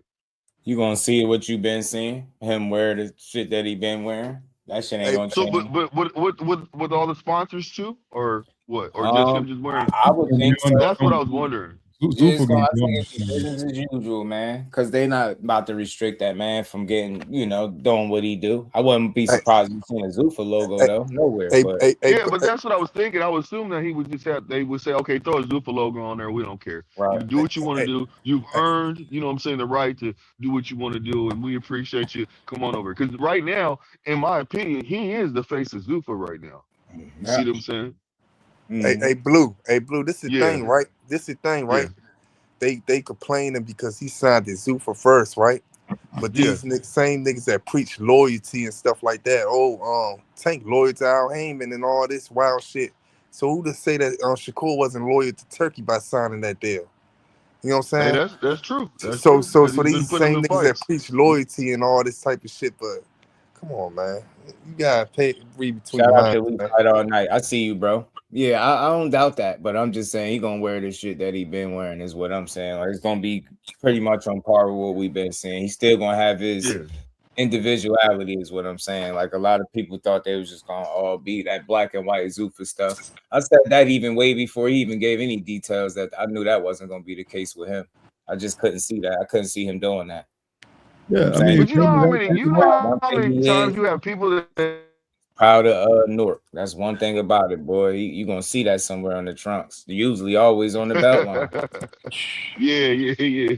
But you know how some people will tear you down for having your opinion. Because I used to tell people from the jump, and I said, just give it a chance to see what happens. You guys are making it seem like it's just set and solid, it's just set and done, like it's written in blood. Like we got to stop doing that. We got to give a chance for it to give us a chance to actually complain about something. There will be You see no what I'm saying? Instead Clarissa of just Shields complaining for no slander reason. over here, fam. Like this definitely ain't the outlet for that. Like it's so real. Like the way y'all been slandering her, I want to get in shape and start calling some of y'all out for fair ones. Like we could put the gloves on. Like that's how bad it got. And I'm not joking. That's how bad it's got. I don't like some of these people, and I don't even know them, but I don't like them. The way they doing her, I couldn't do that. I couldn't do that shit if they fucking paid me to. I couldn't talk that way about somebody if I was getting paid to do it, fam. I would not do that. Stall them out, man. Stall them out. That's one of the fastest ways to make me mad in today's box. Seeing that, like, don't get me wrong. Criticism is fine. That's fair game. They've been crossed that line. That shit ain't boxing or criticism no more. That's like you want me to run down on you and punch you in your shit when I see you talking crazy like that, like about a woman. And it's men. I'm talking about all the men. The women on women, fair game. Ain't got nothing to do with it. Y'all men, y'all some suckers for real, man. I hate the way y'all covering Clarissa Shields. That shit make me personally want to get in shape, start calling out people for fair ones. And with the gloves, ain't no street stuff. Nah, just the gloves. So y'all can see what it's like to get punched in your shit. Because y'all really don't know the way they covering her. Man, that shit made me mad this morning. I said this is not gonna be the first thing I see this morning. I'm out of here. Let me close out the whole app. I don't even want to scroll no more. And it's like they found a lane. They know that they get money for it. And I see it. I get it. But I'm not selling mine. That's some sellout shit, man. Like, and they men doing it. Ah, man, Clarissa Shields is trophyless. Why Crawford and this and that? I'm just like, yo, what? It's just like if you close your eyes and somebody read you that title, you'll think it was a girl channel. I swear, you'll think a female wrote that title. Like, what do you care about? It was the Shade Room. Clarissa Shields, you are fucking great. And without that robbery on your amateur record, she's an undefeated combat athlete. Can you name me any other one that will be undefeated as an amateur and pro with 2 fucking gold medals? That's how I look at her. I don't want to hear about her personal life. She beating ass. I want to hear about who was that K. Scott she got next. She going up and down weight classes searching for smoke, but y'all rather searching her closet for skeletons instead of looking what's in front of you. We watch her for boxing. That shit is nasty work, bro. I could go on a rant for the rest of the show about the shit that I see with Clarissa. It's so disappointing, fam. And then the fact that people justify, well, she said she could beat men. So that means drag her for 4 hours, fam? Like, what you want? Yeah, well, she said she was the first undisputed. Yo, if you don't shut up, fam, like she nice, bro. And that's all I want to hear. I don't want to hear no slander. Find somebody to beat her. That's what you should do. You know what I'm saying? Like that's maybe bring her relationship into it too, fam. That's a generational talent, bro. And you don't even realize what you watching because you rather take shots at her. That's some sucker energy, man. We gotta do better, man. Our boxing community suck, bro. Overall, that shit is sad how they covering it. Right now, I dare you to type Clarissa Shields in and just you ain't gotta say nothing else after that. Just scroll. You're gonna be like, what is this? All day, bro. All day, fam. Ain't no way. And one day I'm gonna do a separate, just like an hour. I'm gonna just talk about that. Because I'm so disappointed. I touched on it one other, like a little, like what was it, last week or so? But I gotta do it again. It's bad, bro. It's bad. I've never seen anything like that. You would think that she's personally doing something to these people. Like, it's like, bro, what's wrong with y'all? What she do to y'all? Nah, man, she said this, man. You see what she said on her live? I'd be like, bro, no, I didn't see what she said on her live, bro. And I'm not going to see it because I don't want to hear that shit. If she talking about Hey, a lot of these dudes is lame in real life. So this really be the most female attention that they get in these chat rooms. That's why they keep covering these female topics. Going off on my girl. Well, another thing I don't like is how they bring up her personal life. You know what I'm saying? Her relationship with Papoose. I am so tired of that because that has nothing to do with what she's got going on. That doesn't define her. You know what I'm saying? What's good, homie? Yeah, man. That doesn't define her. I don't like hearing that, man. Like, when people get to talking about personal shit, I'll be like, nah, I don't want to talk about that. Keep it boxing, man. For sure. Well, I got y'all here. I wanted to ask y'all something, man, because we all some boxing people, man. I know we probably all rooting for the same person coming this fight. Let's change gears. Shout out to Clarissa. We gonna spin the block on that. Trust me. I'm gonna talk about the way I see it real quick, y'all. If they can spend hours and weeks and months going at her, I can spend some of my time giving her just due. Y'all know I'm big on that type of shit. But something else just to change gears that's coming up. How y'all feeling about this request to Errol Spence to 160, which is middleweight? I'm hearing some struggling with the weight talk, and man, what's y'all thoughts about it? And it took him he had some little clerical issues on his passport getting into Australia. He there now, but I think he got there too late. And what's y'all thoughts about this dude requesting for this fight to be at 160? I'm gonna be honest real quick off the top. I think it's good. I mean, at first I had a little bit of concern, but when I think back to the Crawford fight when he was requesting a rematch at 154, to me, him just kind of requesting for more pounds, it just means that he gonna come in strong. Like when I was seeing him doing pad work, I don't know if that was a media trainer, but he was with his trainer that was in the ring. But one of the things I saw is he looked strong. Like the power is still there. So I think him coming in at 160 gonna be good for him as far as the power aspect. I think he's just gonna be feeling good. You know what I mean? Yeah. I like that. I'm okay with it. Yeah, I'm my okay guy with behind it. the hands TV, he out there in Houston, and he, the gyms, that's the gyms. He and all of them, including Ronnie Shields' gym where he at. Said Errol looks solid. So he got to see him work. He got a whole video of him on the channel and stuff. So I know he probably still working out some kinks, obviously, with a new trainer with that much time off. But I think that what you're saying might make sense. With that much time off, shit, who cares about the catch weight? They was talking about you fighting at 160 back when anyway, right? Before the Crawford fight. You fighting Canelo at this weight or that weight. So maybe it'll be better off for him. You are coming off in 3 years, and the less weight you got to cut, maybe the more time you get to focus on, skills and game planning and sharpening up. So it's pros and cons to anything. This could mean that, because it is kind of late, into it. Maybe it's tougher to get the last few pounds off. He is 30. Yeah, possibly that's most likely what's going on too. And it's a smart move. It's kind of hard to get those last pounds off. It's a smart move rather than blowing weight. Hey man, let's negotiate these last couple pounds. Look, let's make it 160. And I know Tim Tszyu being a trooper, he ain't crying. So look, he not gonna turn down no smoke. Right, I'm not whining about Errol. I think it's a smart move after 3 years, bro. If it's at all any chance that you could be a little tough for you to get them last few pounds off, if that's the case, then it's a smart move to do this. And you know what I mean? Kind of, meet your, help yourself out a little bit. So now we still got to fight. So it ain't going to change what's going to happen in the fight. I don't think we're going to walk away from this like, man, if it wasn't for them couple of pounds, nah, we need to see Errol Spence be sharp, though. I hope his balance and everything is on point, man. I just hope he had a productive training camp where he could really feel like he about to go out there and win. I want to see a motivated Errol Spence because I really want this dude to win, man. I do. I like Tszyu, man, because he seemed like a likable dude. He just want to fight. He don't give a damn. Beat him up. He's still going to fight. Gotta like him. But, man, Errol Spence he took the #1 spot for being the most disrespected one-loss fighter that I've watched, right? First, it was Keith Thurman for years. He had that spot. I mean, he had that for a while after losing to Manny. They was shitting on Keith. Errol lost. I was like, damn, they took it to new heights. I was like, wow, this is the most disrespected one-loss fighter ever. Well, see, the thing about Tim Tszyu is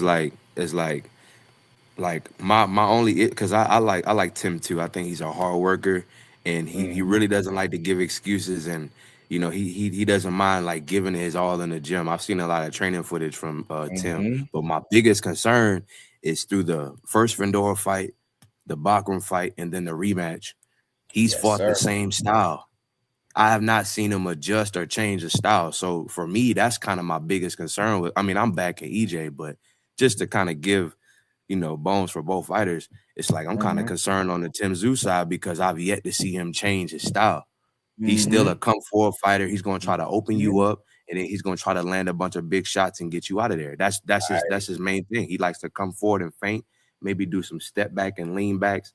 But he's with the high guard, and he's walking you. He's trying to walk you down, or he's meeting you in the center, and he's trying to land the bigger shots to start walking you down and gain that momentum. He's been fighting the same way, so I feel like that's my biggest concern with him. Like Errol might, and he got cut in his last fight too. The most recent, and he's been getting beat up. He's been getting hurt. He's been getting hurt. So it ain't like this is a fresh Tim Tszyu. Yeah, it ain't like this is just a fresh Tim Tszyu and he just been whooping his past few opponents. He's been through some wars. And if anything, we could say Errol's been finally treating his body right. He's been finally doing the things that a fighter is supposed to do. You know what I'm saying? So we really don't know how he gonna look. Like I'm really up in the air, but I'm backing my boy Big Fish all the way, and till the wheels fall off. Well, I feel like this when it comes down to it. I'm okay with it.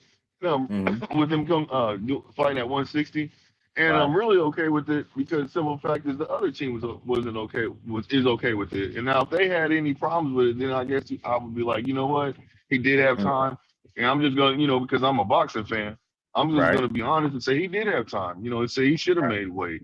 And just pay a fee, you know what I'm saying, or whatever it is, and then move forward. You see what I'm saying? So therefore, the fight can still happen. But they had time to negotiate it before they even, made it to the fight. So that's wonderful right there. The fight can still happen, and we get to see both fighters. Yeah, we get to see the fight. We get to see the fighters, actually get in there and fight each other. And I think it'll be a good fight. So I do agree with y'all. You know what I'm saying? When it comes down to, I'm okay with the fight, with him being fighting at 160. We get to see maybe that's where he should really be fighting at anyway. To tell you the truth. Yeah, good point. Good point. You know what I'm saying? I figured the less you got to cut, the better it would be for a guy that's been off as long as him. And great point, Jordan. Yeah, definitely more conditioned, like to be taking that punishment in live action.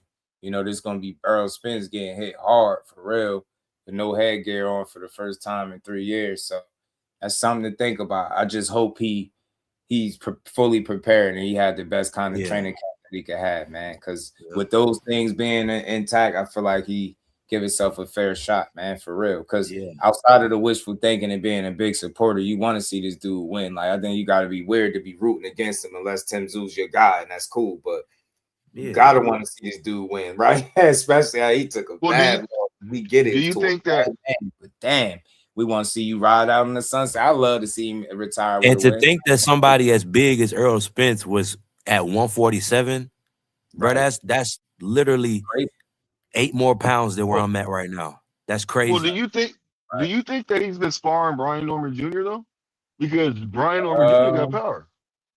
I don't know if he has. I don't know if he has, but I wouldn't see why not because they're both in the same camp. No, that's why I'm saying that, and therefore you can actually fight somebody. You can spar with somebody that does actually have that power. So when you get in the ring, you can kind of be. You can kind of, you know what I'm saying, know what to expect. Not saying that I gotta ask they ask punch is hard. You know what I'm saying? I'm gonna ask, bro, what but that's something good to find out. You know what I'm saying? Like you said you're gonna do, because that'll let us know also, if he is, a little gun shy or not. You know what I'm saying? Yeah, because Tim Tszyu is punching. Tim Tszyu is punching. That's one thing. Tim Tszyu punching, and he will get you the fuck out of there. That's what this is a dangerous fight. Like for Errol to take this kind of fight for the first fight back, and for Tim to have gone through all these losses, he's looking for a fight to redeem himself. Like Errol, don't let this be the fight that Tszyu redeem himself. You know what I'm saying? Right. I'm with He you. been Don't looking let- for a I win. got Earl winning this fight. Don't let Hey, him look, get it on you. look, I got We Earl go- winning the fight despite the fact that he came out there and Hey, basically, man. you know, kind of Tszyu win, we watered down jumping him, y'all. I'm the just letting Terrence y'all Bud know. Crawford fight. You know what I'm Tszyu saying? win, we gotta jump him, fam. Yeah, Gotta straight jump up. him. We can't go for that shit. With Earl ain't going out like Willie Lump. Nah,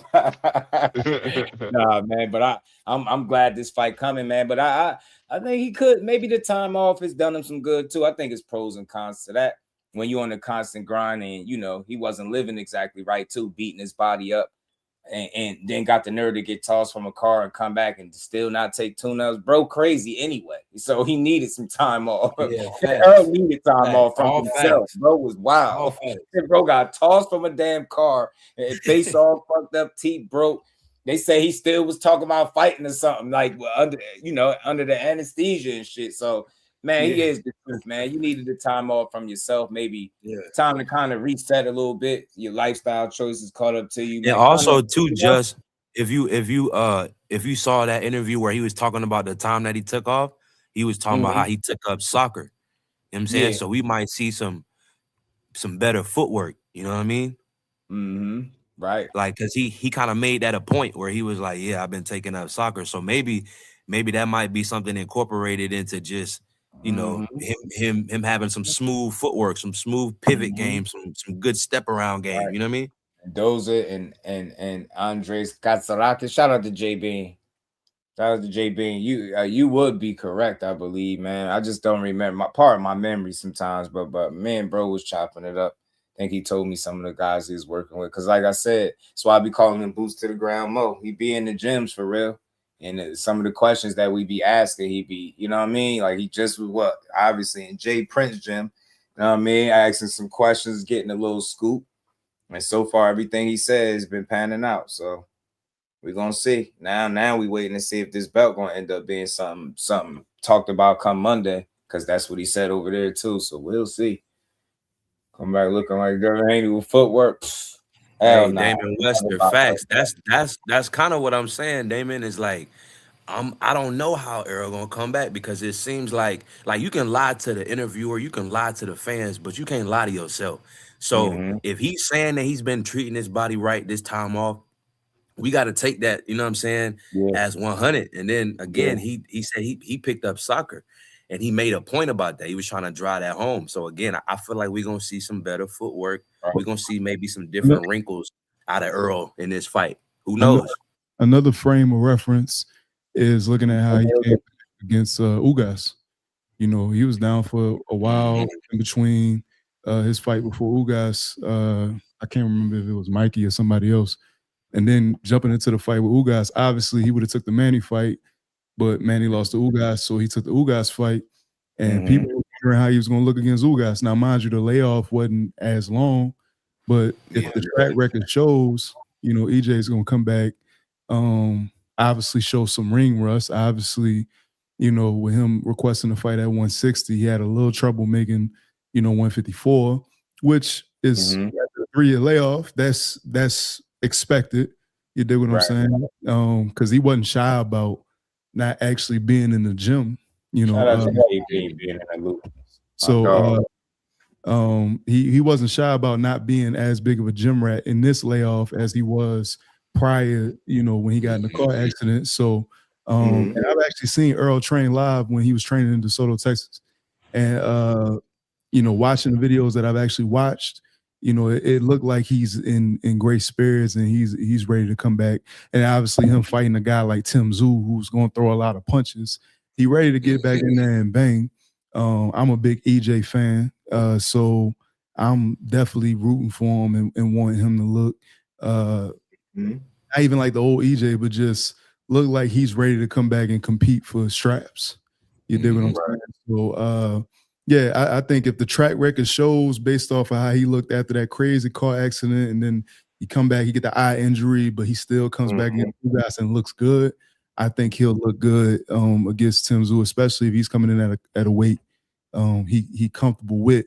I'm more interested in seeing what happens after this fight, because I think it is going to be a dog fight. I think it's going to be a war. Obviously, Tim Tszyu having already taken some of the punishment he's taking, being active, and EJ coming back, after a 3-year layoff. I do got EJ edging it in a unanimous decision. Not edging it, but winning a unanimous decision in a war. But I'm more interested in seeing if he stays at 160 or if he actually starts competing at 154, with Boots and some of the other killers of the world. I'm more interested in seeing what he does. Not looking past Tim Tszyu, but I'm more interested in what he does once he gets past Tim Tszyu. I'm like, man, what are you gonna do next? You know what I mean? Because he's also like kind of in his conversation with Andre Ward, in his conversation in the face-off, like he's not selling me like he's ready to fight beyond this fight. Like he kind of taking this fight to see where he at and see if he want to continue to do this. But if he does continue to do this, I want to see what he does next. If he will take that next step, get to 154, if he's gonna stay at 160 and just try to collect straps there. But I do got EJ in the dog fight. I do got EJ. Yeah, I think this could be his last hoorah, especially with a loss. With a win too, though, because I don't think he's trying to run around collecting a whole bunch of belts. Errol trying to retire with a dub, and he trying to go out in the same way we seen him, right? Like just being that guy to take on challenges. He could go out with a Tim Tszyu win. I think he retires, win or lose. Was good. So if he wins this fight, just how many fights you think he'll do before he retire, or you think this will be the last one? Like if he won, last one in hoorah. Because I would think that the last one would be back home in Texas. Look, I can't say that's not an option and it don't make sense, but I just feel like after this much time off and the way he lost, like even saying, man, we gotta do this again, gang. Shank of the sun hand. He ain't necessarily that. He mean like, man, we gotta fight. We ain't going out like that. And of course, I'm putting my thoughts on it, but I just think he want to retire with a win and leave a good taste in the fans' mouth. And if he can cross over in Australia, you know what I mean? Remember how he beat Kell Brook over there in his backyard?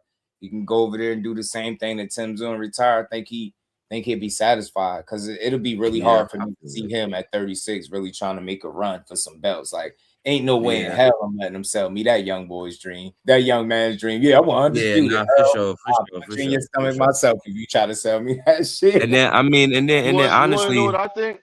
He already said he got a foot out. You know what I mean? So the right. I'm telling you, gotta listen to the fighters. Somebody was saying that on the show yesterday. You gotta listen to the fighters. They be telling you, Errol, like, nah, man, I ain't going out like Willie Long. I'm gonna go beat me some Tim Tszyu ass. I'm about to beat his ass and chuck the deuce. Then I'm gonna retire. Just wanted to show y'all still had a little bit left in me. One of my partners in the chat called it the Wash War. The war to wash fighters. That's one of my partners in the chat called it. I ain't want to accept that, but it might be. Damn.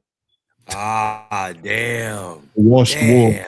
My bad, JB. Damn. Shout out to JB. He said Errol can't hang at 60. Yo Hernandez, Lara, Jesus Ramos, Adonis, Johnny Beck. The dude's tough. Yeah, I think they all tough fights for him, but I just think the biggest issue with Errol is obviously the inactivity, the lifestyle. Conquest was good, homie. The lifestyle. It's just such a young man's game. It's a lot of Lara's an old vet. He found a way to hang, but I just don't see that being the story for EJ. Right. And it's not out the realm of possibility that he couldn't potentially look at one more fight, especially if it was some type of hometown stuff. But I couldn't see at the very most, I really only see this fight, I swear. But if I had to say anything, maybe one more, but that'd be pushing it to me. You want that Fendora fight? Hell no, man. Look, hell no. Hell nah. Not for EJ. No, nope. Stay away. Well, look, check this out. I see this right here. This is all I hear is, do you want to jump Fundora? That's all I heard. Like, that's what we doing. We beat Errol up. We on his ass, bro. Errol was calling for the Fendora fight a couple years ago. I wasn't sure if we believe he still want the fight or not. You dig what I'm saying? We're gonna beat Fundora ass and try to make this fight after 3 years. He had his chance with the golden ticket. He had me sold with the golden ticket. I was cool. But low key, that's right up Fendora's alley of fighting them older Yeah, he opponent. put his So, hands you know what I anywhere mean? near Errol Spence. We is going Peter roll Fundora out the arena, fam. Hey, no. look. So I think Hell honestly, no. what's gonna I think it depends on how he looks in this fight with Tszyu. I think that's where it depends on if he's going to continue to fight or not. Like he could win the fight, but if he struggles in this fight, I think he might just retire, or he could probably go say, you know what, I'll go for one more fight, just like you guys were saying, Right. a hometown fight. You know, it'll be a good fight. You know, give him a Yeah, good money. hometown So fight. because Unanimous- he'll make so much money. unanimous He'll make a decision. lot of he'll make a lot of money. He'll make a lot of money. You know what I'm saying? Like whoever he's fighting, they're gonna make a lot of money at the hometown, in Texas. So no matter what, Because he's still a name. yeah. He's still So a that's name. what I'm saying. I think He's still a name you want on your resume. Yeah. There's only one person that got Errol Spence on their resume as a body, and he no longer fights. Yeah. So a lot of big fight, and which is what I try to tell a lot of boxing casuals is like, bro, you can go off the Bud fight. All right, cool. A lot of niggas ain't never watched excuse my language. A lot of dudes ain't never watched boxing outside of the EJ and Bud fight. Like that's like the third pay-per-view they've seen in the last 10 years. All right, got you. Whatever. I've been watching Errol. Again, I was living in Texas. I went to the gym and watched some trainers. So I got a bigger stake in what I'm a fan of Errol, obviously. Yeah. So you can take what you seen against Bud and not act like Bud is one of the baddest motherfuckers that ever do this, right? But exactly. if Errol wins by unanimous decision and beat Tszyu's ass at the 3-year layoff, when Tszyu is obviously, whether he been getting whooped or not, he's been active. Yeah, You can best believe a Boots and some of these other guys at 154 and 160 is going to be calling that phone to get Errol on the line because that's still a name. Errol is still a name. He's still. And he gonna do a Bud Crawford. And he gonna do a Bud Crawford and retire whenever he ready. Watch. Yeah, a hometown fight with Jamal Charles. Like this, there's a big fight still out there waiting for him after the Tszyu fight. And I agree with what Dawg was saying. Depending on how he looks, if Errol feel confident coming out of that fight, we could see another big fight. We could see another big fight. Yeah. Oh, somebody said they was in the gym with EJ the other day. Jamel. That would be perfect. Him and Jamel, because they both been having That's that would be a good fight behind the hands. in hometown. That would be, Big B-Low, appreciate you. He said, not gonna lie, y'all got EJ up, man. He said, nah, no, we don't. Big fish back. He says only lost to the greatest fighter. I'm back at EJ. Big B-Low. Now EJ got EJ messed up. You know, he just a little. Yeah, I actually got EJ stopping Tszyu. Like meaning like the ref come in and stop it on some shit. It's gonna be tough, man. He ain't making no championship run or no undisputed run at 36, in my opinion. Up there at 60. I don't see it. I could be wrong as hell. I wouldn't mind it, but nah, man. I hope he just beat this dude ass, get a win, and chill. He's behind his hand, say he was in the gym with EJ the other day. I told y'all that. Yeah. He said he was in the gym with him. Just you hoping that this is the last hurrah? It all depends on how he look. So if he go in there, no Diddy, if he go in there and spank Tszyu, right? Yeah. We talking 7-4. I'm sorry, 8-4, 9-3 type stuff, right? Yeah. Would you want to see Errol Spence in another big fight? Yeah, if he took minimal punishment and stuff like that, yeah. If he ain't struggle. Yeah, but not with nobody like no not with nobody like no super tuned up fighter like not like with a Conor. But you know, I mean, like a Conor would probably be a stretch, but not like a Boots or. His problem is him. That's gonna be Errol Spence's problem. Is him. Like he don't think like everybody else. If he wants to do that shit, yeah. That dude be. You get me? He be ready to like dip. think about it. 3 years off, and you fighting Tszyu. Like he was in the ring with Fundora with the golden ticket, remember, with the braids, smiling and shit, laughing. I'm like, yo, this dude, like again, he told him, he said, "Welcome to the big leagues now." Gun with the wow, he ain't right in the head.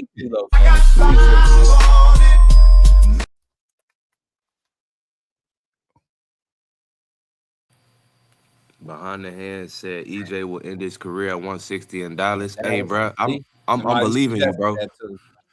One of y'all believing you, bro. I said it. Yeah, I said it. Hey, I'm on the panel. Can y'all hear me? I said it. Yeah, what's good, people? Yo, what's up? What's up, y'all? Hey, I'm in the chat. This Big Bill up from the chat. I'm just down there laughing, having a good time, man. Nah, you good. What up? Yeah, I ain't saying it with no malice, man. I'm just saying EJ back, man. 160. Yeah, he back. I ain't know, gonna lie, Big Laura D-Lo, you older putting than that good EJ. energy You know in what I'm the saying, air. Laura? We need that. We need EJ with the dub. I'm with you. Laura Hope he kick his ass. Laura got more miles than EJ though. Laura got more miles than For EJ. Janaback unproven. Yeah, he do. And He Janaback just got that. unproven at 160. You know what I'm saying? So it Larry ain't got like that getting old the man title game. is It's just like impossible. It's like Larry used to be able to dunk. Now he can't dunk no more, so he got a hell of a hook shot. Hey, nah, but the last time a Laura fight, he did look older. Last time Laura fight, he was looking a little older. Because it was that hair, Rock. It was the hair. Remember, he had the magic And he marker get in his tired. head. It was the magic And marker. Laura in his gets head. tired. Nah, he Since the Paul Williams fight. You know what I'm saying? Laura been getting tired since the early 2000s. Laura gas is out a lot. I've been watching Laura since he got robbed by Paul Williams. You know what I'm saying? Yeah, he did get robbed by So- Paul. They robbed the shit out of Larry in that fight. Hey, nah, Yeah, I you know would what I'm have saying? to So I agree rock with with y'all Laura. though. Mm-hmm. Yeah, Said I would Larry have in these to phone agree sessions with getting y'all though. abused. Like, I I seen think it. that Damn.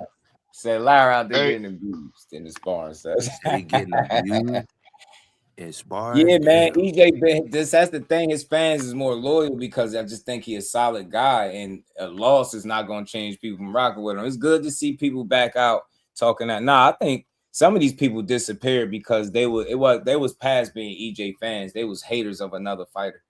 You know what I'm saying? They were complete haters of another fighter. Some of these people really genuinely rock with dude, win, lose, or draw. And we're gonna see that again when he get in there and punch Tim Tszyu. We're gonna punch that headband off. I like how when you see him in these interviews. Eye again, man. Get the eye. Eye. Snatch one more eye before you leave. I like whenever you see Earl in these interviews, he sound focused. Yeah, that's one of the things I've been noticing. Like he always been chill and calm, and when he wanna talk fast, he talk fast. But people try to make a big deal out of that. Earl know how to turn the switch on. And that's why I really fuck with Earl. Or sorry, excuse me. That's why I really rock with Earl, because he know how to turn that switch on when it's time to get into that ring. Like, he don't have to be all animated and hype and and all that WWE when it's not time to fight. But when it's time to get in there, we turn it up, and that's what I really rock with him for. Say What I want to add real quick though, if he ain't fought in 3 years, what is it really to talk about? You know, what we're gonna talk about his relationship. What we gonna talk about his clothes, his hairstyle. Like, I like the fact that he stayed out of sight, out of mind. Yeah, what we gonna talk about? Like, look, I ain't boxing, I ain't around, I ain't at no fights either. Don't ask me to come. I ain't coming to no fights. Hey, Judge, if I fall off, if I fall off, man, I appreciate you, man. I'll just listen to the you chat. already know, Blue. Yeah, That's if I fall off, though. Well, you can say, like, the other side of boxing, and I was just talking to my partners about this on my podcast, like, the other side of boxing is you got to be able to sell stuff. You got to be able to sell stuff, son. Like boxing has to have some type of WWE element to it, where you like, it's storyline. Like Bud Errol, that's a storyline. Manny Floyd, that's a storyline. When you don't have a storyline, you got to be able to pop up out of the woodworks. Like when you looking at somebody like wrestling, like WWE, for example, and forgive me if I sound too like weird or whatever.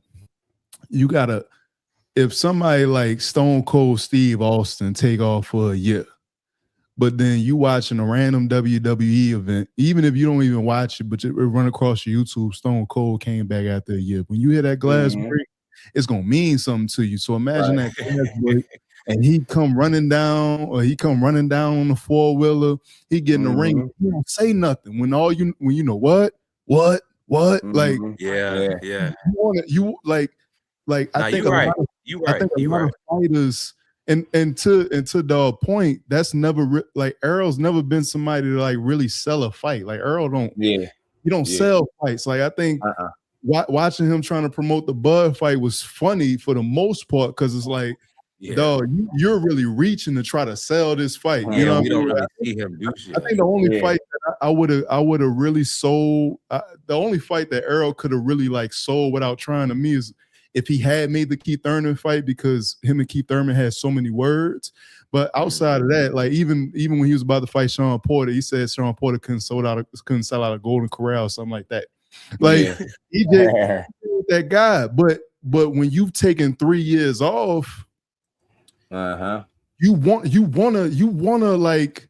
That's why the face off damn near 500,000 in 3 days because what the hell you got to say. You covered that too. Shout out to them boys. I like that face off. That was cool. But to just point, it's like this makes me believe you kind of teetering towards retirement because even in the face off, you ain't really say nothing. He's saying it to us. Like he's telling us, like, man, it could be his last. He's been saying it. He has been saying it. Almost telling us he was about to lose to Crawford. Shit. Like he be telling you, just listen to him. Spence is like, yeah, man, you know. He said something about losing energy. I said, what do you mean by that? A lot of fighters that don't have the cash of Errol Spence need to learn how to sell fights. Everybody ain't gonna beat Errol where you just got. That's what I was gonna say, Rock. But I would say like that's what's missing. I'm digressing from the original point because I agree with y'all. Point. The like fighters need to learn how to like whether you believe Shakur is cap or not. This motherfucker is taking a step in his promotion where he gonna sell you a fight. You dig what I'm saying? Like that's part of the reason I got a problem with Devin Haney. Why is your daddy selling fights but you not? Like you sell the fight. Don't let your dad Tank. Like Tank don't need to necessarily sell a fight. But when he do get in that mode, whether it's against Ryan Garcia or Frank Morton, he gonna come there, he gonna show up. And it's like with Errol Spence, it's like I don't wish he would have sold the fight more because he don't have to, but I don't want boxers to take what he's doing and think they can apply that to their 12-0 record. You can't apply that to your 12-0 record. You need to actually absolutely not. Yeah, you got to get out there and work and sell that fight. Spence. Like you ain't known for you. Even if he took an ass whooping the Bud. All right, cool. That's Bud Crawford. But watch his other fights, prior. Yeah, exactly. I hope fighters don't take this promo run and say, "Yo, we can all do it the same way." No, you can't. No, you can't. Yeah. Because I was gonna say, Rock, I totally agree with your point. 100%. Everybody ain't Earl, so you can't come back from 3 years and then like the reason why, really the main selling point is how are you gonna look. That's why everybody's so intrigued. Like everybody don't have that going for them. Where you had such a stellar career, and then you go up against Bud, a great, and you lose, and then like the way that it went, like everybody don't have that. So I totally agree. Well, I know, Justin, I ain't trying to take over this, man, because you cooking, bro. You good? I share, man. Look, they know we long-winded over here. I'd be glad to let y'all step in. Because I'm just coming across the channel, so I definitely already subscribed. Definitely already. You gotta let me know. Drop the link in the chat so we could type in. Yes, sir. Even how have you already done a show on how Derek James and has spoke about the preparation to the Bud fight? Okay, we covered that too. Yeah. I'm gonna tap into the more episodes, man, because I definitely want to hear your opinions on that. But please, go ahead, Radio Bison. My bad, I ain't mean to cut you. For sure. Oh, nah, you good. Actually, you can go ahead because I was just really agreeing with your point. But I think as far as like EJ is concerned, that's really the main selling point with him right now is just like, you know, how is he gonna look? But I totally agree. You got 12, 13 fights, you know, 12-0. You got to get out there and work and sell that fight.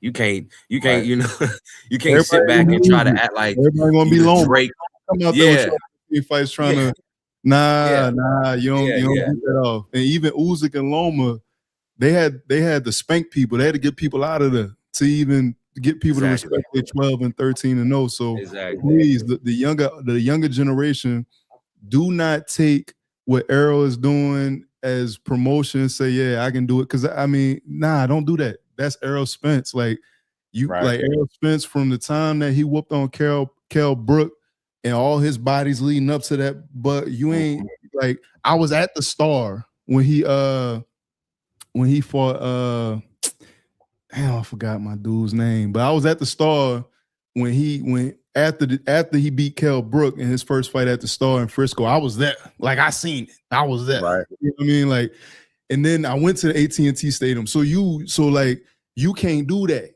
Like I want to encourage the younger fighters. You can't do what Errol Spence did because you ain't put in the work that Errol Spence has put in. You dig what I'm saying? So you best to promote. Errol can get away with not promoting, but you need to promote. Go ahead, promote your fight. You dig what I'm saying? Like if Shakur got to promote his fights, in which I made the comment that I feel like Shakur talks ahead of time, which I still feel like is partially true. But at the same time, Shakur is promoting. And when Shakur goes on Art of War, when he goes on Nightcap, when he does these different things, he's promoting. If Shakur got to do it, you damn sure got to do it. 100%. AB Shakur in the comeback, Adrian Bowler promoting the comeback fight that he ain't even got signed on Kick. Like, so any young fighter, man, y'all go out here, man. Y'all go ahead and promote, man. Show yourselves accordingly, man. Yeah. Even Ryan Garcia got to promote fights on like.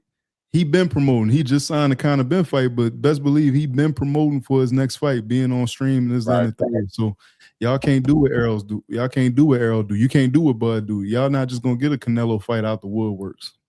It's just not gonna happen. You know?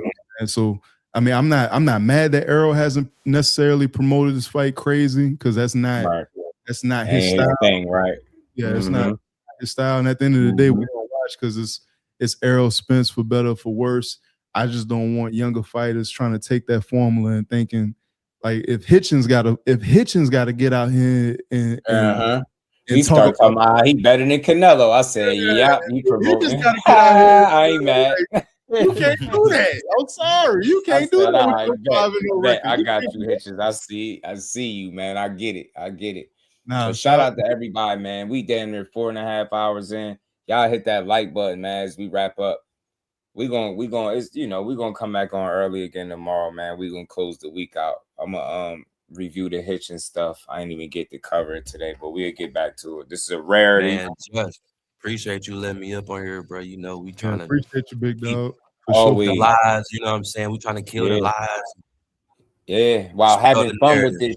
You get me? Let's have some fun with it. We support all of boxing, man. You know, we just don't support false narratives that tear down the sport, man. Yeah. You know? Absolutely. So shout out to everybody. Say who you got in that Spence fight. Retro. Optimistically, I got Spence, man. I know it's gonna be a tough fight because Tszyu be trying to punch through you, man. He ain't concerned with nobody's boxing match or nobody's decision. Like if he can get you out of there, he gonna do it. So Errol got his work cut out for him, but I believe he really could beat this dude. As long as I think the time off could end up doing him better than what people think. So we'll see. But not getting hit in live time that's gonna be the biggest concern. I believe in him and Ronnie. They be all right. Filling his PBC obligations every time in that gym. PBC there interviewing EJ. Shout out to my dog too. He be there in the mix, man. I'm gonna probably call you as we close up, man. He say, hope Spence gets that KO for real. Me too. And I like Tszyu. I like him, but Tszyu nice. Want to see Earl Spence retire with a win. Nice. Listen, before Tszyu lost to Sebastian Fendora, like my coach was real high on Tim. Like he used to tell me about him all the time. He put me onto him. And then when you saw his demeanor and like the aura that he had, bro, he was unstoppable. I just think the way that his management was moving, they was giving him like hard touch after hard touch. Like, you know what I mean? Well, you can't like run your fighter into the crowd like that. He didn't fully heal, so then he lost the next fight. And you know what I then mean? Yeah. they affected him by putting him in there with Joey Spencer, who I like Joey Spencer at the beginning of his career. Yeah, he's a good prospect. Joey Dirty, man. Yeah, you put him in there with Joey Spencer. He spanked Joey Spencer, Joey Spencer. Got him out of there, yeah. You dig what I'm saying? Hometown fight. So then he take a couple of names and that Fendora. I mean, he's 6'5". It's like shit's almost unfair. It's like he's like a shooting guard, NBA shooting guard. He Wimby for the 154 pounders. Like, come on, man. Like, what you expect people to do with that? You dig what I'm saying? Like, even if because he can fight. He can fight his tail off. I ain't knocking Fendora's skill, but it's like, I mean, I wish that now I'm not wishing for the EJ Fendora fight no time soon. I'm like, I don't I don't want to see that. You know what I'm saying? But at the time, I was like, nah, man, EJ, like a year out of the Bud fight. I'm like, nah, EJ. I told you what it was. Yeah. When it was just like a year, I was when like, it was all like a right, year, that's cool. cool. But now we talking about three and a half, bro. Nah. You hear me? You hear me and hear me good, bro. You Fundor, you put your MF hands on Errol Spence and see how we jump your hands. That leave EJ alone, fam. After the golden ticket wore off, nah, I'm cool on that. Hey, listen, I ain't gonna hold you. I told my old lady, I said, listen, when that was a hot topic, and of course it was like Bud wanted to fight Fundor, but then they was gonna make the EJ Fundor fight. When all that was happening, I'm 6'4" myself. I said, man, nah, man, I want my round with Fundor straight up. You get me?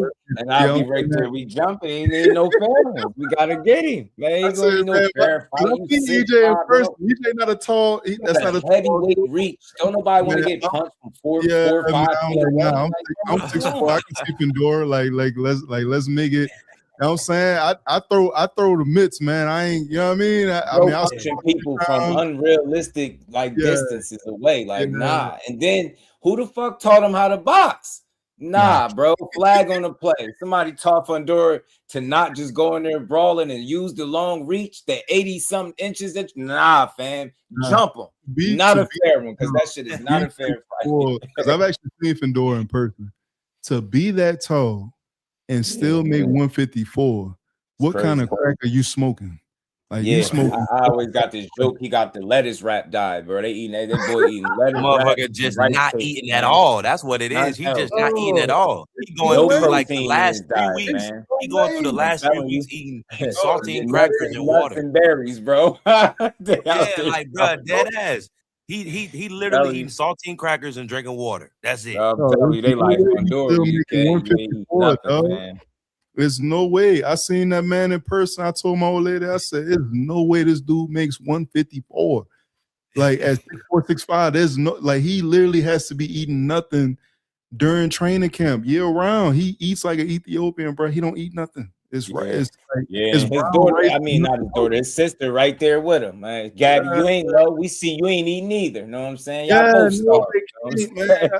She was like, my wife was like, how is that possible? I said, it's not possible. If you starving, it's possible. But if you eating, it's not possible, China. You're JB. It's 6'10". He said 6 feet. What is it? 6 feet, 105, kicking ass. Yeah. I'm telling you. I love me some Gabby Fundor, though. She nice, for real. She nice. I like both. I like the Fundor. I like them. The Fundoras can fight. They bring something to the table that's different. It's fun. And his younger kind of nicer than her brother. Low key. She get to it. But shout out to y'all boys, man. Shout out to everybody that hit the super chat. I appreciate everybody that hit the like button. We're gonna keep building. We back tomorrow, so make sure y'all notifications on y'all. We back. We're gonna pop on a little early and we're gonna close the week out, man. For sure. Appreciate you. Shout out to everybody in the building. Hit the like button on the way out. Share the live, hype the live. And we're gonna see y'all good folks tomorrow. Peace to the fans. Representing Brick City, Shakur. Finding those levels too. Look at that 4-punch combination. It's a masterclass right now from Shakur Stevenson. That's what you're seeing. A masterclass. And Shakur meeting them with a straight left hand. Oh, and there's a knockdown scored with the left hand.